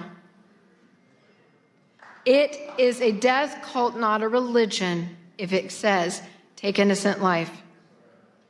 Got a few of you. And its constitutional protections then are null. Speech defining holy versus profane is protected, but breaching physical boundaries to commit violence is not. As indigenous spiritual authorities from these ancient lands of Turtle Island, we want to make a clear declaration. Radical Islam, death cults, anti-Semitism, and enslaving ideologies disregarding the sacredness of life and liberty are not welcome on Turtle Island. We must become divine interruptions on someone else's path to destruction. And let me just say this. It's a big deal to have somebody with spiritual authority of indigenous people to say what is and is not welcome in their land. Meditate on it. As we leave today, return with me to that dark room and that bleeding girl. She was not unseen. Her faith leader knew. He knew intervention was needed. He knew there were options. Now the only question left is this. What is he going to do about it?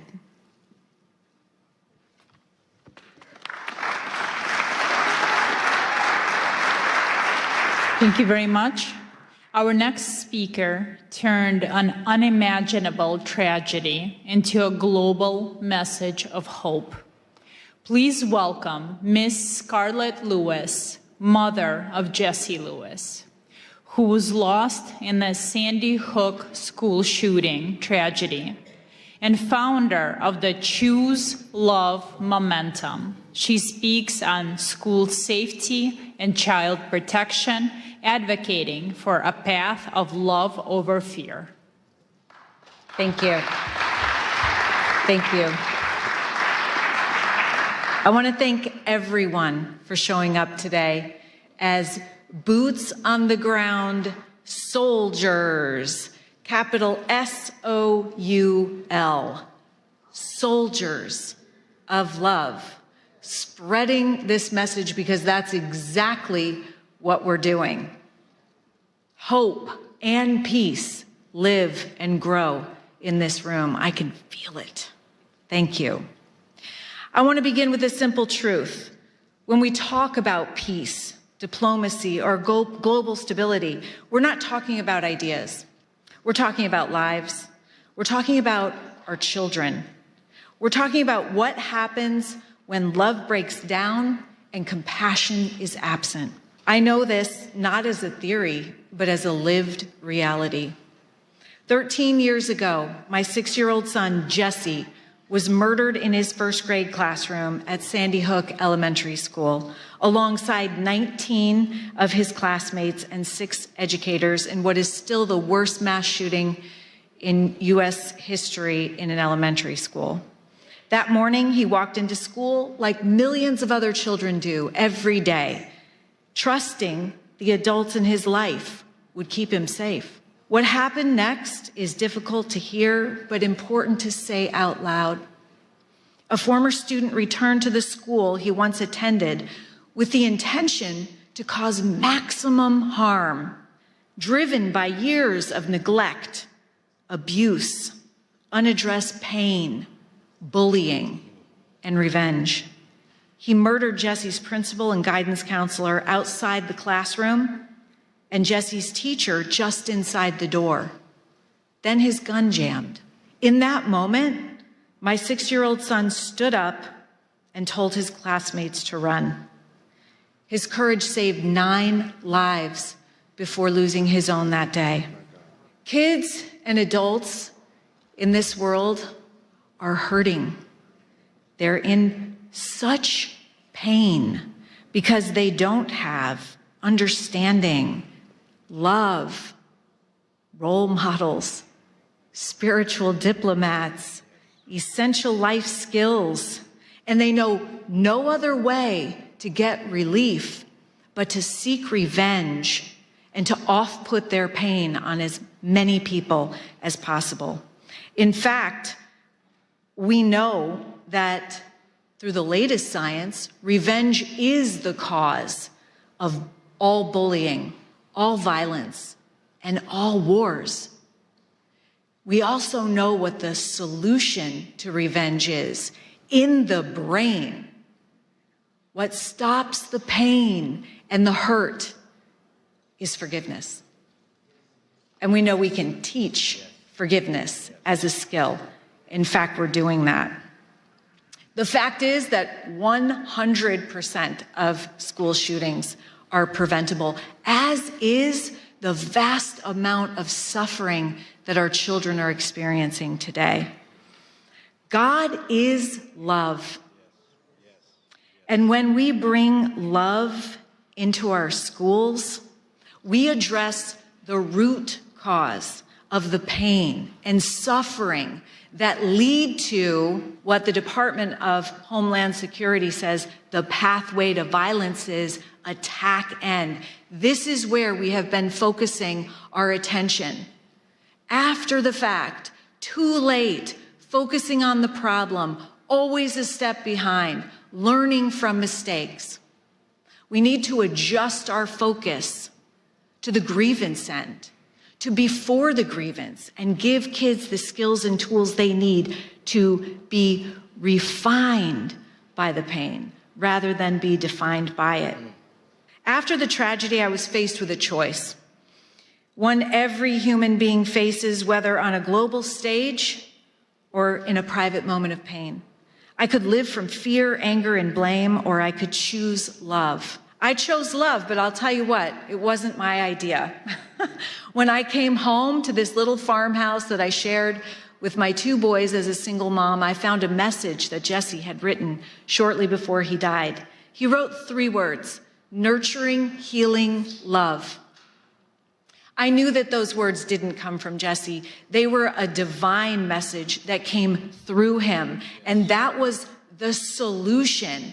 And then and there, I dedicated my life to spreading this message in schools, homes, and communities around the world. Choosing love does not mean excusing what happened or denying justice. It meant refusing to let hatred take another life, starting with my own. Forgiveness was my response, not because it was easy, but because it was necessary. I realized that if anger consumed me, violence would continue to win. And we cannot afford that, not in our homes, not in our communities, and not in our world. We know that hurt people hurt people. If we could hear that cry for love sooner and respond, much of the suffering that leads to violence, addiction, mental illness, even war could be prevented.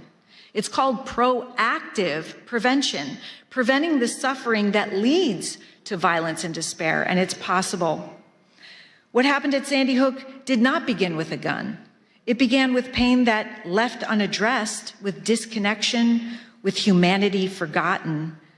And violence is always the final symptom of something deeper. Across cultures, faiths, and nations, our children are showing up with the same signals: bullying, mental illness, despair, addiction, suicide, violence. These are not separate crises. They're signs that love is breaking down and compassion is absent. Everything can be seen as either an act of love or a cry for love. It's our moral duty to answer that cry. And here's the uncomfortable truth. We cannot legislate our way out of this. We cannot blame or argue our way out. We cannot outsource or off-put our own responsibility. Peace begins with us. We can't wait for someone else to fix it because there is no one else. And it turns out love is a skill that can be taught and practiced, and this makes it available for everyone. I created the Choose Love movement to teach how to choose love as a thoughtful response in every situation, circumstance, or interaction, especially the hard ones. At its core is a simple understanding. Every day we choose love or fear, and the outcomes of these decisions look dramatically different. We were created in love, but our brains are wired to defend us and thus attuned to fear. Having these essential life skills enables us to have the courage to face pain, grow, and be strengthened by it, and not pass it on. And as Vicky from Joy of Mom mentioned, our work doesn't stop there. We're honored to bring Choose Love from classrooms into homes and families with Joy of Mom, because the home is where peace is practiced and the next generation is shaped. We can't always choose what happens to us, what someone else says or does, but we can always choose our response. When we choose love, even in the face of hatred, we reclaim our true, authentic power as humans, our self-control and our humanity, because the opposite of love is not hate, it's fear. When we understand this, we can look upon hate as suffering and with compassion. This is the work of spiritual diplomacy. It's choosing to see people not as enemies, but as human beings. It's responding to fear with courage, the same courage Jesse showed that lives inside every single one of us. It's replacing judgment with compassion and hearing the cries for loving action all around us. It's understanding that every thoughtful response rooted in love creates safety, locally and globally. Our children are learning how to respond to conflict by watching how we do it. They need leaders, spiritual diplomats, who understand that peace is not passive. It is active, it is courageous, and it is a choice. Spiritual diplomats must exist because the world is aching for moral clarity. When humanity disconnects, our children suffer. And every act of love, no matter how small, restores hope and reduces fear. The courage to spread nurturing, healing love is why we're here today. This is why spiritual diplomacy matters, to teach our children to be spiritual diplomats. And this is why the work you're doing and we're doing together is so urgently needed today. Thank you for choosing love. Jesse's favorite toy. Thank you so much. Oh my God, that was so beautiful. Yeah, me too. You're so great. Seriously. Just giving us courage. And now we are honored to receive a special address from His Excellency Caleb Mutfwang, the Executive Governor of Plateau State, Nigeria. Through his video address, he speaks to us today on promoting peace and liberty amidst global challenges, sharing a governance vision anchored in justice, mercy, and the sanctity of human life. Distinguished faith leaders, policymakers, members of the United States Congress, diplomats, and esteemed guests from all around the world, I bring you warm greetings on behalf of the good people and government of Plateau State, Nigeria. I'm deeply honored by the gracious invitation extended to me to participate in this important international interfaith conference with the theme, United in Liberty, the Rise of Spiritual Diplomats. It is with all sense of responsibility that I regret my inability to be physically present at this time due to exigencies and demands of the office. However, I am ably represented by my advisor on development partnerships and strategic linkages, as well as diaspora engagements, Mr. Manji Wilson, who would deliver a presentation on my behalf. I want to specially commend Pastor Dr. Mark Burns and the conference conveners for creating such a global platform that recognizes the vital role of faith, conscience, and moral leadership in diplomacy and peace building.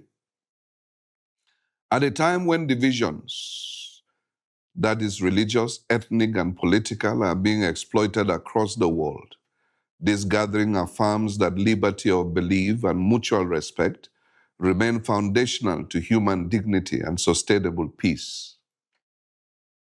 For those of you that may not be familiar with Plateau State is Nigeria's 12th largest state, centrally located in the Middle Belt, with an area of about 26,899 square kilometers and a population of roughly 5 million people. Its capital is Jos, and the state is popularly known as the home of peace and tourism. Despite being in the tropical zone, Plateau State enjoys a near-temperate climate due to its high altitude, with average temperatures ranging between 18 degrees centigrade and 22 degrees centigrade. The coldest period occurs during the Harmattan season, which lasts between December and February, while the hottest months are March and April. Additionally, Plateau State serves as a major watershed and source of several important rivers in northern Nigeria. Now back to the reason we're here. The prophet Micah raises a pertinent question and immediately provides an answer, as recorded in Micah chapter 6 and verse 8, which reads, "What does the Lord require of you? To act justly, to love mercy, and to walk humbly with your God." This timeless call speaks not only to people of faith, but to all who hold positions of responsibility. It captures the essence of spiritual diplomacy, justice in policy, mercy in leadership, and humility in power. Plateau State is often described as a microcosm of Nigeria because it is home to diverse ethnicities and faith traditions that have coexisted for generations.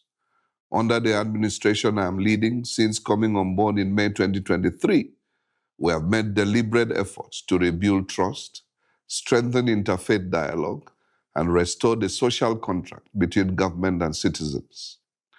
We're investing in inclusive governance, youth empowerment, agricultural transformation, infrastructure renewal, digital and economic reforms aimed at restoring livelihoods and hope for our people. However, it will be incomplete and indeed dishonest not to acknowledge the grave challenges we continue to face, especially with regards to the persistent attacks by violent extremists and criminal elements that have led to the loss of lives, the displacement of tens of thousands, and the destruction of communities. Christians and moderate Muslims alike have been targeted, and internally displaced persons, including women, children, and the elderly, continue to bear the heaviest burden. These are not merely security issues, they are moral issues that test our collective commitment to freedom of belief and the sanctity of human life.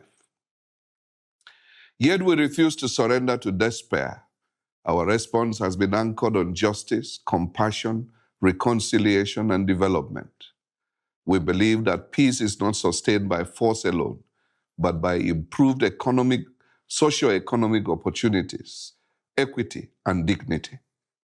This for us is reflected in the books of Matthew 5, verse 9, "Blessed are the peacemakers," and Romans 12:18, "If it is possible, live at peace with everyone." It is therefore my earnest appeal that this conference catalyzes meaningful partnerships with governments, faith institutions, development agencies, and the diaspora to as well support our modest efforts in humanitarian relief for displaced communities, strengthen peace-building initiatives, investments in education and livelihoods, enhance healthcare provisions, rebuilding and resettlement of affected communities, and amplify global advocacy for religious freedom. Plateau State stands ready to engage as a partner for peace, development, and interfaith cooperation. It is my earnest belief that together as spiritual diplomats, united in liberty, we can transform shared values into shared action and prosperity for our people. As I conclude, let me mention that Plateau State is open for engagements, as well as explore areas of cooperation and interests. As a government, we are dedicated to creating an enabling environment for all our partners.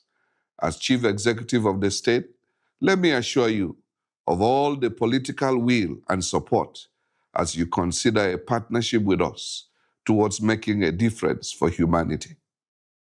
By God's grace, I intend to be in Washington the first week of February and attend the Presidential National Prayer Breakfast. I will be delighted to meet with some of you that will be in DC at that time towards deepening our relationships and partnerships. My advisor, Manji Wilson, who is on ground, will coordinate on this and make meeting arrangements. Thank you for your attention, and may our collective efforts advance peace, justice, and human dignity across nations. God bless you all. God bless Plateau State. God bless Nigeria. God bless the United States of America. Thank you.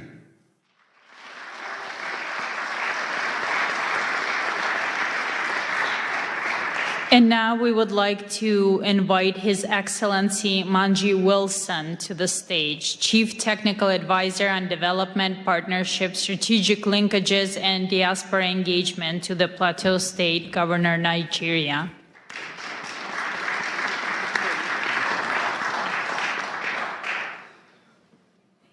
Good evening, everyone.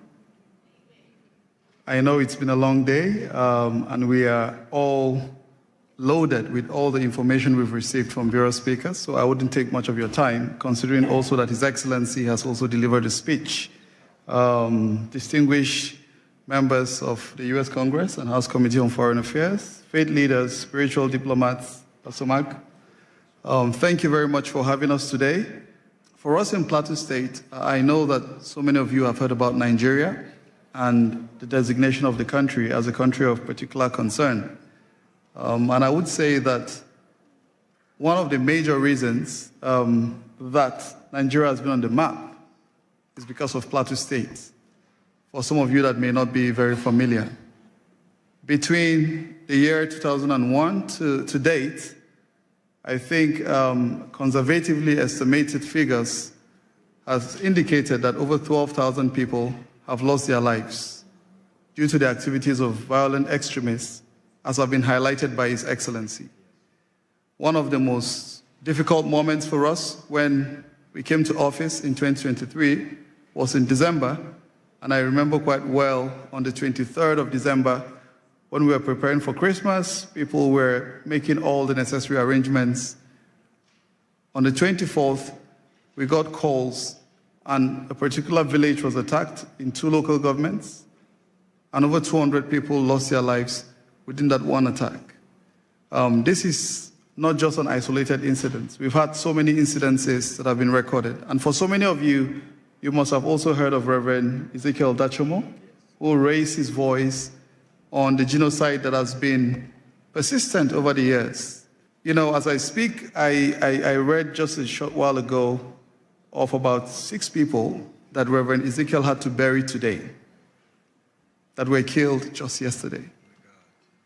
5-6 days ago, a family of about 4 were attacked.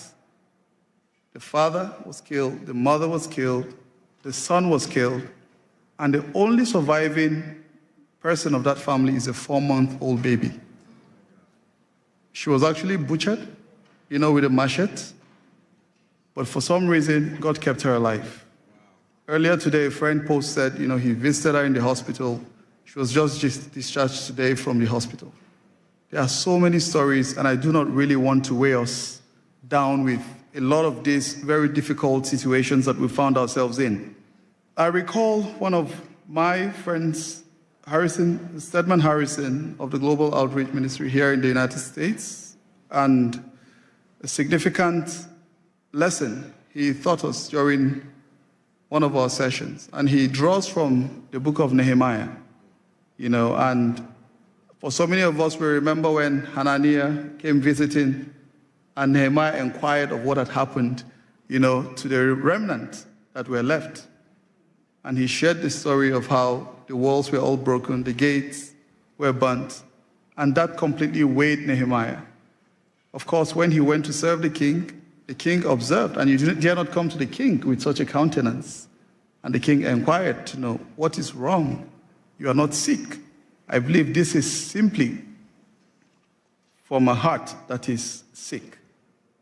Of course, he inquired of the king and asked of him, you know, informed him of the situation and said, if it pleases you, please send me back to go and rebuild my land. The king granted his request, but he also further requested that the king should give him letters that he will take to the governors across the rivers. And he also inquired for support to get the timber, you know, that he would rebuild, and he got every support that he needed. I'm just bringing this story to put together everything, you know, that I would have been presenting today. To say for so many of us that are seated here, some of us had to travel. I arrived last night from Nigeria, came across the river, came across the Mediterranean, just to come here and meet with all of you doing very important work, you know, to alleviate this very difficult situation that humanity has found herself in. We are looking forward to seeing how we can join hands together like Nehemiah, because for such a time as this, God has called us to rise up and to serve as leaders that will transform nations and communities even beyond the shores of our immediate environments. The capital of Plateau State is known as Jos. It has a fantastic synonym, and we call it Jesus, our Savior, because Jos is in the central part of Nigeria, blessed with abundant natural resources, and it's known as one of the cities that hosts everyone, you know, irrespective of ethnicity or religion. Very accommodating set of people that have kept Nigeria, you know, up till this moment. Plateau State is a city upon a hill, and her light will continue to shine. Plateau State is looking forward to seeing how to welcome you. Pastor Mark, I gathered you at contemplating coming to Nigeria. You know, His Excellency will be quite pleased and delighted to host you.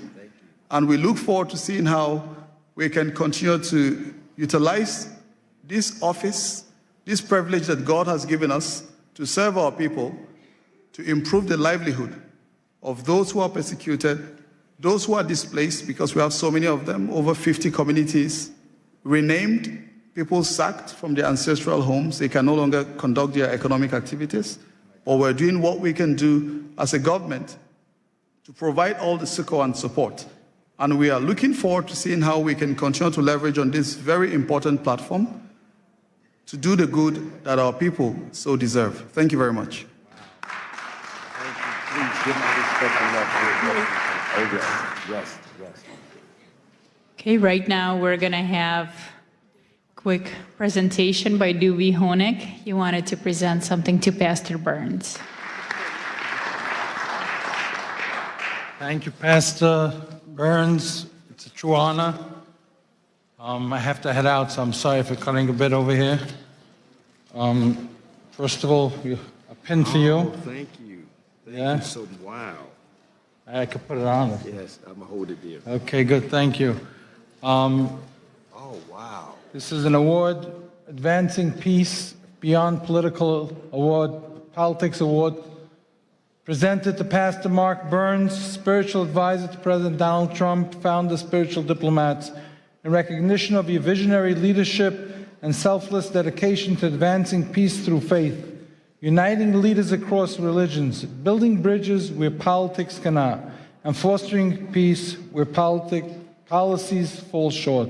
With admiration and blessing to the Honig, founder and CEO of the Orthodox Chamber of Commerce, and our chairman, J. Morton Davis, who's 96 years old and very close friend of President Trump for over a half a century. Wow.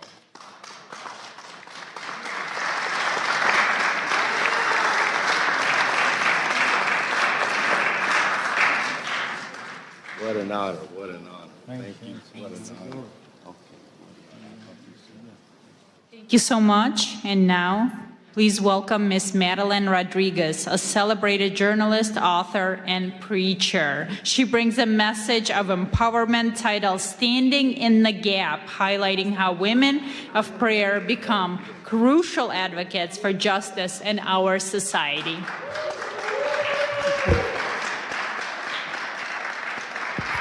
Thank you so much.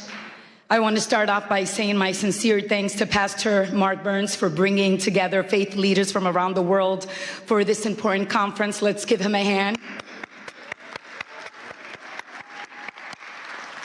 Through his leadership, he has created a space where faith and civic responsibility meet in service of justice and human dignity. Thank you for the opportunity to speak in this historic place where laws are debated, policies are shaped, and the future of millions is influenced. Honorable leaders, distinguished guests, and faith representatives, today I will talk about standing in the gap, how women of prayer become advocates for justice, and how prayer moves from the secret place into courageous action. I am the founder of Women with Purpose, a global movement of women who gather daily across nations and time zones through Zoom to pray. These women come from every background, culture, and life experience, yet they are united by one conviction, that prayer must move us to action and faith must compel us to pursue justice. For our God is a God of both mercy and righteousness. Prayer is so important that it moves heaven, transforms lives, and brings freedom, hope, and healing to the body, soul, spirit, and mind. Prayer is not just words. It is power. It is life flowing from heaven to earth. When we pray, what happens? What was lifeless begins to breathe again. What was broken starts to be restored. What was chained is set free. What was dark is filled with light. And what seemed impossible becomes possible. The word of God says in Psalm 34:4, I prayed to the Lord, and he answered me. He freed me from all of my fears.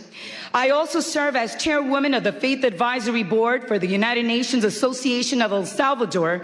In this role, alongside the president of the organization, we are committed to cultivating and sustaining a prayer-rooted presence at the UN, at the United Nations. One that invites the global Christian community to engage through intercession and God's word. This work is grounded in the belief that when faith communities approach global engagement prayerfully and with integrity, they help foster peace, uphold human dignity, and strengthen cooperation among nations. Prayer doesn't just change our circumstances, it changes us as well. It makes us more compassionate, loving, and full of grace towards all people. To stand in the gap means to step into the space where others are vulnerable, unheard, or forgotten. It is the choice to intercede, to advocate, and to act when silence would be easier. One of the clearest biblical examples is Queen Esther. Esther was a woman of faith, positioned within power, yet initially hidden. When a decree threatened the extermination of her people, she faced a choice: remain silent and preserve her own safety or risk her life to speak. However, Esther chose prayer, fasting, and courageous advocacy. She stood in the gap, approached authority with wisdom and humility, and ultimately saved her people from destruction. Esther's story reminds us that access without courage changes nothing, and prayer without action is incomplete. Her faith did not remove her fear. It gave her the strength to act. Throughout history, women of prayer have done the same. Women have prayed in kitchens and in sanctuaries, in upper rooms, in quiet corners, in homes of worship, and hidden places, often unseen and unnamed. Yet their prayers have shaped history, protected God's people, and challenged injustice.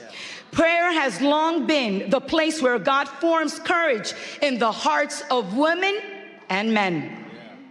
It is through prayer that God forms fearless women. God plants courage in the hearts of women, preparing them to move with faith and strength. Why women? Why am I talking about women today?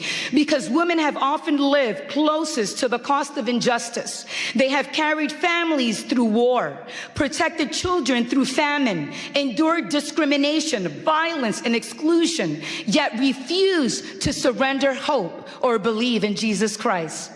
In our daily prayer gatherings with Women with Purpose, I witness this transformation continually. Women enter carrying the weight of the world on their backs, but they leave with clarity, courage, and a renewed commitment to stand for what is right in their homes, communities, and nations. When women pray, they do not merely ask for comfort, they ask for change.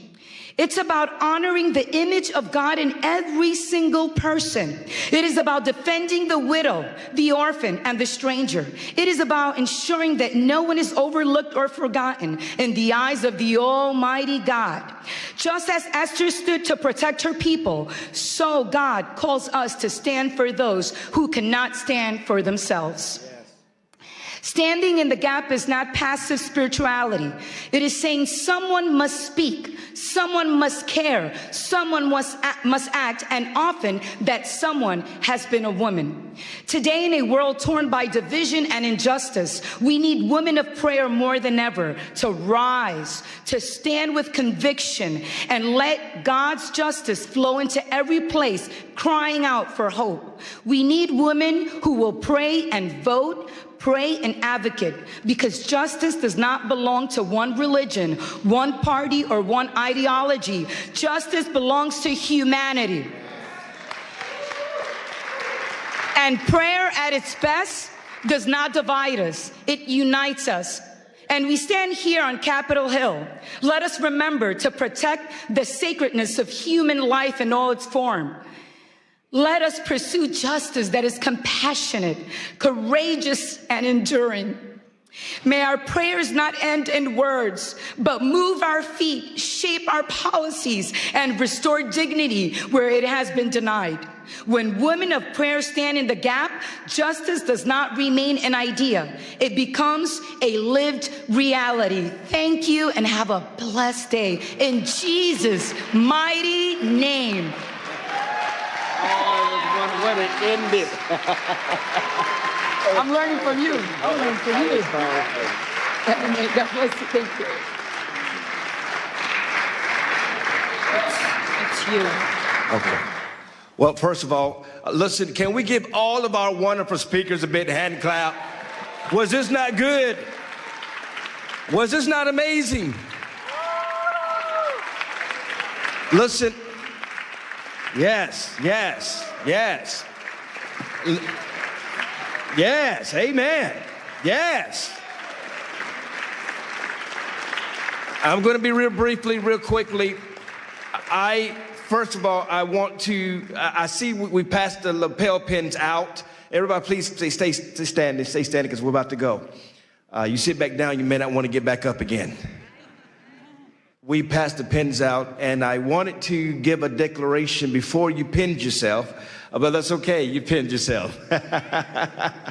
And we'll do it better the next time. But I want everyone you stayed here to the end, so you're telling me that you are truly committed to this movement. And I want to give a declaration, and I want you to repeat after me. Now, I'm going to be very clear. You're not pledging allegiance to a person or an organization, but an ideal of freedom. Are you understanding me?